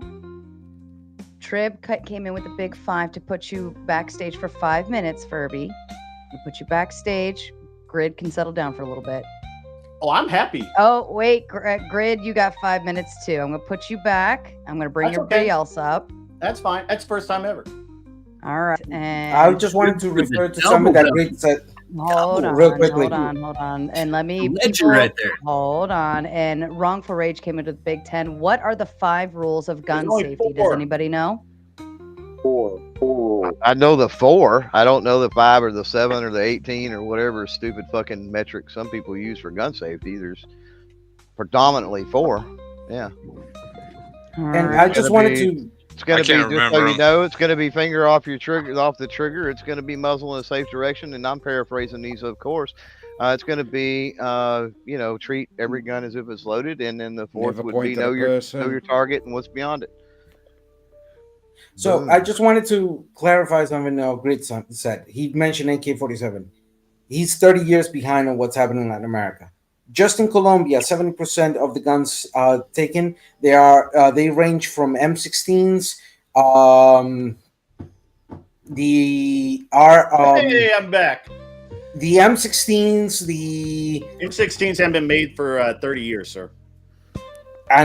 but they're still in circulation. The R15s, M16s, M4s, M60 rifles, and M60s haven't been in shotguns, circulation since handguns. A lot of them coming from United States. No, they're not. Yeah. They They may be made here, but they're not coming from here unless They're coming unless from they're there. being provided by our government, which is possible. We do remember Fast and So- Furious was the thing back in Barack Obama's day, but nobody. It's actually against the law in like a big way to sell guns to anyone south of the border or north of the border without a very, very long list of paperwork that has to be filled out. It's always interesting when I talk to people that don't know shit that always try and talk to me like they know. No. And I'm actually being nice to you guys because when Clover Tech gets up here, he knows even more than I do because he's in this world every day. Can you riddle me I'm only in this something? world most days. The case of Charles Anthony LeCara, a U.S. citizen who built a network to traffic guns that were bought during in the Fast and United Furious? States to Latin America and most. Yeah, they're and- bad and in people more out there. heavy They're things. bad people out there. Your point? Bad people do bad things, and There there are bad obviously people out there are there. laws on the books to How deal about with all of that. the I don't Mexicans know. that smuggle drugs across the border? We want to talk about that too? I mean, we can. Sure, I'll talk. back I'll and talk forth about that in reference of Richard Nixon establishing the war on drugs through the United Nations Richard and Nixon through the did three not international establish the war on accords. drugs. That's- Being I mean- the trafficking of drugs the fault of your own Richard country's Nixon foreign wasn't policy even for the in past office 60 then years. at the time. So if you want to talk about the Reagan issues of might have drug started war, it. I'm not sure. no. Nixon started it 71, and it was then The through war the on drugs United was Nations. 71? Yes, through Nixon, it was the beginning That's of the news to war me. on drugs. I got to look that shit up. I don't believe Okay. that shit at all. It was through Nixon, Well, 71, and again, anyway. guys, Point data being doesn't is, it Data does. doesn't matter. I Logic understand, always and wins. if you want, but the point being is that. But how the does this all? problem- Look, I'll grant you all of that. How does this appeal to the argument that guns don't make people safer? Guns don't. That's why guns the argument. Guns I don't are- think and- the further That's what realized make when I people flipped the safer. argument and I don't asked, even lock my fucking doors. Okay, hold on. Guns do not make anyone safer because guns are an inanimate object that required the use through somebody who Okay, will wield if somebody's that breaking in sword. your home, do you want to have a gun? Bro, if you break into my home, just answer the I question. have the Just answer contingencies the question. and I have the It's a necessary yes or no defense question. to protect my It's home. very simple. It doesn't require any explanation. If someone's breaking in your home, do you want to have a firearm? Yes or no? Yes or no? I'd rather have a knife. You'd rather have a knife? Yes. No. Because Not I me, already pal. have And contingencies I've got a knife. in my home. I got a knife in right my here. home in the event of somebody breaking into my home. I have. Why not I have necessary Why not defense both? positions in that sense. But the taking the argument of somebody breaking into your home. So if somebody breaks into your home with a Versus- shotgun, okay. you honestly think that you are going to defend yourself with a knife? Hold on. My little chihuahua would do more damage than your knife. The problem with your argument. The problem with your argument. Not an argument, it's a question. No, the problem with your argument is that you just want to assume that the only form of using that tool called a gun is because of that type of circumstance. No, however, sir, No. stop. However, the you only have to, thing we're talking about is does a gun make you safer or not? I will No, say that it in doesn't. every single case, you're gonna want a fucking gun. So, okay, for example, I'm going to give you an example. Yeah, give me an example. All right? Keep going. Ukraine had how many guns per citizen? I'm sorry? Did that make them safer having a military I invading didn't hear them? what you said. Let's take your argument to the maximum. What do you? Greg, do you know what's funny? None of them will answer the question again. Of complaining to when, Ukraine in with the which United dangerous States. situation are you more unsafe having a firearm? None of them can answer that question because they understand the implication. No. Okay, so here I'm going to answer it in a very can simple answer that fashion. straight up. Having a gun in those type of circumstances do not give you more probability of being safe or unsafe. It depends on the wielder and the capability of that wielder of using that gun at that moment of Oh, you extreme were? That's not what I situation. asked. You guys keep not hearing what I'm Yeah, you guys asking you. keep- If depends you on the didn't wielder. have it, it's the same thing. Putting How are you qualifiers worse and off? conditions. It's a simple Also, yes or no. If No, you no, have a answer gun that. and someone's breaking in your house, All are you right. safer if you have the gun? Also, it's not a Not musket. necessarily. Well, you Not just necessarily. admitted- Well, you have a want gun, they're to more have it likely to that way. shoot you. I'm If they sorry? have a gun, they're necessarily. more likely to shoot you. If you didn't I have a can gun. only listen to one person. What did you say, Furby? Actually, I'm going to interrupt for just a moment. Guns, can you voice check on your mic for me? Can you hear me now, sir? Yeah, you're still coming in pretty muffled. Are you away from your mic, or is it Hang on. tucked into something maybe? I thought maybe now? I had Can it you hear me? turned down, but I Hold on. How about now? Can you hear me now, sir? I can Better. hear you, but you're still muffled, like longer. Yeah, boy. Charlie Brown's teacher. Roger, Let me read. Wait, who said that? Was that Jess or was that Guns? No, that wasn't me. Can No. you hear me now? No, it's still muffled. Are you using a Bluetooth or Bluetooth earbud. maybe come off the Bluetooth and just talk into whatever you're speaking into? Bluetooth sucks for this. Good. That's why I knew that question would be the killer for all of them. That they won't actually isn't- answer the question, because in every instance, if you go, oh, but you're gonna still get hurt having a firearm, it would have still happened without it. So that's what they don't realize. So let's straw man argument. Hey, please It's not a understand. straw man argument. It is the Because argument. That wasn't even my fucking It's literally answer. logical. That wasn't even my All fucking right. answer. Let Mel talk. But it is your please. answer. My answer was, in robberies, we can see that the more that when you try to stick up for yourself, you're way more likely to end up in a hospital. We can't see that. There are many, And many this is thousands of people a incredibly year true. who save their Hey, own lives. Grid. I know that the things No, that you I know don't. are You don't very know scary anything. to You you. proved I that know. they I know. don't know I get Stop the things for I a know. fucking cherry-pick second. data. Now I've already said this. I'm talking. Stop over talking each other. Let them land their plane and then you can respond. But all of this interrupting only like lengthens what they're trying to say, and then it just turns into a big shit show. Now, while I have the floor, I'm going to read these really quick because people are paying for their thoughts.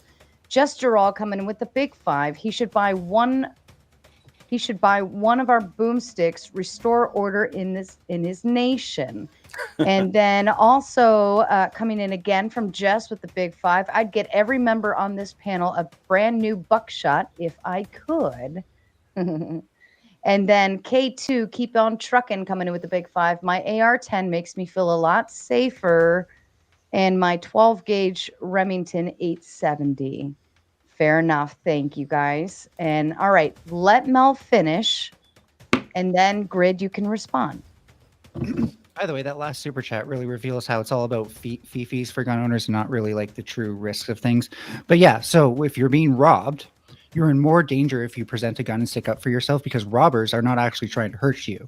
That's However, not if they feel threatened, they will feel like they have to defend themselves. And if they have a gun as well, in other words, if you both have guns, your chances of going to the hospital are magnitudes higher. I don't remember offhand, but probably in like 20 times higher, given that if you didn't fight back, they probably wouldn't have tried to hurt you at all. It's not Also- about fifis, Well, but the fifis before of you the go, hacker is. Arkansas. Furby, How do you, pardon me for a moment. Furby, you got 5 minutes in the back. Oh man. Look, I want to address this. I don't want to hear from you. I want to hear from Ben Finkel. You've already wasted a lot of our time. Stop. No. Hold on. Finkel's I'm going No, to be no, get very him out of simple. here. Get him out of here, better. Grid. Finkel's better. Okay, great. Let me tell you why your argument of appealing to that self-defense is absurd. One, Yeah, the majority of break-ins and property theft are done while the owner is not in the home. That has nothing to do with my question, sir. You wouldn't be even there to use your gun to But protect if the I property. were there, and if you were home, on those if you were circumstances- home and someone Look. broke in, are you safer with a firearm, sir? That is the question. No, you keep not dodging necessarily. it because you Not don't want necessarily. the answer. I'm not dodging it. You're not wanting to hear my answer because at the moment somebody breaks in your home. That's okay. You have Okay, that right. think to make about that this. choice for If yourself. somebody breaks in your I, home, however, and will put 2 in their head and move on with my day. if Grid, you get quickly the tag chance of me putting in. 2 on the head, because it may be possible that that person puts 2 on your head. I have like listen. a So it's draw, so I'm pretty good. Look, the thing is though, do you know why people go when you're not home? Because it's safer for them. This whole discussion is a safety discussion. That's why. The discussion. So let me ask you a into it, question. Hey, then- serious question. Hey, let me No. talk. I've let you talk. Let me talk. Go ahead. So let me ask you a serious question. Serious question. Do you know why there's never a single, not even one, robbery at a gun show? That is kind of funny. No shit, right? Have you ever heard of someone breaking into a police station, sir? Do you know why? Alaska has one of the lowest crime rates. Sorry. Alaska has one of the lowest crime rates. Almost everybody packs there. Robberies Here at a in gun my shop town- during business hours, right? Yeah. Here in my town in Tennessee, the patron state of shooting people, we go armed. We don't have the problems other towns, cities, and even areas of the country have. I don't lock my doors. I don't lock my truck because people know that more than likely the person you piss off was probably ready to shoot you. They don't want to take that 50-50 shot that might be an unarmed guy. Now, I'm not saying that someone maybe that looks like they don't carry, like maybe they just imported from California, maybe you might get robbed. But I walk anywhere in town peacefully, whether I'm armed or not, because everyone assumes that I am. And an armed society, sir, is a peaceful society because nobody wants to run their mouth when they may have to back up their last words with gunfire. I'll agree with that, and I'm sure. I don't know if you can hear me now, Sarah. How about now? Yes. You it's sound a lot better, Guns. Okay, great. I'm sure CloverTac will plus one about what I'm about to say. He's in the industry. He's a pretty big player in the competition industry.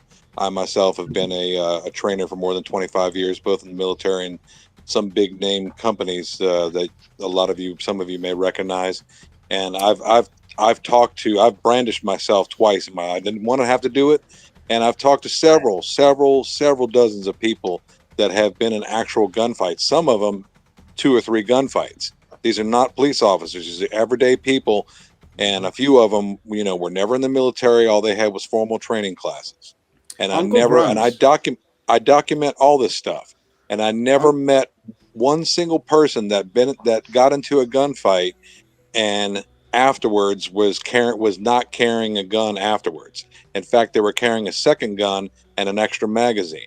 Don't want to run out of ammo. So yeah, but this was brought up in the debate. Can you verify for me these brandishing incidents? Is it a common occurrence to go into a police station and report them? Nope. No, it's not, because usually, I understand what Furby's saying to an extent, but in most cases, I'm the person that wrote I'm usually the guy that writes the pinned comment. Okay, in today's pinned comment, I get a lot of flack for this, and anybody that has any kind of formal firearm training will tell you the exact same thing. I'd rather have training and no gun than a gun with no training. And this warps a lot of people's minds, especially coming from a guy like me, who has had a tremendous amount of experience.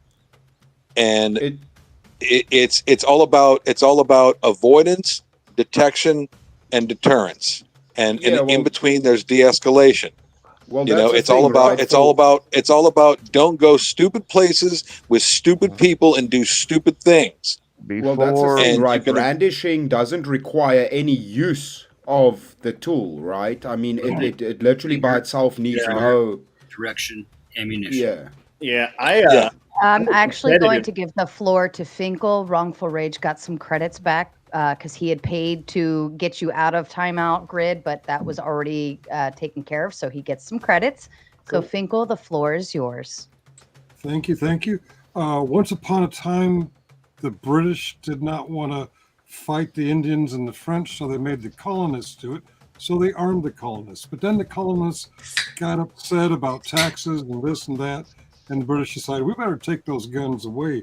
So they raced the colonists to Lexington and Concord to get those guns, but the colonists hid the guns, and there was a little kerfluffle over that, and therefore it is written in the Holy Scripture that the right of the people to keep and bear arms shall not be infringed.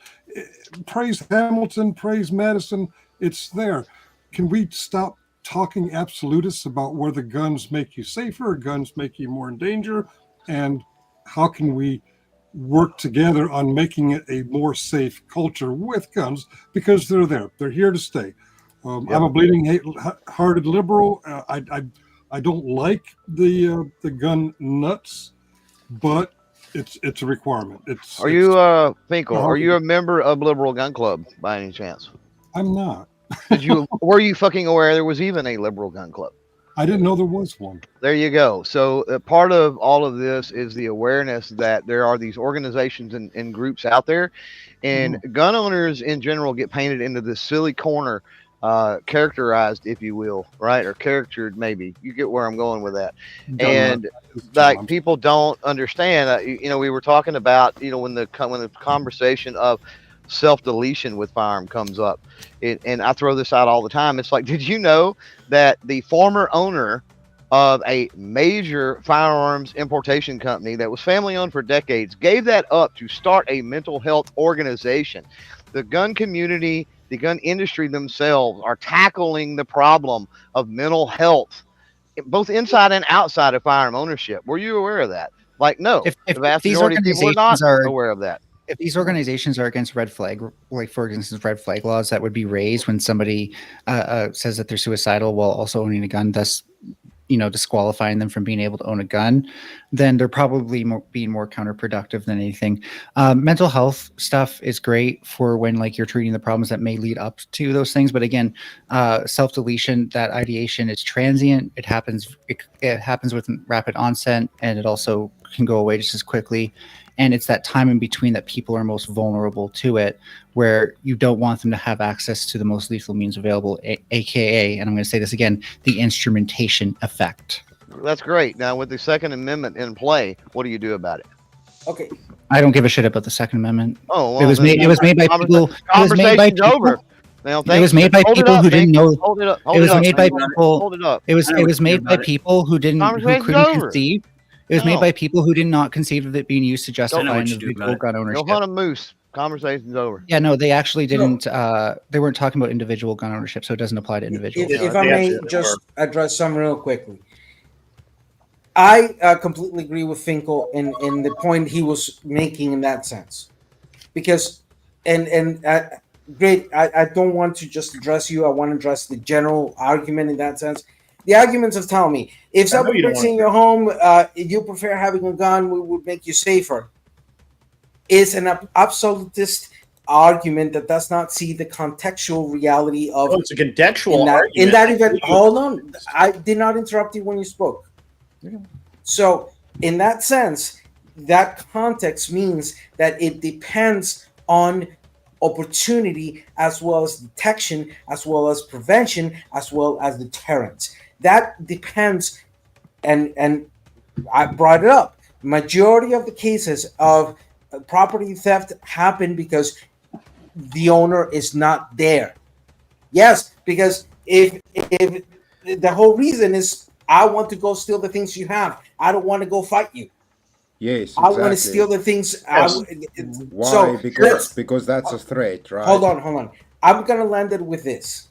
The problem here is there's no doubt that the issue of guns and having guns, as in the situation of the United States, has not made it safer. Has not made it safer and has given more problems into the society of the United States. Hold on a second. I'm not against the ownership of guns. Hold on a second. I've said that in the beginning. Hold on. Incorrect. Hold on. Let me read these first real quick. Trib 1 coming up with the Big Ten. If being robbed while at home where you can get to your gun before the robber knows you're there, then yeah, it's more safe to have a gun. Is that even registering, let alone even being uncommon? In the scenario I posted in my last dono, it's probably better to call the police. And if you have family, get you and them out of the house because y'all are more valuable than your TV than to go for the gun. Yeah, you definitely need a plan, right? That's the key. The whole criteria here is whether or not it's safer at a certain time.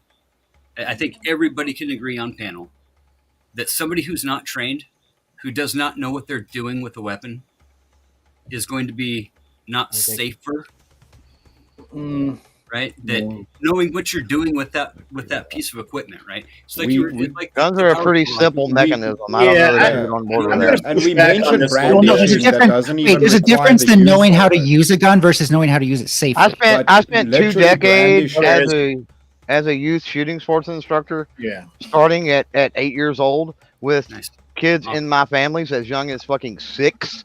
Guns are not fucking complicated.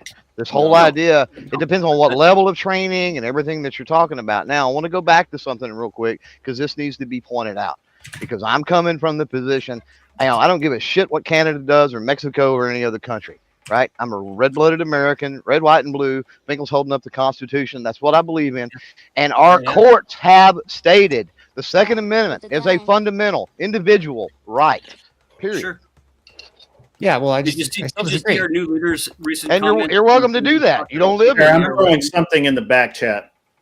And I'm just gonna throw out there that as much as it's ideal again to be able to just shoot and kill on site, even highly trained people like police officers on average still only make 1 in Police 6 shots. officers are not highly trained. I don't know of very few They departments that are they highly literally trained. most police stations have like a gun range in them. You realize this, right? Like know, most one of in them my city does. Talking about things we don't know about. One Fantasyland. at a Yeah, that's time. assuming that what you know or what you When I took Hunter's experience is safety class, everywhere. Over, I'm sorry.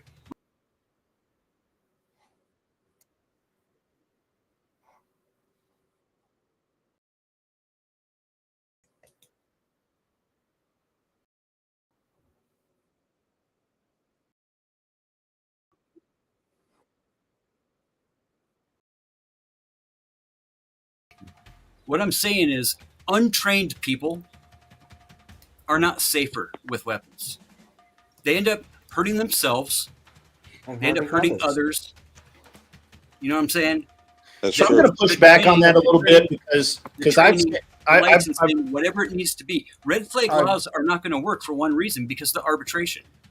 But the thing is, that's why, again, if just merely having, they already mentioned, the dude at the bottom mentioned, people don't go do dumb shit in your house when you're not there because it's a threat.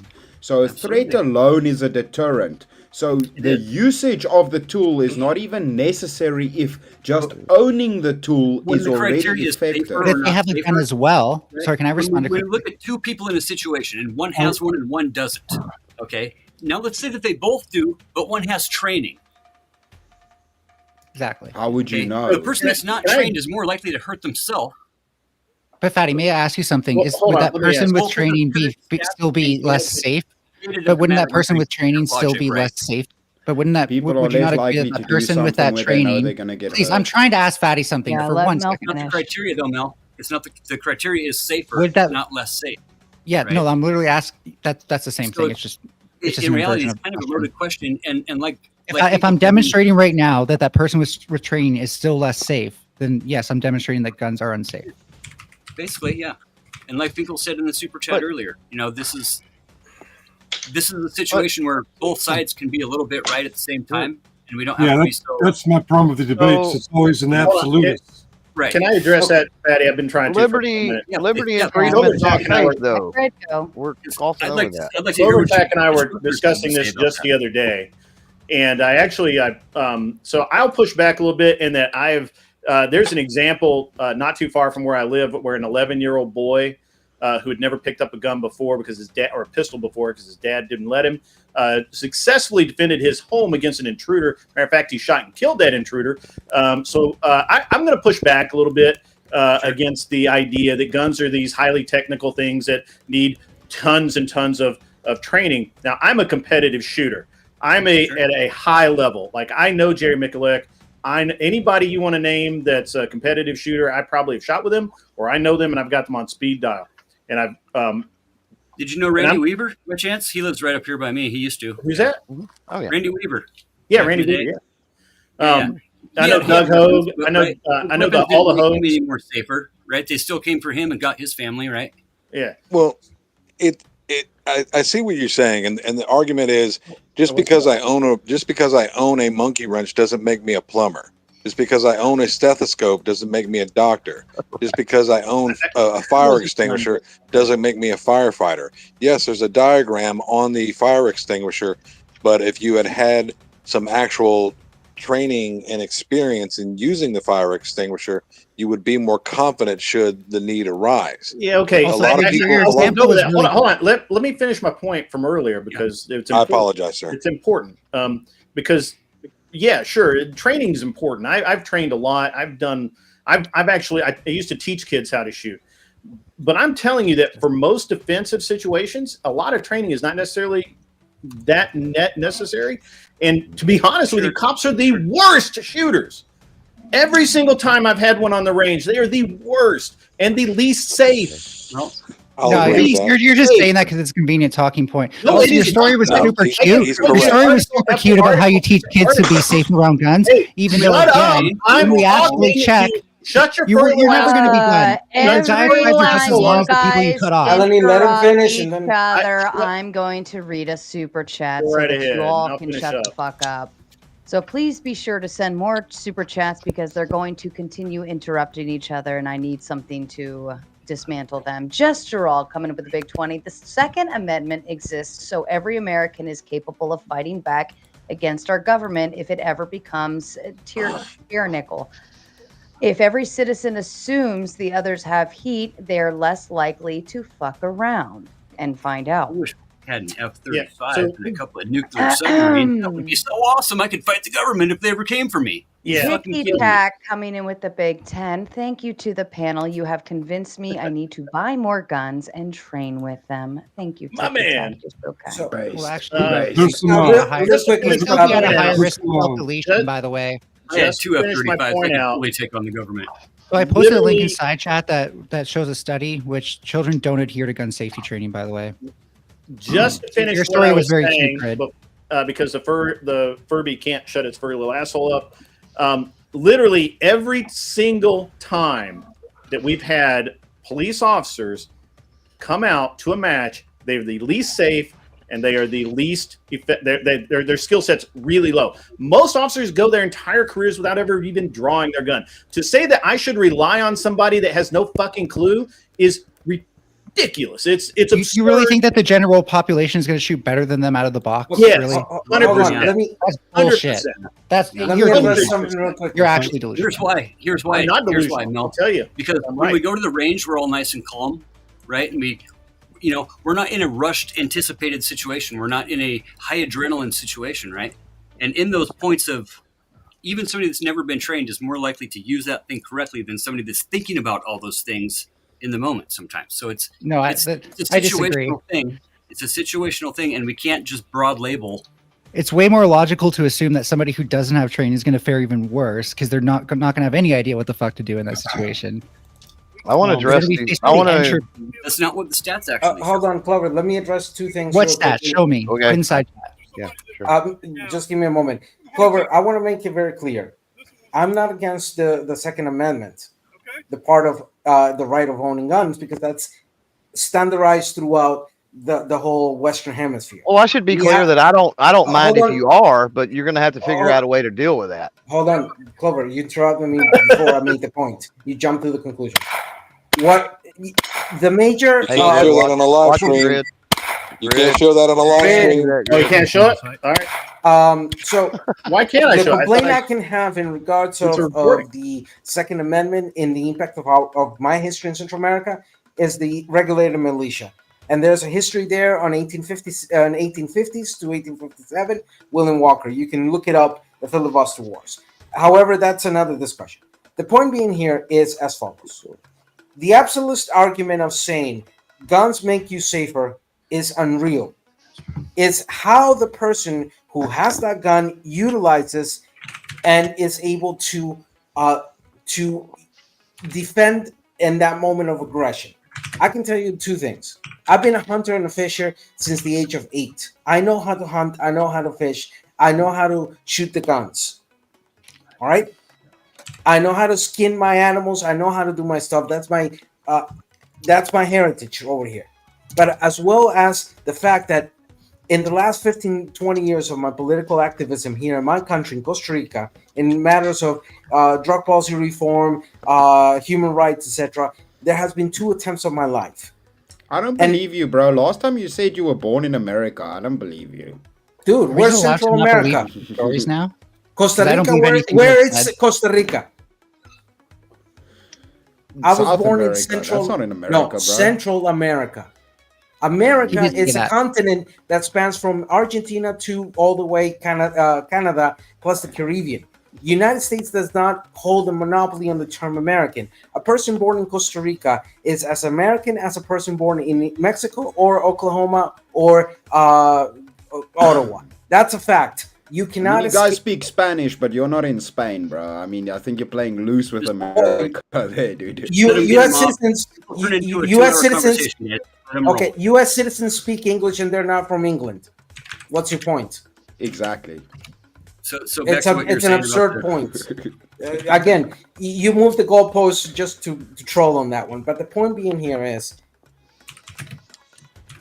fact. Gun usage depends on the capability of the person knowing what the hell they're doing. At least have a minimal training. 2, in the question of self-defense against either governmental tyrannical aspects or individuals who come and do aggression, that depends on many factors if you're going to be successful or not. Okay. And to end the fact of this point and land the fucking plane is that the issue of guns is not making United States safer in any way, shape, form, or manner the way it is right now. I disagree. And it's dripping into our Latin America and creating and aggravating the conditions of the bitching about illegal migration.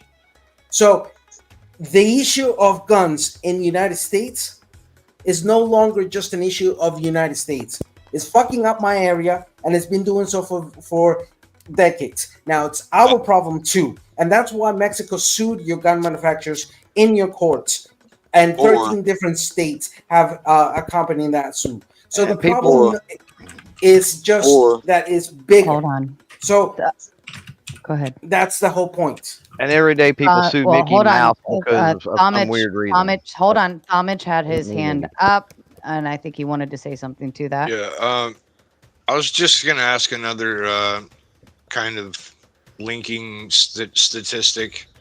Out of the deaths that occur in the United States compared to gun violence and like, let's say, just out of general aspect of how bad it's been, fentanyl epidemic, you know, I would think fentanyl was taking more people out, wouldn't it? Don't get me started on the war on drugs. More Americans are dying from guns, especially youth. Youth are the leading cause of death. Or guns are the leading cause of death. On that study you're using for youth, is that the study that's referencing 18 and 19-year-olds in gang violence? Oh yeah, we're including gang violence. It's 18. And 18.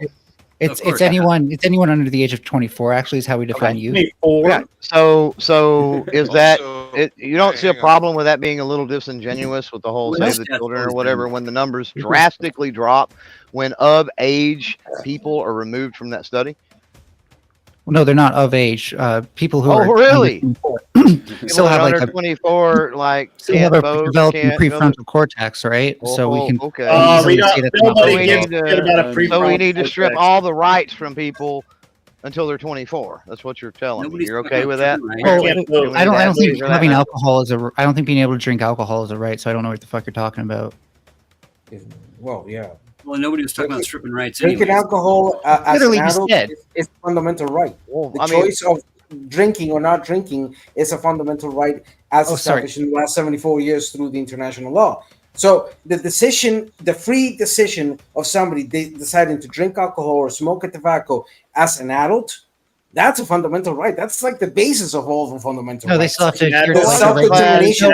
Not really. They still have to adhere to like the regulations that we put on it to prevent it from being a massive public health disease. As an adult, I'm referring as an adult. What age? I'm just happy here that okay, Mel for has us knowledge in Latin for everybody America, out there. All right, everybody's interrupting 18 and again. over. Finkel coming in with the big 5, saying step down so someone else could have a chance. Thank you, Finkel. That's very kind. I also do have Animated FG and Teriak K in the backstage waiting for their turn. So if anybody is panel squatting, you know, and you want to step down, you have no more to say, please feel free.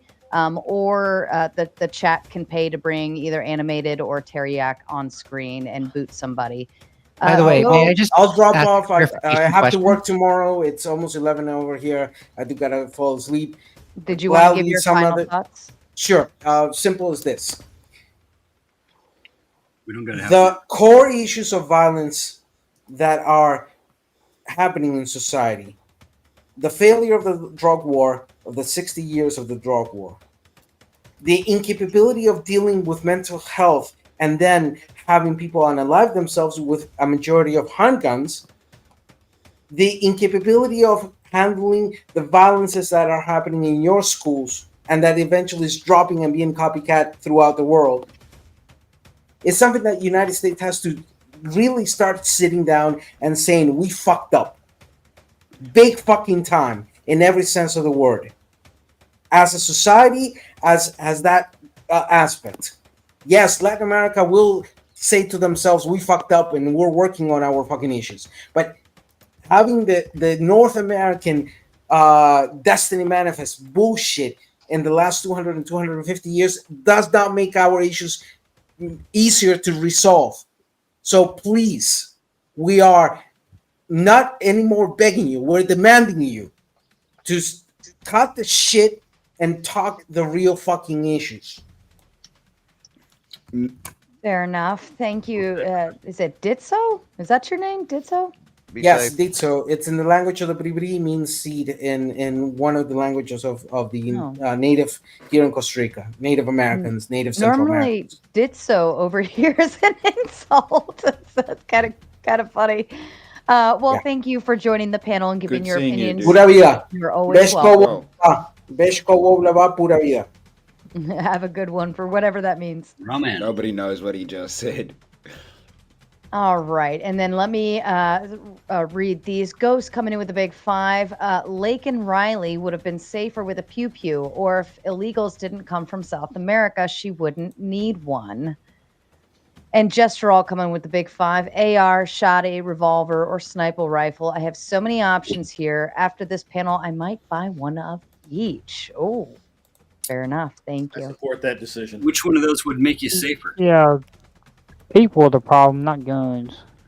Yeah, what does every tyrannical government do before they take over? You know who is Do they do not huge ban the proponent guns? of gun control? Oh yeah, they take the guns from the people and then they just Hitler was inflict their will on them. No, but they're not a Was threat. the Wild like, West tyrannical?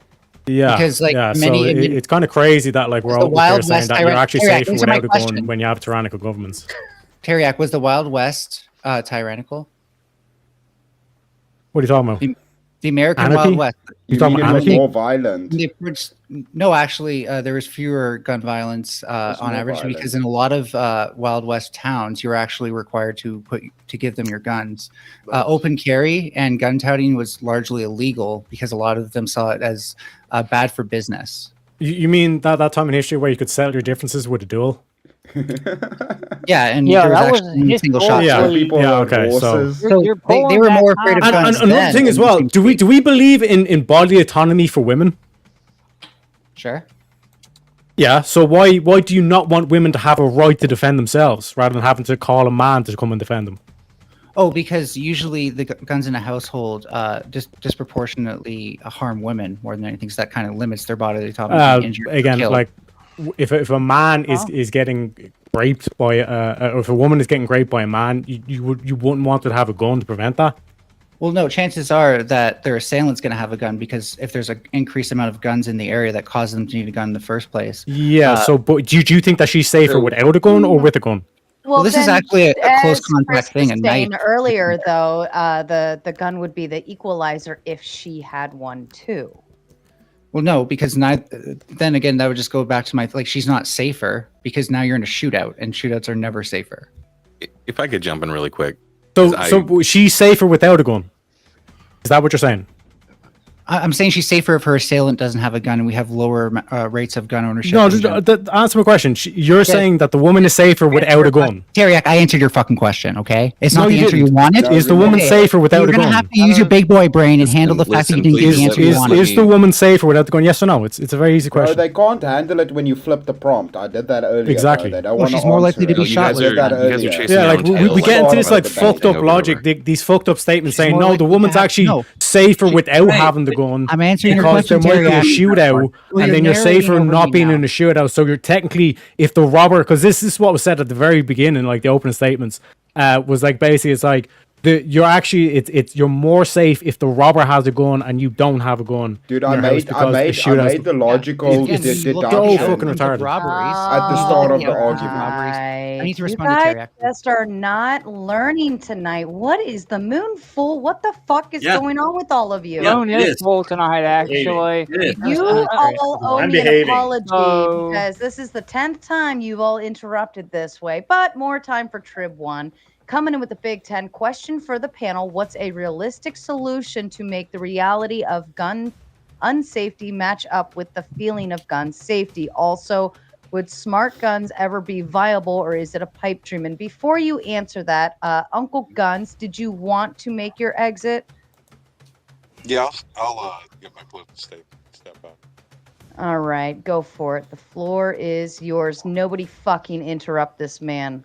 I think Sarah knows I barely panel anymore. I used to come into the room and just wipe the floor clean, but I don't do that anymore. Panels have changed in a few years. No, the statistics. If you want to talk numbers and statistics, you can, and Grid and Clover will tell you that over the past course of 20, 30 years, more and more states have enacted concealed carry laws.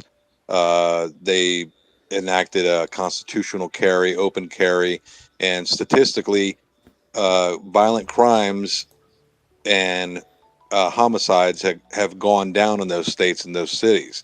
And on the contrast, rather, in the states and cities that have actually made worse gun laws against their citizens, the violent crimes have actually gone up in those cities and states. So hopefully, it doesn't make it safer. Yes and no. It is kind of gray area. I say get training. Get by a competent instructor. Practice that training. It was hopefully this can be resolved one day. I do think overall that you have to have the training and the tool to actually be safer overall, because whether you have the tool or not, if you get the training, you'll be safer overall. Again, with the fire extinguisher example. So other than that, despite of tonight's topic, I have always closed my shows this way. So I'll say that sometimes it is better to draw your secondary than it is to reload your primary. Carry 2 tourniquets and carry a spare magazine. Carry 2 spare magazines, making sure that one is accessible and the other one has a gun wrapped around it. Thank you for having me on, Sarah. Everyone have a good night. Thank Especially you, so your Uncle kids can access Guns. it. Based. Can I Uncle follow up? Guns is Can I follow up? Can I answer Trip's question? Hold on. Uncle Guns, do I need to remove you, or are you just hanging out? No, I'm gonna drop. Okay. All right. Thanks, dude. Good stuff. I'd like to follow up on that I'd like to because answer I Trip. think there might be potentially with what Uncle said there a point of contention, and I want to head that off. In the interest of being honest, with crime overall during the lockdown cough phase, I mean, we did see spikes during that time. Things have since started to settle again. So when the argument is made, and I've seen it made a lot of times by anti-gunners, that crime, especially during that time, that crime is going up because of the guns, and it's like, nah, there was other factors involved in that. Oh no, the studies I'm looking at accounted for other possible factors and eliminated them, because that's what you do when you do a serious study, is you try to think about what all the variables are at play and how can we isolate the variable we're trying to focus on. I just to answer Trip's question, I think that the most realistic solution possible to get rid of the public health epidemic, again, not my opinion, it's the opinion of professionals, is to have fewer guns in the household. Buyback programs, if done properly, like Australia did it, can be very effective. And at the end of the day, people don't need guns to defend from other guns if they can feel assured that nobody else has a gun. What are you gonna do? Throw a knife at them? Practice your knife throwing skills. Regarding the smart gun thing, You're getting shot at. It's like, yeah, no. Regarding the smart gun thing, I'd just like to land my plane. Craziness. I've seen mixed results on that. One of the biggest issues is that, as much as that's the case, they can fail, and there are two types of failures, right? First of all, you don't get access when you need it, which is bad if you do need the gun, but fairly rare. But still more common. But the thing that you really don't want, because people often keep these things loaded, is for it to fail in the sense where it gets a false positive and gives access to someone who shouldn't have it. And there has been some evidence of that happening. So I think there still needs to be work done on it. There's still issues with the fact that these guns are still loaded. So I'm still skeptical. It doesn't matter because you're not unsafe for having the firearm. If you're shit with the firearm, you shit without the firearm. Can I jump in, please? Yeah, please. I've been patient. Yeah, I've been patient jump in, because you guys and gun rights activists and people who follow under that line do this all the time. You are hyper focusing on the minority problem. More people die of self-deletion from guns than they do from homicide each year in America. Right. No, that's As far as violent interactions with guns yearly, you're talking about 0.0 at most 5% of the population, whereas what is it, 30 some odd percent of adults own guns. Most of the people's encounters with weapons are in a passive way, just in their house, you know. So just throwing that aside and then having all of these like conversations going off into these hypotheticals about violence and altercations with people when they are like way more rare than the other situations just seems completely disingenuous to me. Like when you're in a home with a gun, you're 3 times more likely to have a homicide. You're 7 times more likely to be shot by a spouse. Like, yeah, well, I'm not trying to say that it makes a prognostication against like owning a gun. I'm not trying to like say within it, but to not be able to just simply understand that by having that weapon in the home, there are now likelihoods that were not on the table. Like, and I wouldn't really harp on it that badly, but the own a swimming rate pool in your house, is a you're higher more body likely to count drown. than homicides in America. So just by that alone, all of your focusing on the violent altercation part just seems, like I said, disingenuous. Yeah, I love owning a swimming pool. Can I respond? About my stuff. One at a time. Can I respond? Technically, at the time, she was an ex-spouse. Could I like what you said there because you said it clearly, and I like all that. Do you know how many? Since we all love statistics, do you know how many kids were deleted during school shootings last year? I do not have the total number. 6. I'll help you out. That's still way more than any other country. I can guarantee you that much. No, it's 6. Besides that, do you know that malaria is way worse? Let Grid finish. Just calm down. Do you know how many children were killed in crosswalks? Oh, probably way more. 92. So Yeah. by this logic, we should ban SUVs and the women that drive them. It doesn't change the And fact that guns crosswalks. are leading Apparently it's a very causes of dangerous death zone. among you. Well, I'm not saying anything about banning. let's ban crosswalks. I'm I not think it's picking on you, animated effigy. I just like it's a perfectly reasonable thing to say this thing is unsafe, and yet I think it still provides me benefits. Sure. Like but the fact that you guys won't even go anywhere near that, like that's would be my opinion, is that this is an unsafe thing that creates unsafe potentials, but it may still be worth having it. Right. Yeah, well, that's what I was saying to Mal is you guys grant yourself that society will carry on the way it has today, tomorrow. But what we see from history is Actually this really is good at not that. how it works. Society's pretty good at that, though, right? Like, there's currently like changed. there's huge fires in LA, and the rest of America, and even like the state of California seems to be doing all right. Like, in fact, we're rather impervious to a lot of these things, and if we hunker down, we're usually better off than if we like put ourselves in scenarios where we'd even need a gun.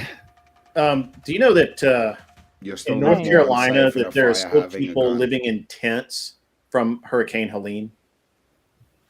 So we're not that good at it. So There's you still people in tents from Katrina, bro. Right, but they're not going to get their yeah, food you're right. stolen. Yeah, at Uncle least- Fatty's right. Uncle Fatty's right. Come on. There's still people that are displaced from Katrina. But they're not fighting. You're not fighting for their food, like in this How in do the you scenario know? Chris put How up. do you So, know? like, You How like do to you make know? statements that have no evidence. Yep. Do you really They think have that no it, idea you really what them think it, people are doing you, down there in North Carolina. you really think that Don't it's you- reasonable to say that people who are receiving food donations that are distributed to anyone who's at a shelter are Why do fighting you- for food? I There literally was a just said they're people intent. It's how these night, shelters they- work. When you get evacuated, you go to a shelter, right? And You're those not- shelters No, receive not food donations. necessarily. Okay, so they just They're start putting in food. Yeah. To Yeah. have enough room. They're in tents. Tents. Yeah, You but got a in tent No idea disaster how zones, a lot of the things. military passes out Now. MREs. Trust me, I've been hit Literally. enough hurricanes to know. I know how Yeah, like, shelters work because I've been The whole in function of shelters government is to before. protect, is to I know how prevent these this. things And they've been work. doing that at least that effectively for No, they have over a not. century. No, they No, have just not. not to your standards, but to the standards that they're anyone's not standards. living like savages to the point where you need guns to have any self decency. That's just not the case.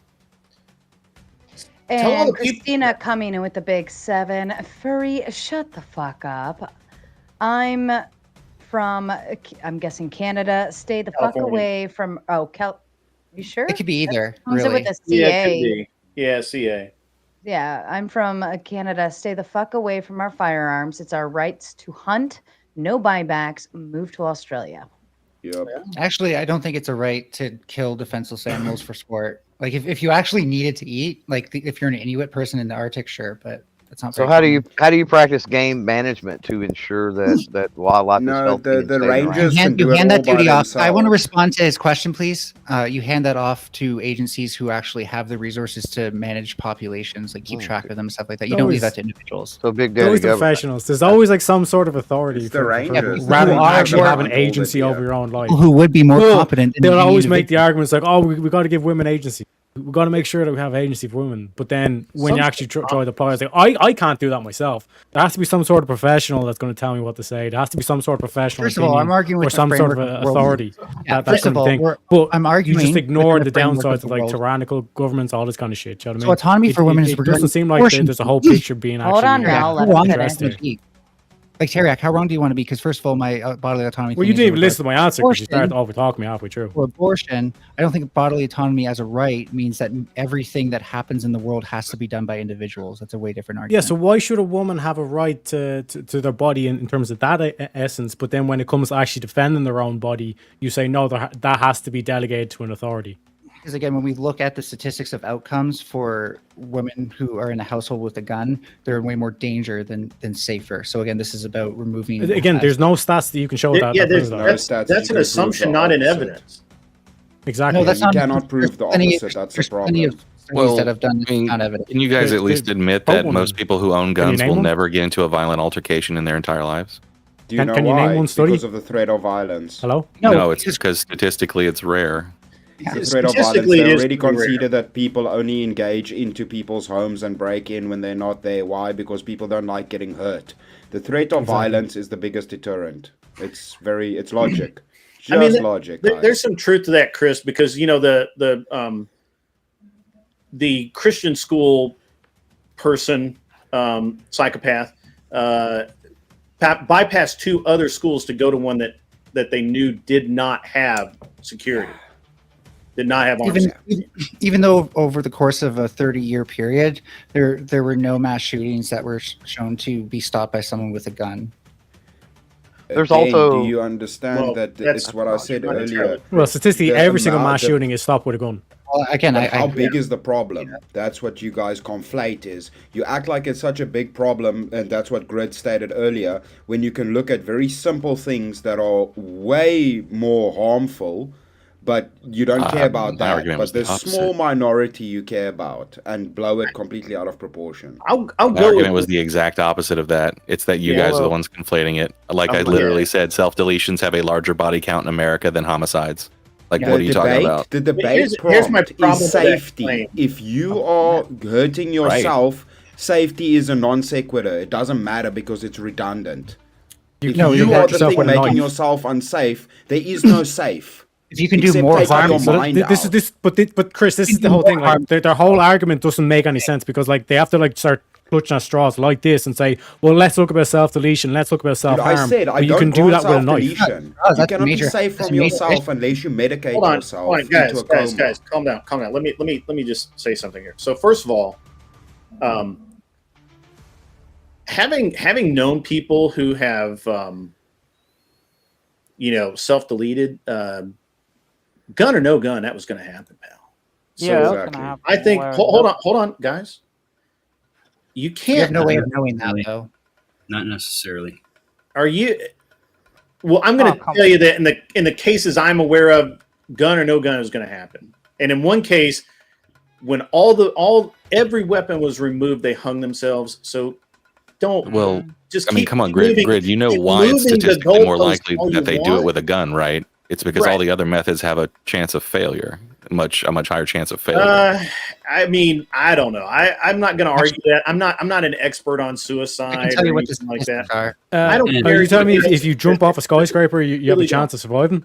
No, I'm saying if Um, you like slit your wrist or you take a boatload of pills, sure, like there yeah. are other ways that are much slower than just putting a gun to your head, right? They make the argument that We're guns talking are about in effective your at being home. guns. Like, the whole argument is Wow. safe Yeah. in your home. And self-deletion's a very argument. complex issue. There's also a gender dynamic when it comes to self-deletion with firearm.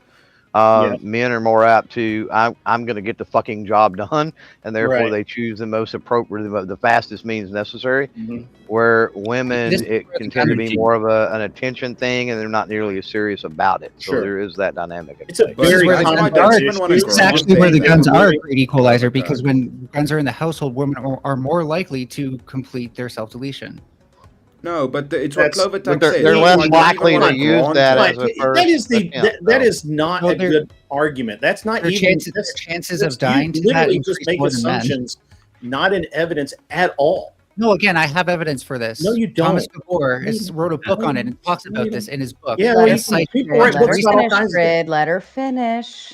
In his book, he cites more research than I think you could ever read in a lifetime. Yeah, so does John Lott, and you've never once mentioned him. Nobody cares when you don't answer logical questions, so the appeal to And a lot authority of doesn't John- matter much. Yeah, And a lot of John Lott's research. No, comes it's directly not from a- FBI. All right, let me interrupt the panel again. Jester all coming up with the big five. Teriyaki, come to Alaska. We'll take you to the range for pew pew extravaganza, then to the Hell backwoods to bag a delicious, helpless deer. Non-sexual. Sounds beautiful. Deer meat's not that bad, especially if it's in chili. I love a good deer meat hyenas, chili. actually. Deer meat's the best. What are you talking about? Beer burden, man. Actually, really enjoy that. Rib one also coming in with the big five. If the blue-haired baby-killing cocked Southern Californians had guns, the fires wouldn't be happening right now. When guns stopped when did guns stop natural disasters? When in a natural disaster is having one make you unsafer? Nobody could answer that question, so it's a We stupid can nuke question with hurricanes, to though, ask. can't we? Huh? Right. But this is Uh, this. Harp was for it. Observer coming in with the big five. I'm from the government and I'm here to help. Ronald Come on Reagan. in. We all trust the government, go away. right? Well, I have to- Right? I'd Yeah, like the to. government actually does want a population that's not in crisis. It benefits Oh, them that- greatly. Okay, wrong. whatever. No. But Here's the problem with an appeal to authority. When Like you they keep- manufacture consent. They when don't you necessarily keep they appealing to manufacture the- crisis elsewhere, but they don't Yeah, just manufacture talk crisis over for me. them. Let Grid finish Just now. keep Let Grid talking finish over now. me. Oh, I Okay. was responding to James, but okay. Shut up. I hadn't even noticed you started talking. Of course you didn't. You don't Yeah. listen to anyone but yourself. Oh no, you just When you you, don't. You're when not you that important. make to an me. appeal to it, the problem with making an appeal to an authority is that literally whatever stat you have, there's a conflicting stat, and we just don't care about them. Good I thing it's just not an don't. appeal to authority, and this actually looks at multiple sources, thus showing that it's not No, just that's one. not it. But it is not the source. But Grid, There is that's no why I the try to only make time- logical but the arguments only- and look, not use it's statistics. a logical fallacy to continuously appeal to an authority that is not the source. So No, can but I? this would be like Let the me- majority opinion of the. No, it is firearms not. industry. No, it is the not. Let me appeal to jump authority in. fallacy is saying that this is correct because it comes from this authority. Statistics Yeah. is just giving you statistics. Oh. Also, Chris, really quickly, if you put in faulty premises, non-sound premises into logic, you can get a bad conclusion. So just stop like logic. Yeah. logic, So logic. then why? But then actually, why are if you making if the you're argument full of of shit, self-deletion? you can Dude. still use logic to get a But why- conclusion. You guys It will have just just why- made why would one you make the argument argument of that doesn't self-deletion? lead down to statistics. But actually, why would you make the argument of self-deletion then? Yeah, literally. Because We've we're talking already- about safety, and it's got a higher body count. Yeah, but if safety, then for example, globally speaking, hanging is one of the most popular methods to self delete. Should we ban Yeah, rope? we're not, the conversation is Should not we about ban rope? Yes or no? Eric. It's Yeah, not Should we about ban rope? Ban rope. Do you see how that's a stupid argument to make? No, but what is rope created for? What is its rope, purpose? absolutely. What is its purpose? Is rope created for the To hang specific things, to hang people? things, effigy. Hang So people? it's Hang literally people? created for things. So do you see how stupid that argument is? No, it's not stupid at Oh. all. You just don't see where I'm going on it. I don't What is, think what is a gun made No, for? because you're What is its trying to only appeal purpose? to emotion. You're making an No, I'm emotional not- appeal. I'm Say, not. oh well, we have people who suffer from depression and they take their own lives. Ergo, we should ban guns. I never even argued that we should ban guns. Again, you would never make that argument to ban rope. Fuck on, Jesus Christ.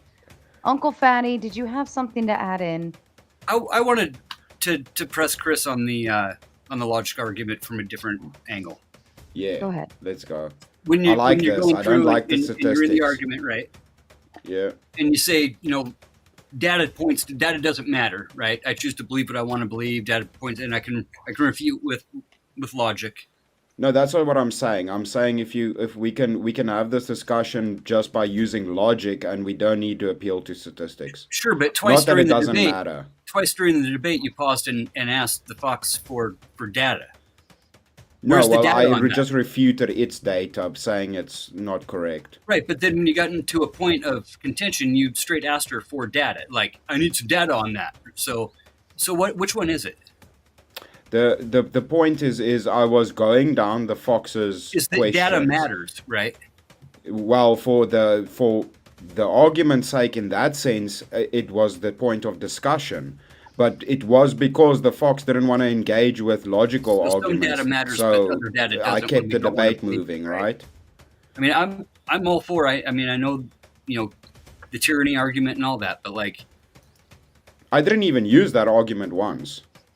no. I would just say, like, just pick a lane.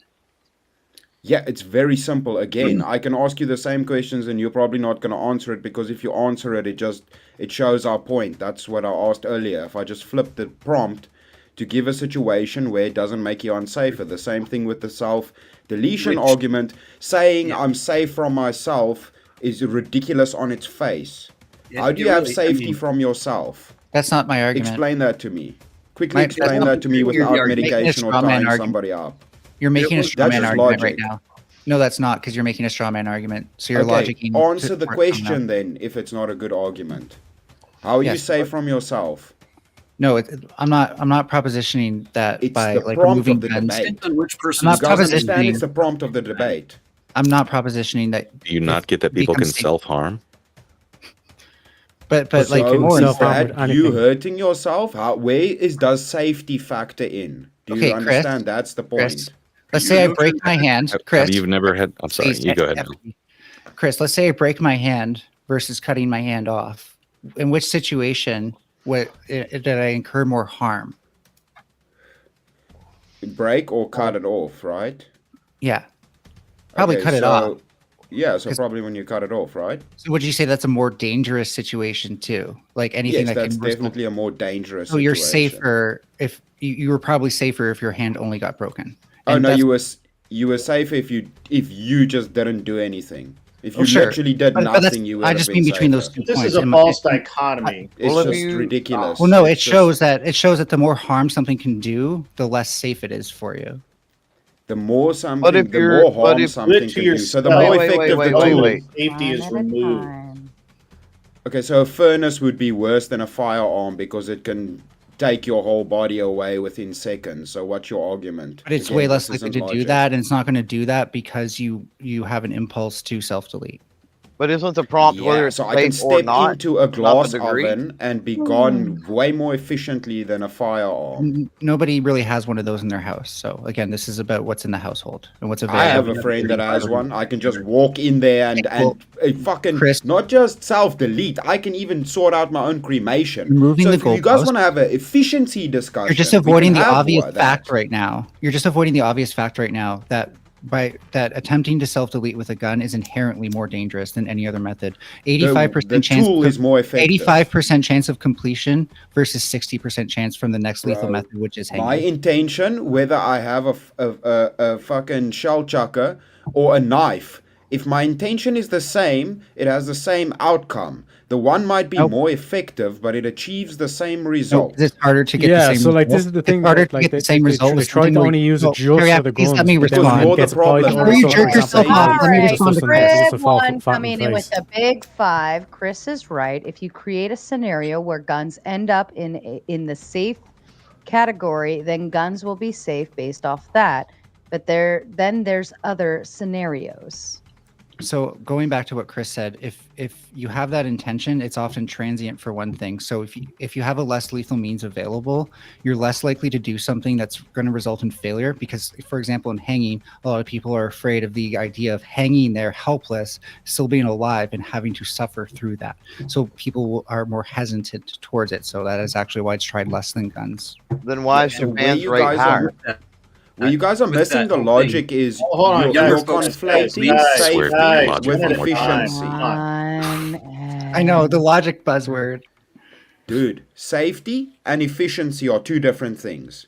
I'm not overusing this word. You guys are just not failing No, to. no, You're because failing to I'm not understand. talking about efficiency. I'm talking about lethality. And so again, it Which, comes to what the fuck does that mean? why, What do you does know why lethality people mean? rarely Efficiency. Do you know why people rarely You use literally are knives? contradicting yourself. Do you know why What- people what it rarely use means? knives? Because it takes an insane amount of commitment to actually do that much cutting of yourself or stabbing to actually to complete it. That's why it's almost never seen, except for like maybe in Japan where it's cultural. But this is the thing, the logic, you can't follow the logic through with the whole argument. You can only do it for the gun thing, and then as soon as you say, for example, the rope argument, or we could just say the same thing about rope, that no one's allowed rope now because it's used as a self-deletion We have tool. other uses. Then We have other uses. yeah, exactly. Now the argument changes from, okay, yeah, it's self-deletion to now it's utility. What can you actually use? But then we have the same argument for, let's say, a blowtorch or a lighter. All that's used is to burn things. Oh, well, you know, all of a sudden then it's got to do with like practicality, or it's just constant like goalpost shifting or like emotional arguments. So I all the can stuff that's explain being it in used. this way. That's not a When goalpost you shift. That's talk actually about having consistent efficiency, standards. I would like where- to hear what CloverTech actually started to say on this before. And can I actually defend my position super quick? Because that's not a goalpost shift, since it's consistent in the fact that we would only do this.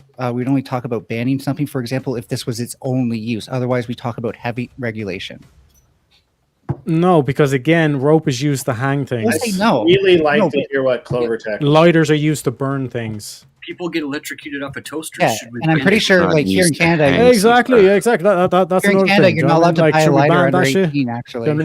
That's an extreme opposite argument, which is just fucking No, bullshit what on the what I'm getting at is what I'm getting at, Fatty, is that the crux of the argument they're saying is utility wise, guns are only able to use to kill things. Not Even though only. there's the recreation use in terms of the shooting range, all that kind of stuff. Only. But you could make the same thing about rope. You could make the same thing about lighters. You could make the same thing about electronic devices, tasers, etc., etc., etc. But the logic falls apart No, once you that's start applying it to idiotic, these broader Ariak. situations. That's really fucking dumb. What you How? just said. I've literally just explained the whole. Okay, well, let's take what's dumb about my thing. Exactly, of a gun? nothing to say. What is the purpose of a What gun? I'm gonna say, man, I really actually, before you forget about it, What's the purpose of a lighter or a blowtorch? To burn things, correct? To burn things, burn anything. Yeah, exactly. So that's the only utility for blowtorch and This is what it's being lighter? used for at the time. It I has can many use this uses. lighter right You're listing. Oh things yeah, that well, have the gun literally then many technically has many uses as well. Right? It's No, it really doesn't. It does. Gun has one purpose. But by the same logic, like how can a blowtorch have like many uses? You can use a blowtorch for so many different things, but then a gun you can only use for this one specific thing. you could theoretically set off explosives. Yeah, this is what you call being disingenuous. Does a bomb have multiple uses, Teriak? Are we talking about bombs? You can We're talking drop about it in different places. Yes, it does. Demolition, land clearing. There's a lot of uses for them. Beaver dam. Construction use bombs. There's a Let's lot start of letting people- tannerite. Let's start letting Yeah, people. you can blow up conceal different their things, but it's now. still just to blow something up. To destroy. Yeah. Let's be mindful again, F just what we're doing. how- We're highlighting how bad your argument is. At the end of the day, it's let's just there be to kill some- mindful sorry. how we're using our words, please. Yeah, TOS. Thank you. And I'll Sorry, use Sarah. this moment to say Adam King coming with the big 5. How many times has Furry shot a weapon? If so, what kind? That's a good question. 0. Zilch. I was asking Furby. Yeah, so I assume they don't just mean guns because it said weapon, and the answer would be more times than I can count with a slingshot. I actually have a pretty deadly aim. Nice. Shooting a weapon. I'm like, that makes me think of like chipmunks or something, like Alvin, Simon. Oh, Theodore, bless. Zero. David killed Goliath with a I should have had a slingshot ready for Slingshot one. wizard, not to be forgotten. Now with firearms, go. I'm curious. Oh yeah, no. I'll make the question more specific because I'm With a genuinely- I've never felt a With a need to shoot a boomstick. firearm. Clovertech, what were you were gonna come in a minute ago. I'd really like to hear what you had to say because you started out and then you got talked over. Yeah, what I don't understand is this notion that, we're going to save lives, we're going to reduce self-deletions by snapping our fingers and getting rid of all of the firearms. When per capita we see in other countries that essentially have no firearms to speak of, the rates are much, much higher. So that's a situation where I'm kind of pulling a card out of the opposite side's playbook, always wanting to point to other countries, which I don't necessarily agree with that. But sometimes May I just ask clarification? Yeah, you can once I'm done. Yeah, if you don't mind, because I've been really quiet and sit back and I haven't said a Oh whole no, it lot. would have been quick. Just that way, I could have followed you better. But Yeah, go ahead. Yeah, go ahead. Go ahead. Okay, Fair. that when you said countries have more self-deletion, I think, did you mean self-deletion by gun or just self-deletion in general? I mean, in general, because if you got rid of the guns, then that would be the ultimate goal. You're saying the number would drop because we would get rid of guns, no? Well, okay, I'll respond when you're done because it's not exactly that simple. Okay, interesting.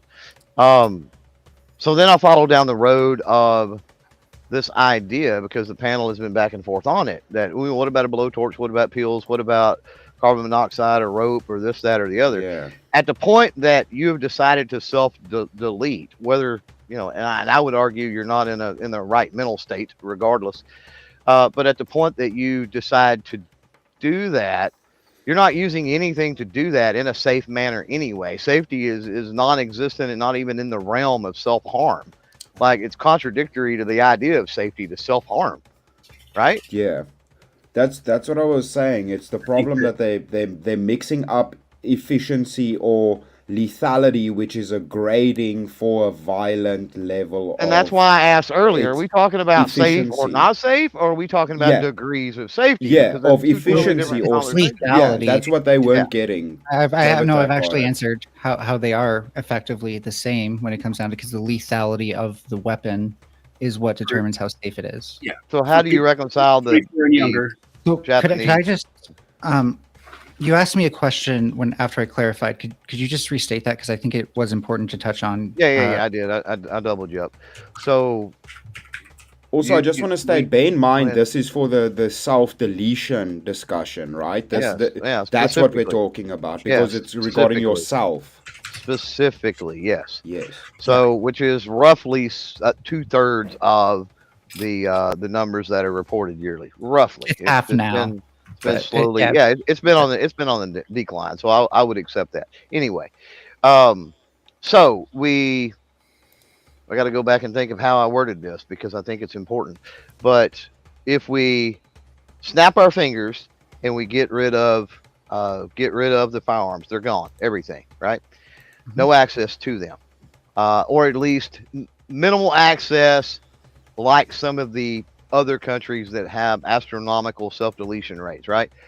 If we get down to those levels or even before, it would the arguments I hear is, if we get rid of the guns, that 50% will drop to 20%, or it'll drop to 10%, it'll drop to whatever, right? Well, how are we to if we look at those other countries that don't have the gun culture that the United States has, then how are we jumping to that conclusion if that happens in those countries that it's not going to continue here? People are just going to choose alternative methods. Well, yeah. So this is if we're talking about like how would we know like a way that works? There's an example out of Israel with Israeli soldiers. I don't know if you're here when I mentioned it earlier with Chris, where they stopped letting soldiers take their guns home. And just from that, I think it was about 2/3 or 1/3 of the self-deletions were taken care of just by that alone. But in general, I think when you're referring to other countries that have non-gun self-deletions, the thing you have to consider is that it's difficult to look at statistics on this and say, well, how many non-gun stuff can we expect? Because you will have some people who do substitute. And I'm not saying it never happens, but what you do see in like similar examples, I brought up the 2 bridges earlier. I can actually read you a quick passage from it if you really want to know. But essentially, these 2 bridges were both viable options for self-deletion, equally as lethal. They had barriers. They had a chest-high pre-barrier on one and a waist-high pre-barrier on the other before they put in anything that was anti-self-deletion. The one that was really bad, because it had the waist-high, they eventually put the barriers on there. That dropped to nearly 0 attempts after that. And the one that had the chest high, still had some attempts, but it only marginally increased, showing that people, even when they had the substitution, didn't do it. And this ties back again to the research that shows that these decisions are often impulsive and people will use whatever's readily available to them in that moment. Yeah, just to point out this, because I was just doing a bit of research as well. America is currently 31st in the world for self-deletion at 14 per 100,000. South Korea is almost 50% higher. They're 12th. They have 21 per 100,000. And they have literally some of the strictest gun laws in the planet. And they have a higher suicide rate. So it literally makes this whole kind of like tangent that they nobody's this emotional appeal. One sec, let me finish. Nobody's Let me finish. Nobody's arguing. Finish. Everybody lets you talk, Mel. You think they want to know when they were wrong about their argument? Hold on. Yeah. But wait for him to land his plane, please. Thank you, Sarah. So like this whole kind of like diatribe, like this emotional appeal to emotion fallacy that they've been doing, where it's like, oh, self-deletion, all stuff, it literally follows no water, because you can get rid of the guns like South Korea did, and you're still going to have a self-deletion problem. So it is what it is. This is the typical argument they try to do. So again, nobody's arguing that guns cause self-deletion, so you wouldn't expect to see 0%. And the rates in different you were saying that it's safer, but there's more self-deletions without guns. The rates in different countries are a function of different things, like huge culture and shame around it.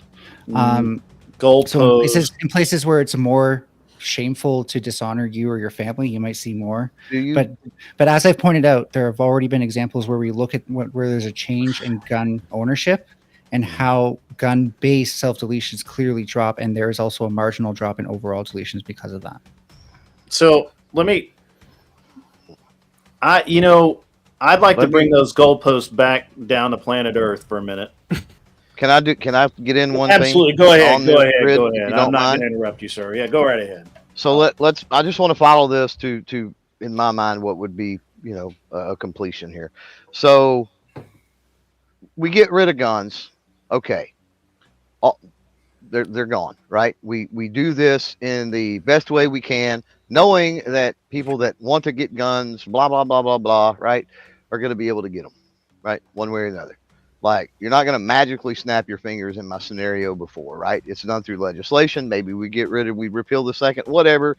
But as the gentleman talked about earlier, with guns flowing across borders, guns are still going to flow across borders. Black market, people are going to make their own. There's going to be things, right? Well, Let me finish, if you don't mind. So the numbers for self-deletion drop, okay? Because you've taken them away from a large quantity of people that weren't engaging in anything other than self-harm with those, right? So now that you've done that and you've taken, and it's a wide swath, you've just zapped them away from those people, right, that have them for legal purposes, do it through legal means, and except for times when they're in a state of mental anguish or stress, right, which can happen. Now, you would have to say that guns pose a 0% chance of averting or dealing with some type of a deletion. In other words, you would have to completely ignore the self-defense stats on guns, because if you didn't, when you took them away from all of the populace, that stat would then increase because there would be no equalizer for the average person versus the criminal element that have got them on the black market, built them themselves, whatever. So ultimately, the decrease in self-deletions would be countered even by the increase in criminal deletions. No? No. One of the biggest reasons is that criminals often have a harder time buying guns, so they only get their access to guns through, hold on, stop. Because earlier you said, he got to fucking finish. Let Mel finish, please, and then you can interrupt after that. And so when we're talking about whole populations, when populations as a whole own less guns, then there are fewer guns available on the black market. Now, you make it a good point about there's kind of like this outer cell theory, where even when you do these things, you also like a gun buyback, for example, you need to acknowledge that, like, if someone has different policies in another state, well, then you need to do something about that. That is where I think better border control is a good argument. Not totally there on that yet. I think, we can still minimize a lot of this with the gun buybacks and having a nationwide gun ban like Australia did, which America has never done to that scale. But in general, no, if everyone has less guns, then you're less likely to encounter a criminal with a gun, and they're less likely to be doing a more violent crime, for example, attacking an armed security guard to get at a safe. Well, I'm talking about it from an equalizer standpoint, though, right? Even if there are less access. Well, it's also an equalizer. If they're using a katana or a machete or whatever it might be, then you're relegated to having to use something like that potentially to defend yourself with. I don't think those are even except for the simplest, most easy to use, most effective tool for self-defense. Well, it's also an equalizer. Why would you regulate citizens to that? It's also an equalizer if neither side has guns. We don't just need to regulate citizens; we also need to regulate gun manufacturers. But you see how that becomes redundant. But when you say, okay, we can have both sides not have self-defense is not a UFC fight, so it has nothing then to it do. just like, it's not a fair fight. It should never be a fair fight. When you're already self-defense in and of itself, you're already at a disadvantage. Yeah, and you're going to be more likely to be shot, and so is any bystander. With a machete. Furby, just quickly listen. Hold on. I know we don't make anecdotal arguments. Can I go now? But have you ever been shot at, or have you ever had No, because I don't live in an area that has a high gun concentration. Well, or had a firearm pressed against your head and been in those situations? Have you? Yes. I remember I live in South Africa. Gun control in your area. Yeah, that's probably why there's a gun-free South Africa coalition. Ever had one in your mouth? But the problem is you don't understand real life. That's why I said earlier you're arguing from a point of privilege, having not dealt with real life situations. That's what I was saying earlier to you. My privilege doesn't really change the fact that, like, what policy researchers have found is that you can improve these things by having better, more effective policies. No, you're assuming things. They haven't No, they don't theorize it, Grid. They look at cases where it's happened. It's just theorized. For example, we can use... I was very polite. All right. I will say Grid has been waiting very patiently. polite. I will also add Let in, other people go in front of me. I threw in a super chat goal. If we don't make it happen, I'm shutting down in 4 minutes. Okay. So go ahead. Pay the lady. So here's Pay the the deal. lady. Pay the lady. Good evening. Make it rain, Chad. If you're enjoying the content, give Sarah some love. Get this shit on here. Come on. Go ahead, Grid. The thing about when we talk about Australia and England, where they banned guns for all citizens, Australia has a booming black market in firearms, and because the UK made the use of a weapon, because there were so many people mugging people with knives, because they made it what is it, Teriak? It's not a you don't call it a felony over there, but it's a crime where they can suffer life imprisonment. They're more likely to kill someone during a mugging than just take their wallet and move away because they don't want to be recognized. So the exact thing that you're talking about, you getting rid of firearms, getting rid of the ability for self-protection is counterproductive, and you ignore the stats. You cherry pick stats, which, by the way, it's an appeal to authority that is not the authority. It's just some random dude that compiled some information that we have no way of verifying. Okay, which stats?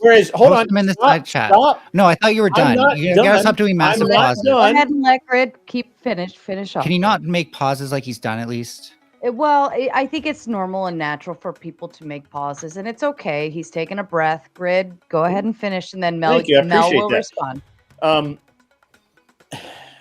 At the end of the day, whatever data that you show me, I can show you conflicting data. So when you're appealing to an authority, you have to go to the authority, and currently you haven't done that. You've not demonstrated that at all. You're cherry picking data, and we all know it. So if you're going to stop trying to use data and move goalposts and make an actual argument that is coherent and logical, which you've not been able to do. And no, I definitely you did have. not do that at all. What authority would work for you? You haven't been able to show. Let Mel go now. She was waiting to respond. You haven't been able to show that it actually does make people safer. If anything, you keep saying you're cherry picking statistics. Look at the statistics. You have yet to post any links inside chat which post your side of things. Secondly, none of your arguments are convincing to me, especially because they all seem to be whataboutisms or moving the goalposts or Chris Straw personing me. So I'm incredibly unconvinced by you. Yeah, I can counter. I think I've been able to at least convince some people, whether or not they're here on the panel or in chat, that it's not as simple as we think it is. Finally, see how I said finally here to show that I'm still talking. That's called signposting, by the way. Signposting is when you use indicative words to show that you're still completing your thought instead of taking very long pauses so no one knows when you're fucking done, like Grid does.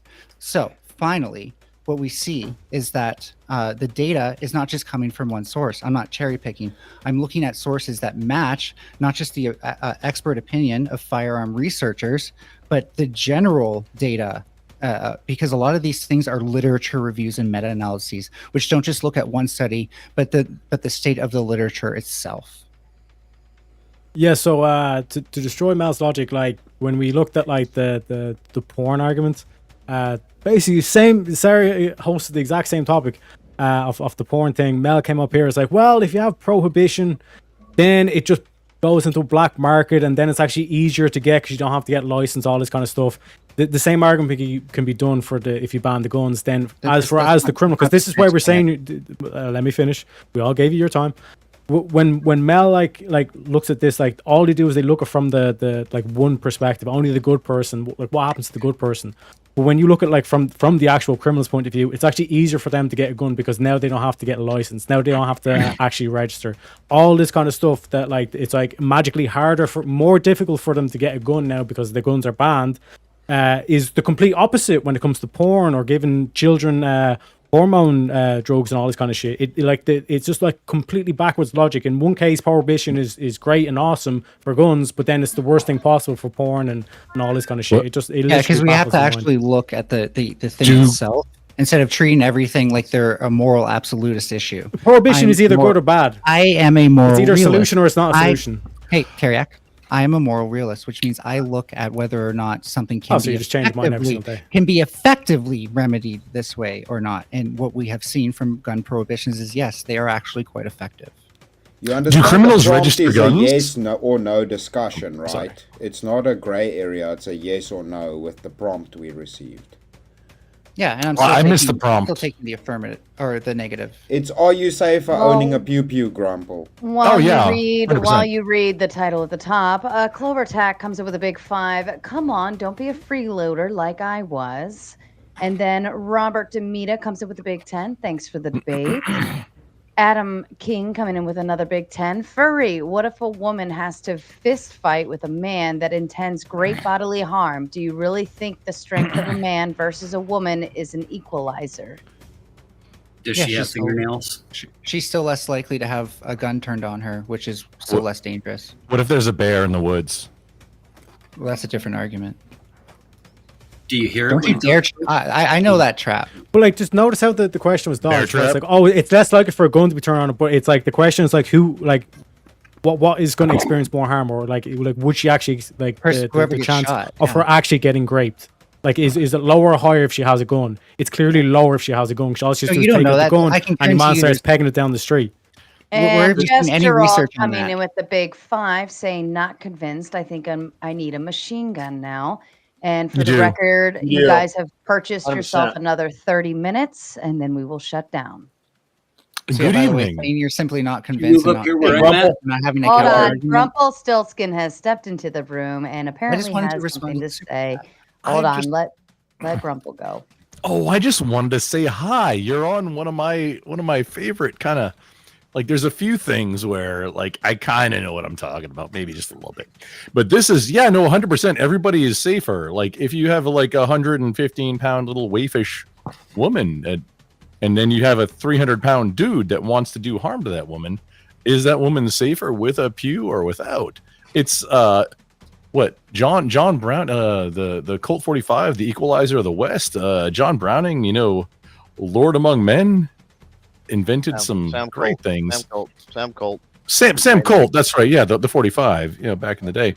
But oh man, there were so many prompts, and I would like, or not prompts, but okay, owning a gun makes a person safer. 100% answer is yes, and society on the whole is more people that don't intend harm on others being armed and able to defend themselves and others is better for society at large, even if the bad guys have maybe easier access, even though in the United States, in our society, in most of the world, minus, you know, some little like fringe kind of areas where it's just, you know, no holds bars, like in Khyber Pass, you know, just go, you know, just like, hey, here's 3 goats. Give me an AK that looks like an AR.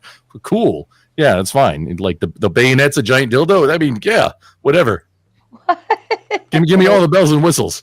Hell yeah. All right, go ahead, Mel. There are, of course, a wide range of estimates, which I've pointed out, some of which are more robust in their data than others on defensive gun uses. One of the things the authors point out... Final sentence, just one. If so taking away the right of law-abiding people to defend themselves, the only thing that does is help criminals who did somebody say criminals are going to register their guns, or is it like did I mean, I think I maybe misunderstood or maybe misheard. That doesn't make sense, because why would you just give the police evidence if you intend to do a crime? Where do you even register at? So I have a question for you. California, Stan. Have you actually looked into any statistics? For example, you brought up women as it being an equalizer. With the grape thing, have you looked at any statistics about whether or not nations with guns or states with guns report less of that per person than states without? Because I was actually just looking this up. California has the strictest gun laws. Mississippi has the loosest gun laws. Mississippi is 25 grapes per 100,000. California is 37.5 grapes per 100,000. Amazing. If you look at more states than that, then you see a much muddier picture, which is loosest versus strictest. What it comes out to show, what it comes is that the top 4 states with the most guns have, on average, the same amount. You can't say top 4 and then on average. Come on. If I may, Furby, Melanie, we've interacted on this before. This is where you get accused of cherry picking. No, but I let you interrupt me so you can say one last thing. Even you need to do this because yes, there could be individual differences against states where you cherry pick the state that has the least amount despite having more guns and the most amount despite having less. Where when you average these things, it takes out noise. Mississippi also has one of the highest gun violence rates. Okay. So you're talking about signal to noise ratio, right? I know. I live next to it. Teriak, it's not cherry picking to have a better analysis than simply your version. Define better. Define better. You clearly just cherry picked. Define better because it suits your opinion. That's what you mean by better. Correct. My sample was 4 times greater. Define than yours. better. My sample is inherently 4 times better than yours, and you're accusing me of cherry define picking? better. more logical and backed up clearly with don't data. even know what cherry picking Yeah, is. just then. because it suits your You really don't opinion or even your know what predisposed it is. position No, does just not 'cause you don't necessarily want make it to better. believe it it's not No, true, because dude. like I said, like Furby was like, oh, like just pull up the state that has the strictest Here we versus compared to the don't know loosest, and we did that. is. We done California versus Mississippi, and California has like 50% higher Let rape rates than Teriak Mississippi. talk, please. Those are clearly the states you picked because they suit your argument. I'm No, saying this was the strictest versus the loosest gun laws. yeah, and when you actually look at the averages between the top 4 Yeah, and because bottom, you top 4, and then what happens when you do top 5? that's not Or cherry top picking. 6. I have a sample of Yeah, what why not top 5 then? What's the definition of cherry picking? Top 6. No, it isn't. Exactly. Be more you can't cherry pick if your sample is Hang more on. representative. This is really then disingenuous. why not do top 5? It is cherry picking because you're using grape instead of actual violence. Mississippi has like 29.6 for every 100,000, whereas California has like 8.6, and Massachusetts just has even stronger gun laws, has 3.7 per 100,000 gun violence rates. Like, what are you talking about? Well, You we're were talking about super who's cherry safer. picking. A woman is clearly safer in Mississippi than she is in California. No, a gun in a household makes a woman 4 or no, not 4. 8.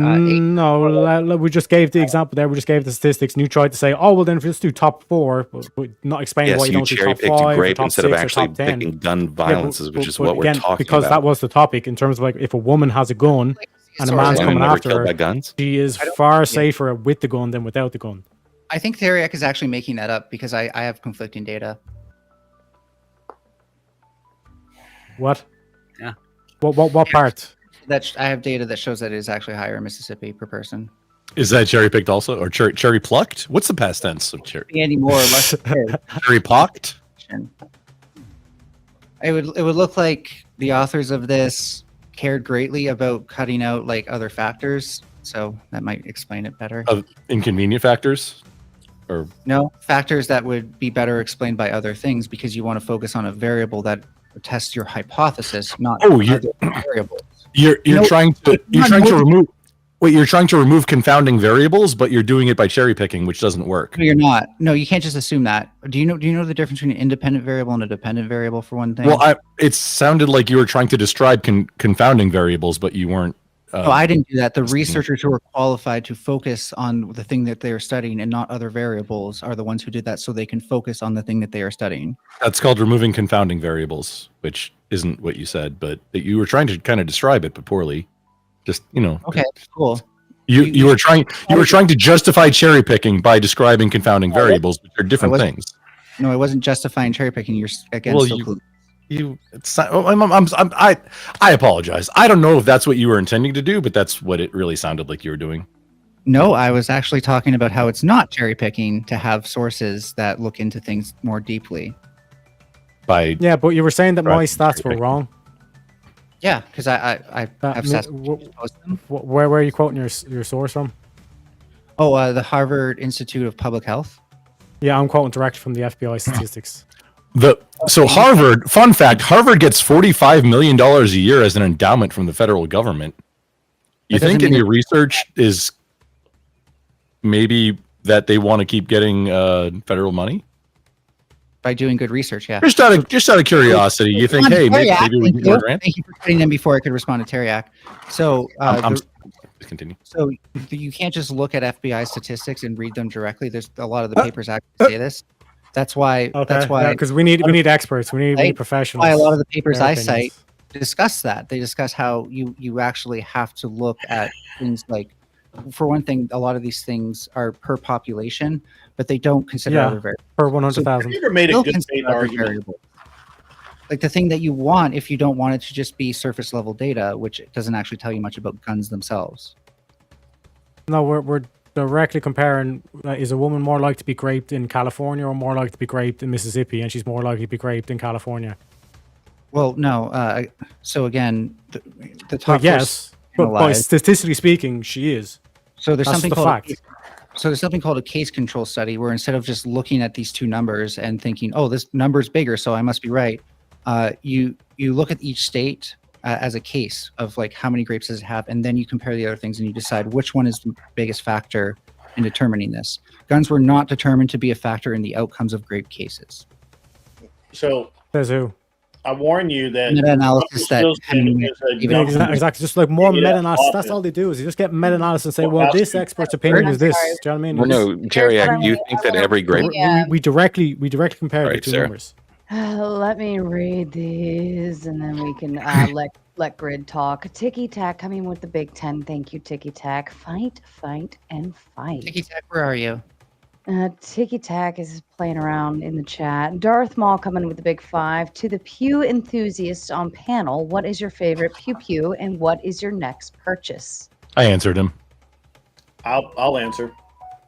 I don't actually have a favorite. I have a group. I have a type that is my favorite. I'm a big fan of the 2011 pistol, and my next purchase is platypus. No, I've got. I do want a platypus, but I'm looking more at the Dan Wesson. Mock mags, yeah. Yeah, I'm Sorry. looking more at the Dan Wesson 2011 style pistol. But I'm a big fan of the 2011 style pistol. But obviously, I have a whole collection, so it's a toolbox. You pick out the one you need, and you use it.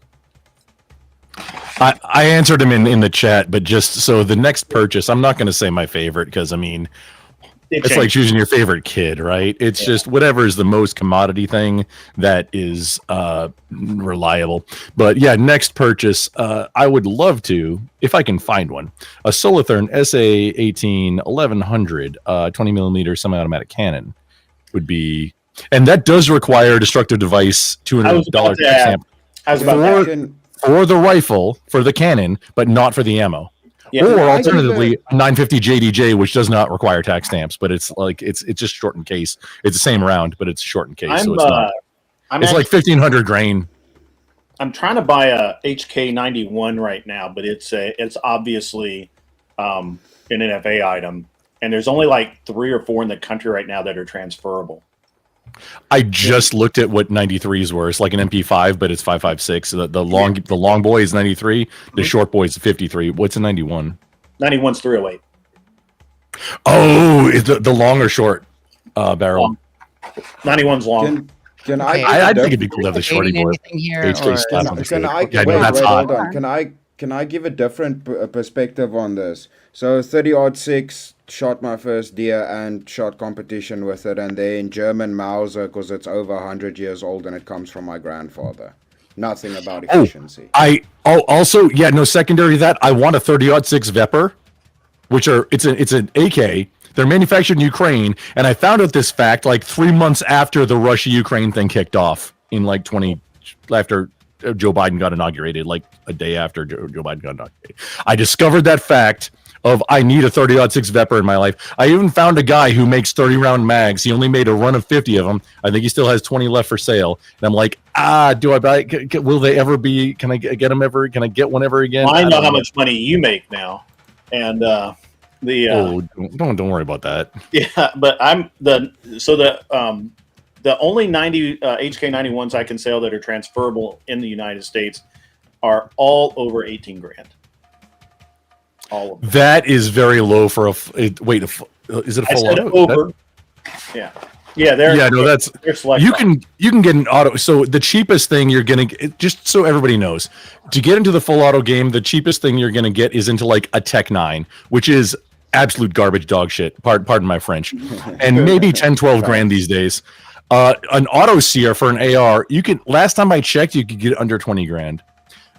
Figure for mine. A full auto AK, maybe budget about 30. An MP5, budget about 35. If you want to get into belt feds, budget $120,000. Yeah, like a full transferable auto, full auto, like a 249 or 240. Budget at least $120,000. Which, fun fact, you can buy a tank for 80. Last time I checked, because I have been looking at it, and I want to buy a diesel amphibious assault vehicle instead, because you can get into that game for roughly 15 to 20 grand. Melanie, how does that make you feel? Like 22. Now it's vehicles. It's not even boomsticks. Now we're talking about boom vehicles. Oh yeah, no, dude. I'm like, come on. This is but I mean, you're in my fun zone right now. This is funsies. We're in the zone. But a reweld is now 22 grand, 22.25. Wait, what is? A reweld, the M16 rewelds. Where they of cut the them up pre of and the then they weld remaining them back together. of the pre 1986 legal ones, Yeah, or yeah. Mhm. like the transferable Yeah. of ones that were cut. Yeah, so they Why- were cut, they were demilled. They had the right serial numbers. So the only way, so they welded them back together, and they're called M16 re-welds. Look it up. Yeah, welding aluminum is a pain in the muscular, shapely difficult taint. as hell, bro. You burn it so easy. Jester all coming in with a big 5 says, "Oh boy, Darth Maul. Let me tell you, Barrett MK22 is a MRAD, Sweet rifle. a dream rifle. I'm also a sucker for a weighty revolver. Thank you, Jazz. I got a Vaquero recently. That's pretty cool. Trib 1 coming with a big 5 for the panel, including Sarah. Should gun laws be more strict or less strict on a federal level in America? And what would those actions be? Well, I believe that the states should have the rights. I believe it's called federalism. Everything should be down to the state side. Now, as far as your individual rights, I believe that, federal concept to protect our rights so that the states cannot impede on those initial rights.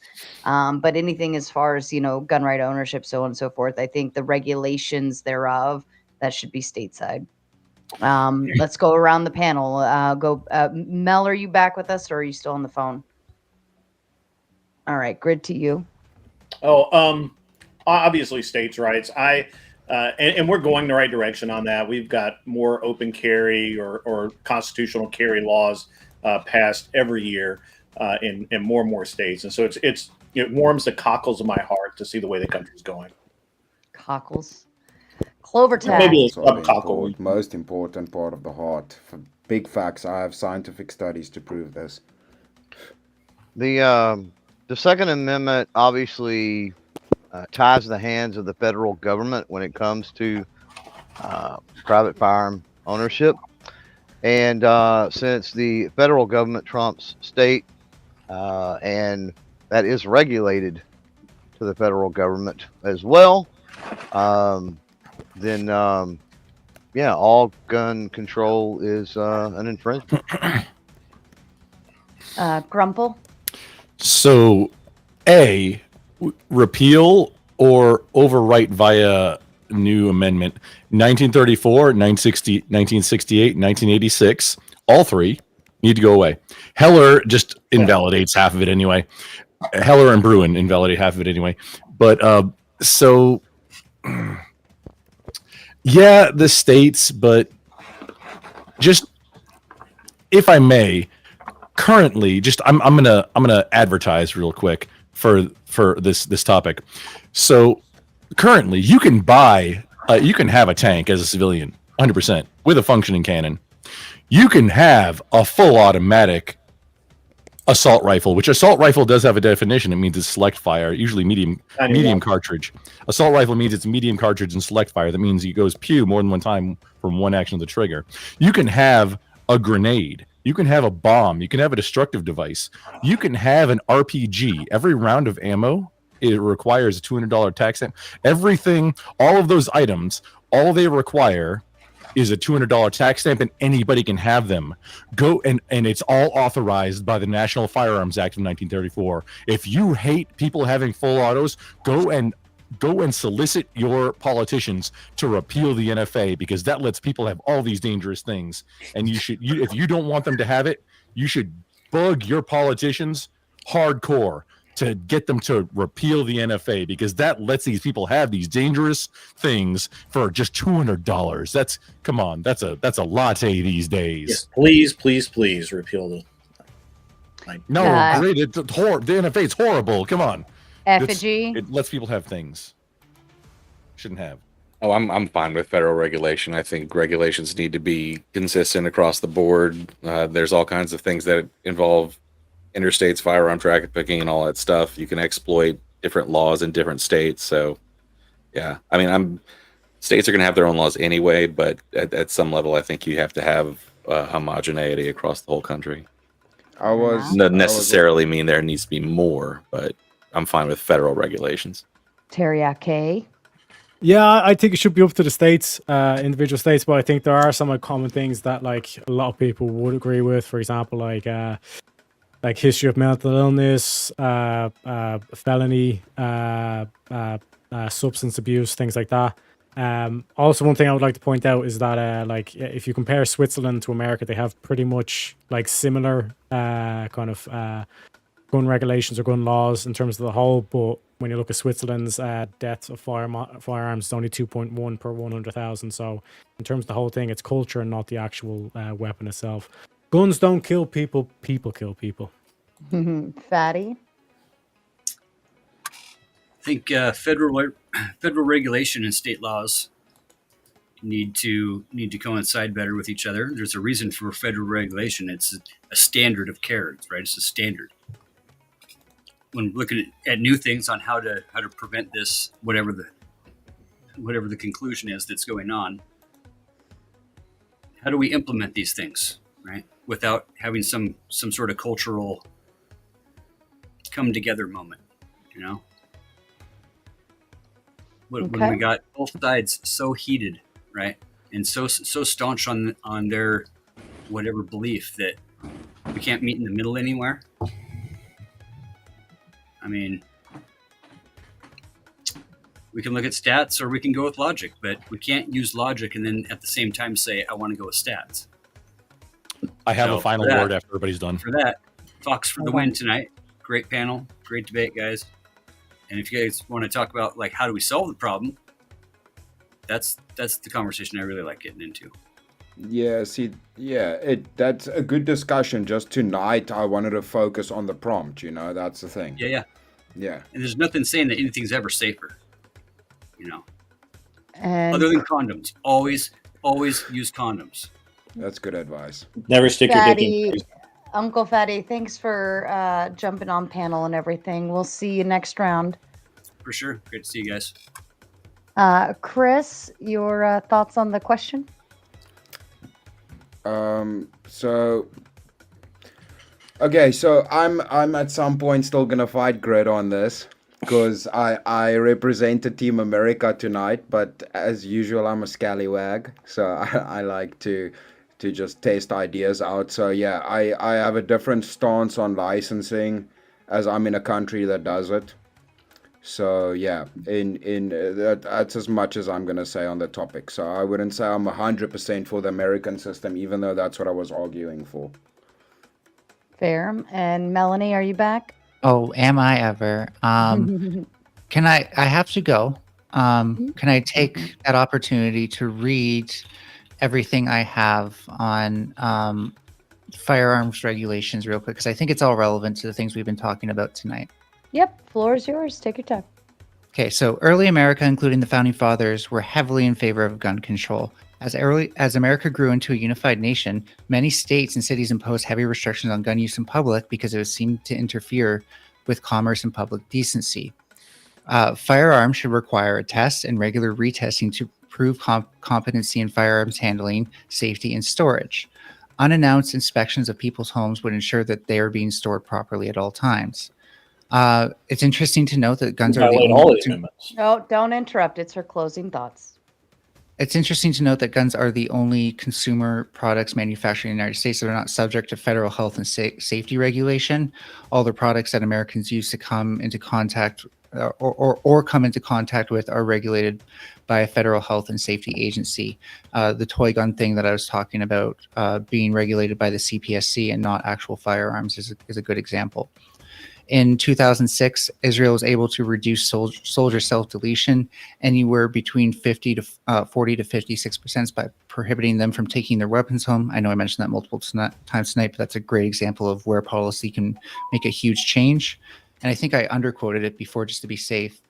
David Hemingway, in his book Private Guns, Public Health, notes that the solution to gun violence seems to be analogous to solutions used to reduce the public harms caused by tobacco and automotive accidents. Essentially, it is a public health issue. In the U.S., there is no law to ensure households store their firearms safely around children. That comes from the Trace, by the way, if anyone wants the source on that. Gun buybacks make safer homes, particularly reducing self-deletion rates up to 80%. And there was a study done by Doherty on that in 2008 that I can also link. Asking why someone wants to buy a gun, mandatory waiting periods, and better networking of databases could raise red flags about prospective gun purchases may also help. So in conclusion, I'd like to see just less guns in general. I think that's the key player in the epidemic, much like how a virus, the amount of a virus is a huge player in the epidemic, but there's also lots of other things that we can do around that as well.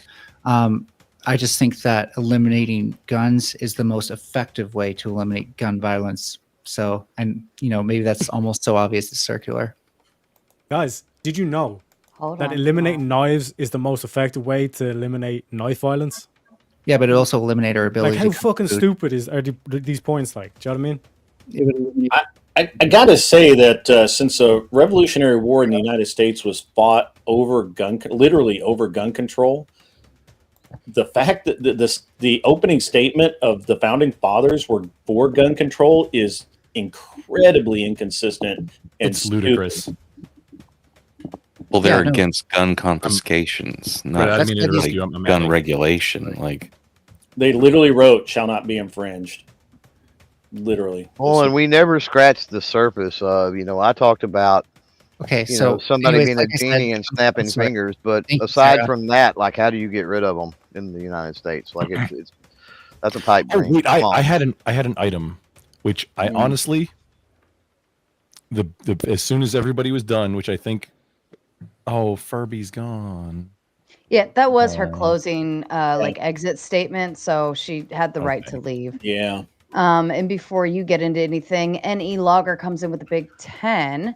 To those who say that you are not safer with a gun, how do you reconcile the fact that defensive gun uses vastly outnumber crimes committed with firearms? And I don't think anybody is left on the panel who would be applicable to that. I apologize, Effigy. NE Logger. Oh, Effigy. Yeah. Do you have any thoughts on this? My Especially with apologies. undocumented and unreported defensive uses of firearms where a shot is not taken. Yeah, you mean just brandishing, like in a defensive context. Yeah. Is brandishing just showing? Is that what that is? And pointing, like using in a Right. threatening manner, that's brandishing. Yeah, I mean, brandishing can be as Without simple taking a as shot. lifting your coat and pointing to it. But that's an it honestly exceedingly depends on the strange- jurisdiction. Yeah. I was normal standard definite is that you kind of you point, you use a threatening, you present would be the proper term. Well, not necessarily because It presenting does means vary by that you jurisdiction a lot. Yeah. I mean, I'll defer to Clovertac on this one. You Well, probably know more about jurisdiction. billing So, law than me. so bypassing jurisdiction altogether, and all jurisdictions, presenting would be considered brandishing. That's what I'm saying. Presenting would be always considered brandishing, Always. but brandishing isn't always presenting. Yes, correct. Yeah, That's where that's a good. That's a solid way to say that. Like open carry states, obviously it's visible. It's not. That's not brandishing, right? Yeah. The or even having a handgun in your hand is not brandishing. It's true. If you raise it. Now, if you raise it towards somebody, then that gets into brandishing. But also, I believe in some jurisdictions where if you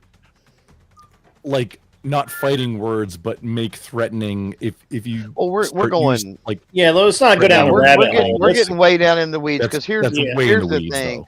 Yeah, you're right. Bureaus of prisons have put out reports for decades and decades. You can go pull up from the 70s. You can find them where they have taken criminals and they have surveyed them and everything. And just the sight of somebody open carrying in a convenience store would make them go pick another fucking convenience store. That's what they said. Right. That's correct. So it really has nothing to do with whether you pull it or you don't, or whether it's legal to see it, under your garment or what. Just the mere fact that it's there, right? Clever, that's what I was be trying a to get at deterrent earlier. that counts when they as were making defense that nobody would record. Yeah, but it's when they were making the use argument when, that's what negates even having to have the use discussion. And I mean, all of these instances that happens would go unreported. That's what they didn't want to acknowledge. Show of force goes unreported. I didn't mean to interrupt you, Chris. I was show going to of force say goes that. unreported. Yeah, because why would the criminal I'll be run back to in the a sec. cops and go, "Hey, I tried to rob this dude and he showed me a gun"? Like, what? That doesn't fucking happen. And that's the logic I was trying to get them to realize is that you logically would not attempt something when you know it's more dangerous, because a human can calculate risk. So if you see, okay, boomstick sounds risky to approach that person, it's a deterrent just without even having to use it. Well, That's what they don't want to acknowledge. It's a hard target versus a soft target. Most anti-gunners will tell you, most that takes that stance, and I'm not claiming all, but most, there is a fear somewhere of guns, right? Yes. So that's inherent in their anti-gunness is the whole reason to have a gun is that people are not going to fuck with you for the most part. Like, because they're afraid of them. Like, it's like, come on. Yeah, but if I may, my final closing, my final piece for after, I forgot what the big slam dunk was. But so currently in the United States, per 100 people, there are 120 known legal firearms. That's more than one per person. Just so everybody's clear. It's not one per person. Obviously, there's a lot of concentrations. In the United States, it's also, I know Joe Biden told us we need nukes and F-15s. In the United States, you can have tanks, you can have fighter jets. There are 2 civilian-owned MiGs in the United States on U.S. soil. You cannot have an F-16 on U.S. soil. There's a U.S. citizen who owns an F-16. It lives in Kazakhstan or Canada. There is a civilian group called Bad Guys for Hire. It's a business. They have, a dozen or so F-18s. I forget where the business is registered out of, but it's a U.S.-based group. They have fighter jets. Civilians have fighter jets, just like in the Civil War and the Revolutionary War. Civilians had ships with cannons, and civilians can still have cannons. Those exact same cannons with black powder and a fuse, you can still have those exact same cannons right now. I think there's a couple of Apaches in private hands right now. Oh, I don't know. That's super cool. Yeah, Well, you little gun talkers might like this one. Trib 1 coming in with the big 5. What's the most effective self-defense PP pure shooter, as in easier loader, safer safety, best aiming, not too heavy, not too light, etc.? The one that fits your hand. The one that fits your your hand, hand, big mag. The one you have on you when you need it. That's right. The one you have on you.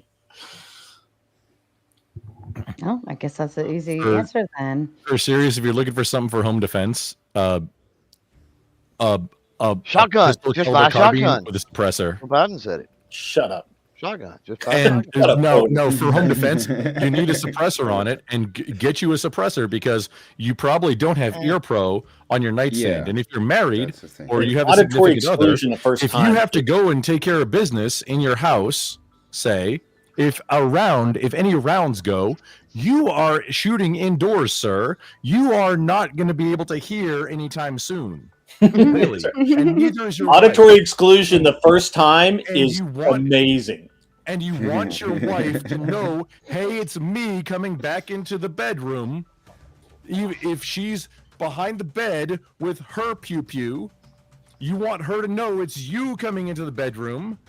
Even though neither of you had your earmuffs on your nightstand, even though maybe you should have, suppressors will save marriages and lives if anything bad happens in the middle of the night and you have to actually go and use that pew-pew. There's a lot of He's making a mythology fair around. point. There's a lot of mythology around self-defense guns because I actually read a report from the FBI talking 3 about points how of contact, pistol caliber carbine. Please continue. I read a report from FBI that they released a couple of years ago that just a standard AR-15 with regular 55 grain, they tested all kinds of different things. The indoors, assuming that you're shooting in a house, the drywall is enough to cause the cannular round to fragment, and so you don't get over penetration. You don't get over penetration with an AR-15, which is weird because you would think you would, but 9mm goes right through drywall. That's why they As sell does buckshot. bonded. That's why they sell bonded projectiles a lot of times Mhm. and stuff for hunting, because it reinforces them and keeps them from flying apart. Yeah, like Federal Fusion. I use that for him. And Siege D coming in with the big 2, saying Grid, Clover Tack, and Grumple here to defend guns. I was really here just to have Screw fun. you, Siege. I was Screw you, Siege. That's the one that had to fight the Furby. Greyhound ass dog stripper single mother lover. You're sexy. That's a lot. I think something that. And I'll let Sarah read that first. Read that first. Gesturall coming in with the big 5. Once people see the gun in your waistband, they magically lose all their hostility. So one thing that I think non-gun owners don't get, right? I think number one, I think that they don't get that the community is what it is. I think there's a lot of them that see the characters in the tropes or whatever, right? But there's something about being a safe, responsible gun owner, and I almost always use those words as a added in there, that also makes you realize the tool and the capability of the tool, right? And it adds to your situational awareness. And I think Finkel hit on these earlier, but your situational awareness as well as your de-escalation. I've talked about it on Grid's channel before, that there are people that want to be a sheepdog, right? And if somebody comes into the mall or the grocery store or whatever, they're running to the front, they're engaging. Fuck that. If I'm at the back with my family, my firearm is for my protection, my family's protection, and the immediate people around me. And if somebody comes in the front door and I'm at the back of the store and I got a way out, I'm gone. Clovertuck, it's what I made. I mean, I'm sure Sarah will remember. I made that argument to the Furby earlier that the main point of safety is always situational awareness and then reaction time. That is despite the weapon, anything, regardless, road, in a vehicle, always your safest option. Any other veterans on just right now, or Sarah? I don't think I knew you were. Or anybody else who's used a pew pew in a situation. You don't want that. You don't, because you remember and you have nightmares. Yeah, I've had. Doesn't matter how tough you are, you're still gonna have nightmares. Yeah, I've been close. But I've had to. I was volunteer fire for a number of years, probably a couple of decades. Take your business. I've seen some horrible things because of that. People that were trapped inside, blah blah blah. And so I can't imagine people that have been in that situation, and I'm prepared for that. I mean, I understand if I have to pull, present, and use in self-defense, I know that I'm probably going to have go seek therapy, and I'm probably going to have some issues because of it. I know that. It's a responsibility. It's not, I mean, for anybody who's taking it seriously, it's a responsibility of, hey, I have the ability and the training in order to do this if necessary, but you have to think about what's going to happen after, and then measure your responses. Dude, when I was an active duty Marine, dude, I studied like anatomy with the docs to learn how to fight, like anatomy and physics, not necessarily just McMap training about how to do stuff better. I was way into it, okay?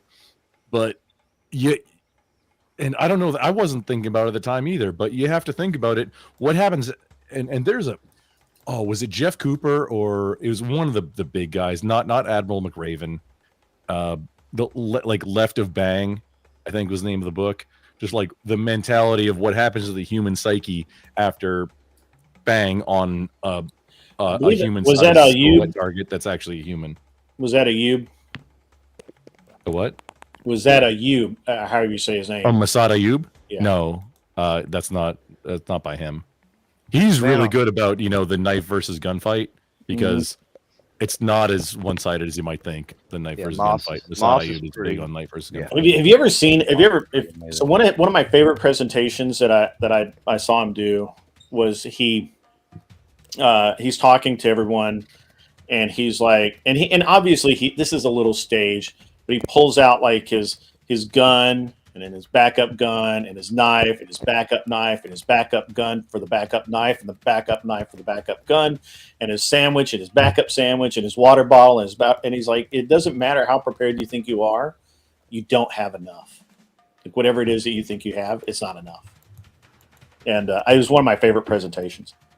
Yeah. And I did that. I've seen a lot of his stuff, but I don't think I've seen that one. But yeah, if somebody has the drop on you, it doesn't matter how prepared you are. Or like really, it can still take you. It can there's only so much you can do, but cost benefit analysis of what are you doing versus what are you getting out of it.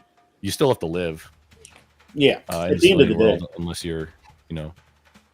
you're doing active COA, course of action planning on a military operation, is then it's a different thing. I mean, it's even still then, this is an actual thing that happens in the Crucible in Marine Corps boot camp, and fucking boot camp stories, is you're presented with a choice where you can either you're going to get unalived, but you have the choice to take out one of the two attackers so that the guy behind you, your buddy, doesn't have a 2-on-1 situation in real life, because you're in a column moving forward. That's an actual decision, like a leadership decision, where you learn to what love is, and that's for your what's the greatest love to lay down your life for your buddy. That's what it says in the Bible. Got to do right? with it. Those that lay their lives down for their brothers and sisters are of the highest honor, right? The self-sacrifice.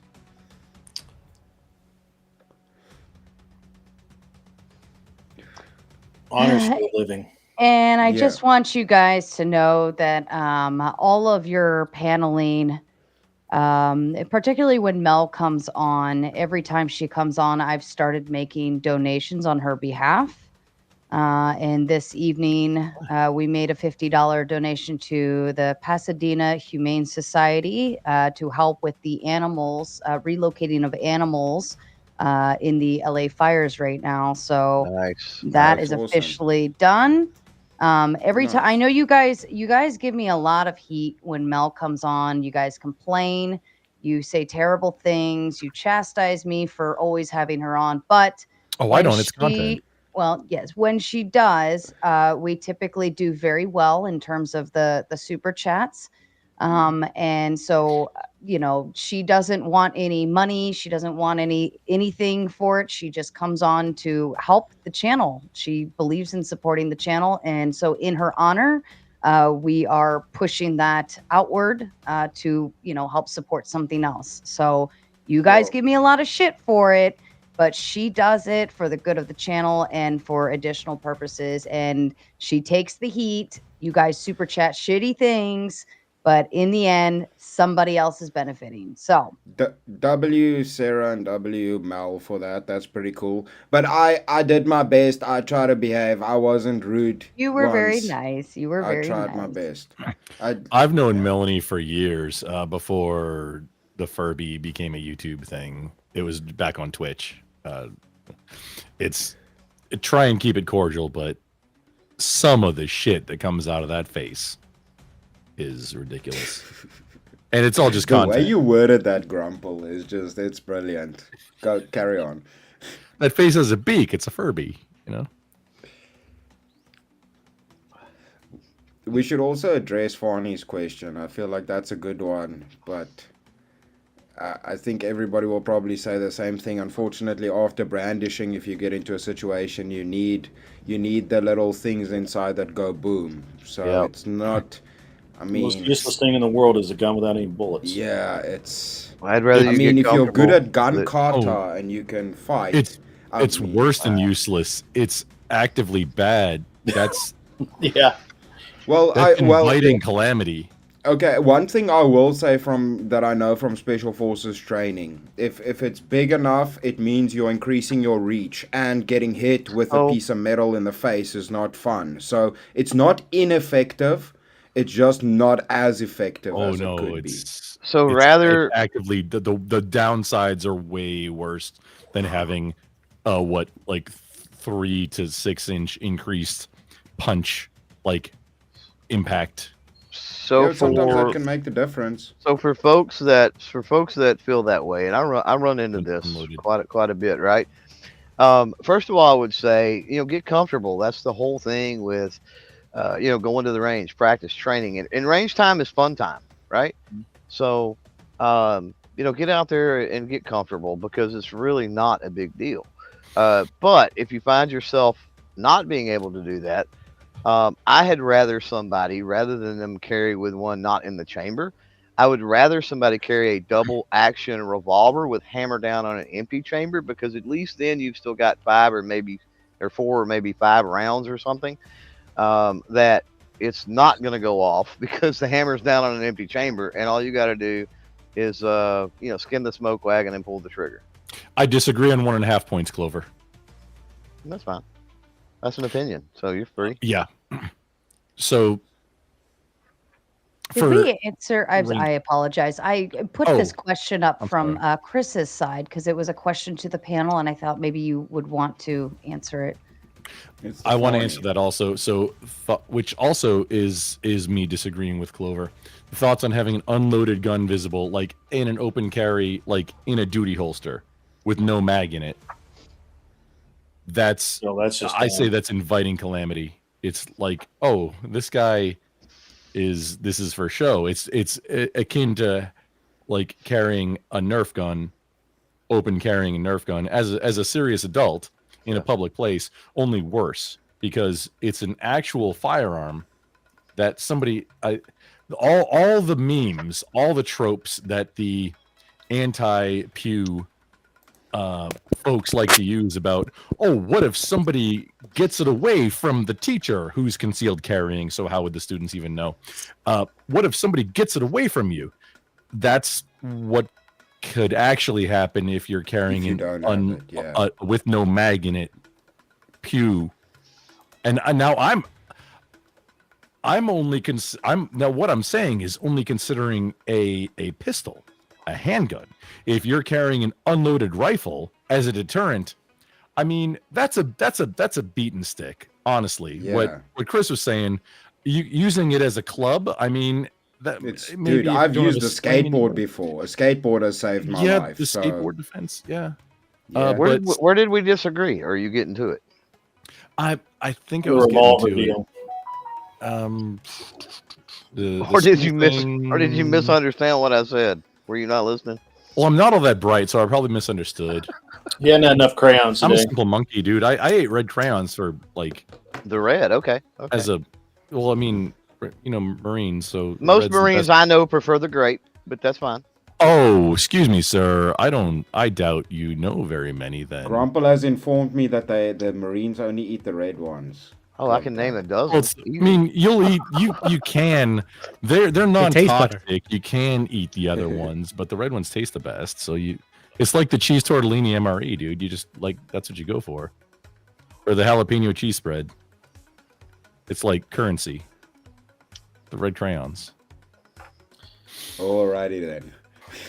I was starting to write it down, but I think carrying an unloaded firearm invites a lot of damage to yourself. So that's my point of view. But go ahead. No, but again, I'm gonna use the same argument I made for the Furby. I mean, it's technically, if it comes down to that situation where you use it as a club, you're still better off than having nothing.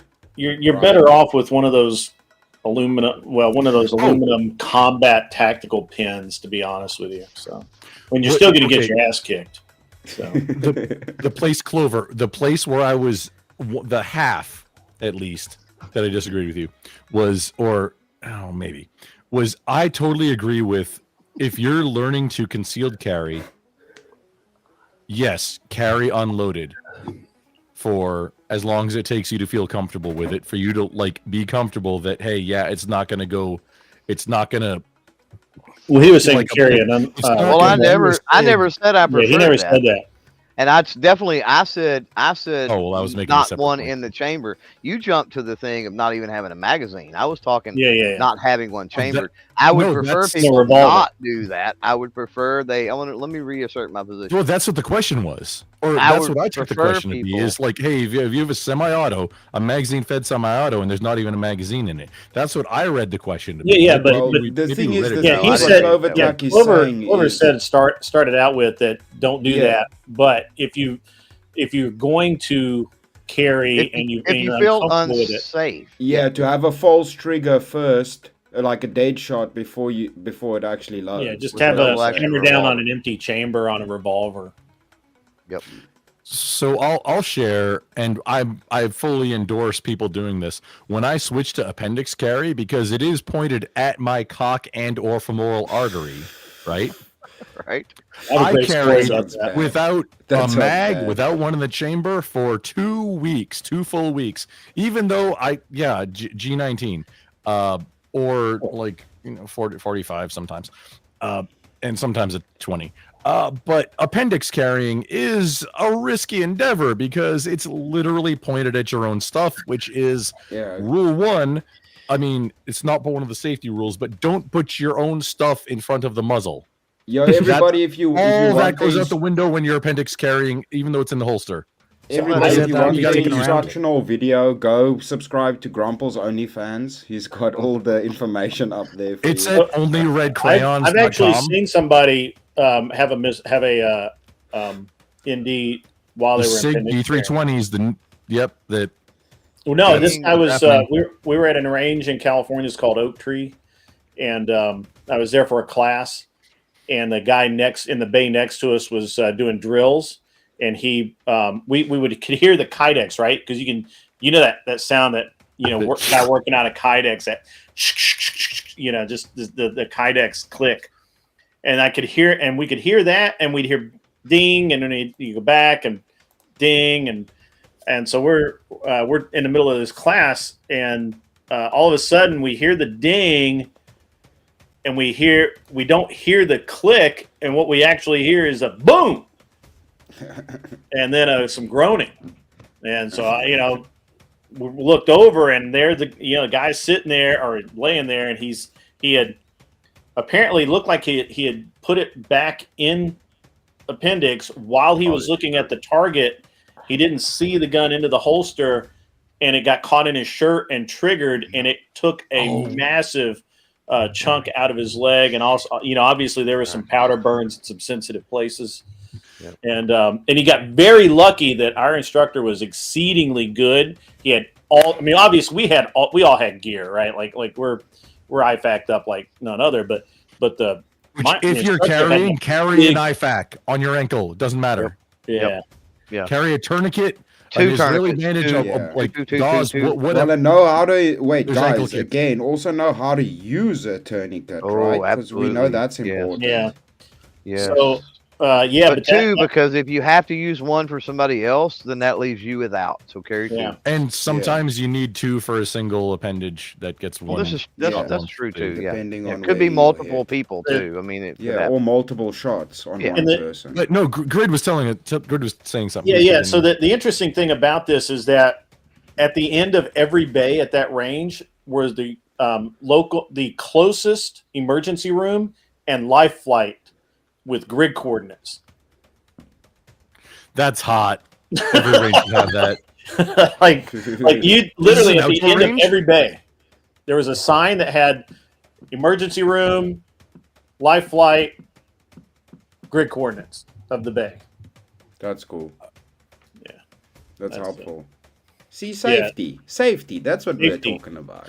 If Safety. you're gonna carry a pew, you should also, I mean, probably carry some things that in case you encounter a pew. You gotta carry the first aid, and you got to get training on that.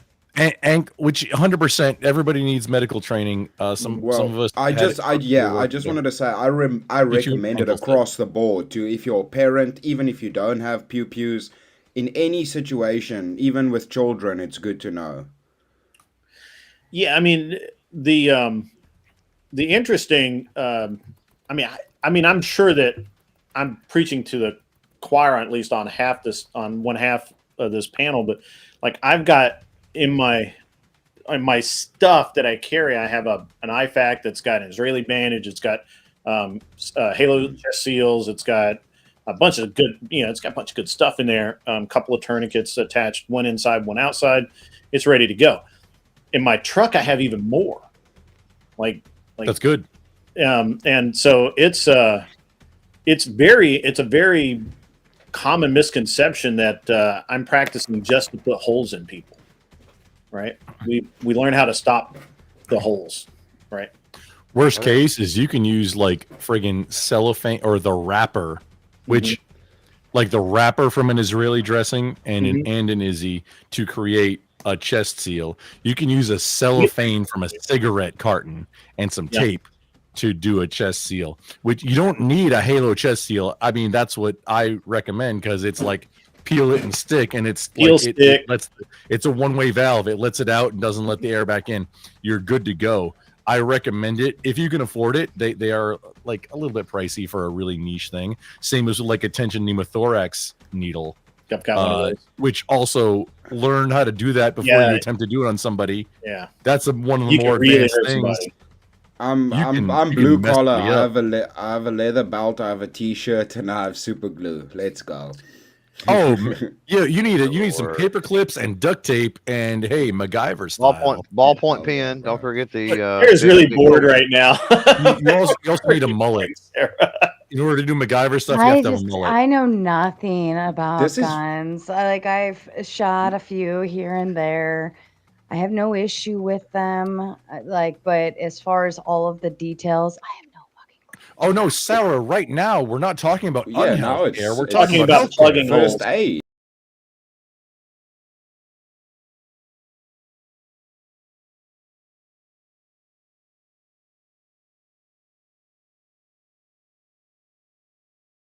Then teamwork. Oh man.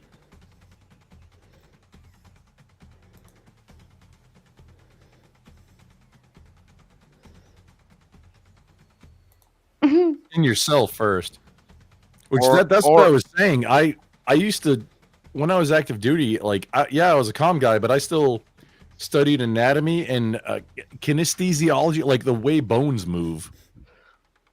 Like those were just for how to how to do things better. This conversation goes to the one we had earlier about your mental health after an event like that was to transpire, right? And it speaks you're to not going to be okay. You need to be thinking about not just the act itself of self-defense, which you definitely need to do that. You need to practice with that. You need to think about different scenarios and situations, but you need to be thinking about the before, right? Which is the situational awareness and the de-escalation, and then exactly what we're talking about, the after, right? The mental preparedness, your mental state afterwards, the first aid potentially, those sorts of things too. After an event, you are not going to be the same person, and your entire circle and friends and family are going to have to deal with that. Yeah, and it's on them now because it's going to be and there is no going back after bang, right? If I could say it that way. Life after bang. Yep. But not that you guys are boring me or anything like that. I've actually been really entertained by animated effigies. Yeah, dude, his animations are the best, dude. Yeah, he keeps changing. Dragon, he had his head disappeared. But do you know the way they say, Chris, yo, cool story, bro, needs more dragons and shit? After she's no problem, bro. Needs more dragons. Got dragons for beer. Dragons all day. Shit, right? That's why he's such a valuable member to the podcast. He brings dragons and shit. Yeah. Step it up, Grumble. Yeah, I will say earlier that because I haven't talked that much, I especially didn't talk earlier because Mel was kind of on that side, and every time that argument went that way. I will say I was trying to kind of come in on a technicality because I do feel that just it's an extreme technicality. And I was being a little shithead for doing it, but in the same sense that you are less safe than say if you have a fireplace in your house, there's a chance that a Yeah. fire could happen. Because you have a firearm on you, you are in a sense less safe because there are potentialities that exist that did not without it.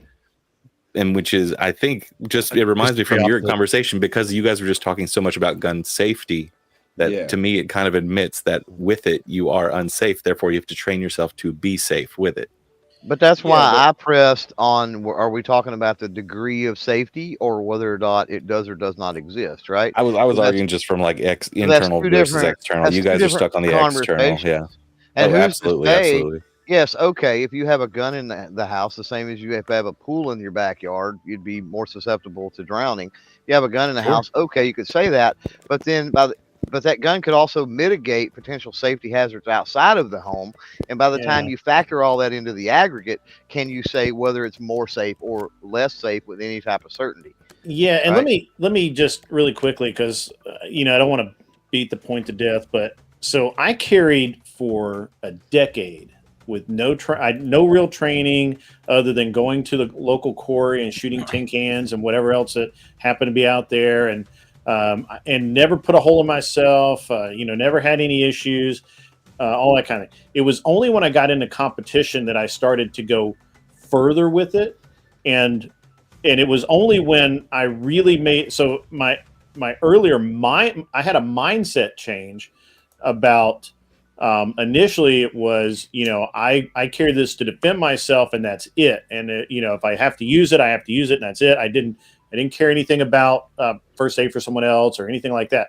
I had a mindset change about 5 years ago, 6 years ago, where it was like, look, if I actually had to, because I had a couple of really close calls where I actually had to pull a gun on a customer, and I had, you know, some other things happen, but where I was like, you know what, if I actually had to shoot somebody, once the threat is neutralized, then, you know, I would try and save their life, because it's not about killing somebody. It's about it's about ending the threat to my personal safety. And once that's over, assuming that it's possible, then I can help you, right?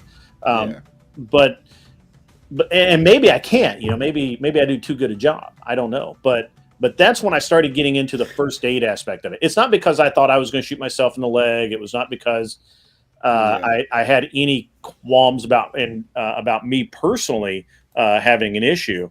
It was just I had a mindset change, and I just rotated about that. And I think most people, as they travel through the arc of shooting, whether it's competitive or hunting or whatever, you know, it's just an arc, right? Where you go from like, yeah, it's cool, I've got it, it's awesome, and then you kind of lose interest, and then when you get interest, there's always some new aspect, whether it's first aid and medical, or it's competitive shooting, or it's defensive shooting, or whatever it is. If you get into it, you get into it. It's like anything else. Yeah, well, Grit, you brought up a valid piece that also doesn't really get talked about, is that aspect. And it's like you say, it's once you experience it. So I was lucky that I experienced it as a teenager. I had to save my stepdad's life. And it does really change your mindset. So from when I was a teenager and had a practical experience with this, I've always been like the medic wherever I go. I would always carry some form of medications, or like you say, bandages or some stuff in workshops. It's great. More people should do Whenever that. people get hurt, they come to me. So it's just a good skill to have in general. And the sooner you can kind of have it click in your mind, the better it is. Yeah. So that, I mean, I don't know if that helps you from my point of view, animated effigy. Sure, I'm not as anti-gun as Mel is, for sure. I grew up in the woods in the South, so I've fired guns many times in my life. I mean, I remember being like 6 and my uncle handing me like a huge revolver and just to watch me fall when I shoot it. Yeah. So, but I mean, I live in the city now, and guns aren't even like a second thought to me. So like, but I completely understand the perspective of people who like especially if you're coming from a military background, like people who it's just part of the culture, or it's a hobby, or it's a competitive thing. And you have on tap right now, maybe all more of those people things who have carried a rifle for work professionally and still maintain the professional skill set. I find that my grandfather was a what do you call it, a person who shoots for competitions. So I'm plugged into a big, huge community, and so a lot of different moving parts and pieces and groups in that community. Obviously, FG pointed out several of them, right? And one thing that I've seems like I've noticed is that this notion that military equals gun people or police officer equals like you use them in your profession and that makes you a gun person is more often the exception rather than the rule. Oh, 100%. I made that point earlier. I don't know if you were up yet, Clover, but I made the point that in training and in competition, police officers and normal soldiers are the worst gun handlers and the least safe on the range. Well, I'm not even going down the road of proficiency, right? Because that's going to be it's per person skill on the person, right? But it seems big army average soldier. It seems like the ones that really get into it, as far as knowing all the calibers and keeping up and being a part of the community and just loving the gun fucking prattle and hanging out in the gun shop even when they don't intend to buy them and loving going to the range and all of those aspects like that. That's what I'm saying. It seems to be lacking with a lot of them, or it's the exception when you find veterans or law enforcement that are to that level. Yeah, and then also Second Amendment. Their stance on Second Amendment is not always super solid either. I remember the thing, and just wait, real quick, just because I'm doing a callback for the thing that I was trying to do when everybody was done for the final statements right before Furby left. Okay, so there's been a new movement, and I think Grid and Clover are maybe aware of this. There's been a new movement of we'll call them the political left, or whatever you want to call them, the progressive, whatever, the perceived downtrodden community. I'm not sure what you call them. The gay, trans, prevent fascism from thyself crowd are now arming up, and I'm all for it. I threw links everywhere. You've got Armed Equality. You've got in the side chat. Now when I dropped my internet dropped, I come back and they weren't there, but I do have them under a 2A organizations tab in my Discord. And there are multiple LGBTQ as well as liberal and every race under the sun gun rights groups and organizations. So and I'm all for that. I didn't get a chance to say this, but we Southern liberals were never against guns. When you have people like Mel, you have anti-gunners a lot of times, especially when they say, "Oh, I'm scared of guns," or "I've never handled a gun," or whatever. I'm an old white dude trying to preach to you about the Second Amendment and how cool guns are, and they're just objects, and kids can handle them with no problem, and all this other stuff. But you're hearing it from an old fucking white dude. So, that's why I know the people with these organizations. They're amazing fucking organizations. Donate to them if you can, because they need your help to spread your message. But more importantly, if you fit into their group and their demographic and everything else, you can have these conversations with somebody who is where you're at in your lot in life, right? And not some old fucking white dude like me. Like, don't take it from me. But this is the problem with people like Mel who've never used the gun or never went down the range or anything like this, is that they oversimplify the argument and say, well, if we just get rid of the guns, then there'll be no gun murders anymore and no one will be dying of guns. But and then they'll bring up like England as an example, say, oh, see, they got rid of their guns, but England still has half the amount of gun homicides that Switzerland does. And Switzerland, it's legal for you to buy a gun so long as you have all these checks. Well, unless you become a fucking genie tonight when you go to sleep and wake up in the morning, and you can bob your head or snap your fingers or whatever the fuck it is, twitch your nose, right? The guns in the fucking United States of America ain't going nowhere. I'm sorry. There's too many. The genie's out of the bottle. I'm going to a show. I leave in about 3 days, headed to the biggest trade show for guns in the fucking world. In about 3 days, I'm headed that you going way. SHOT Show? Oh, yes, hell yeah. A week's the best week of the fucking year, right? Thousands upon thousands upon thousands of new guns come out every single year, right? Wait, are you streaming at SHOT Show? Years. Well, This is yeah, why, that's why I never try to make the argument for going after guns we're doing, like that. yeah, Not we're possible. doing we're actually doing a podcast, a 30-minute podcast every day from one booth, and then switching over and doing an hour-long podcast from another booth. Yeah, live. So, Clover, I know you're not on mine.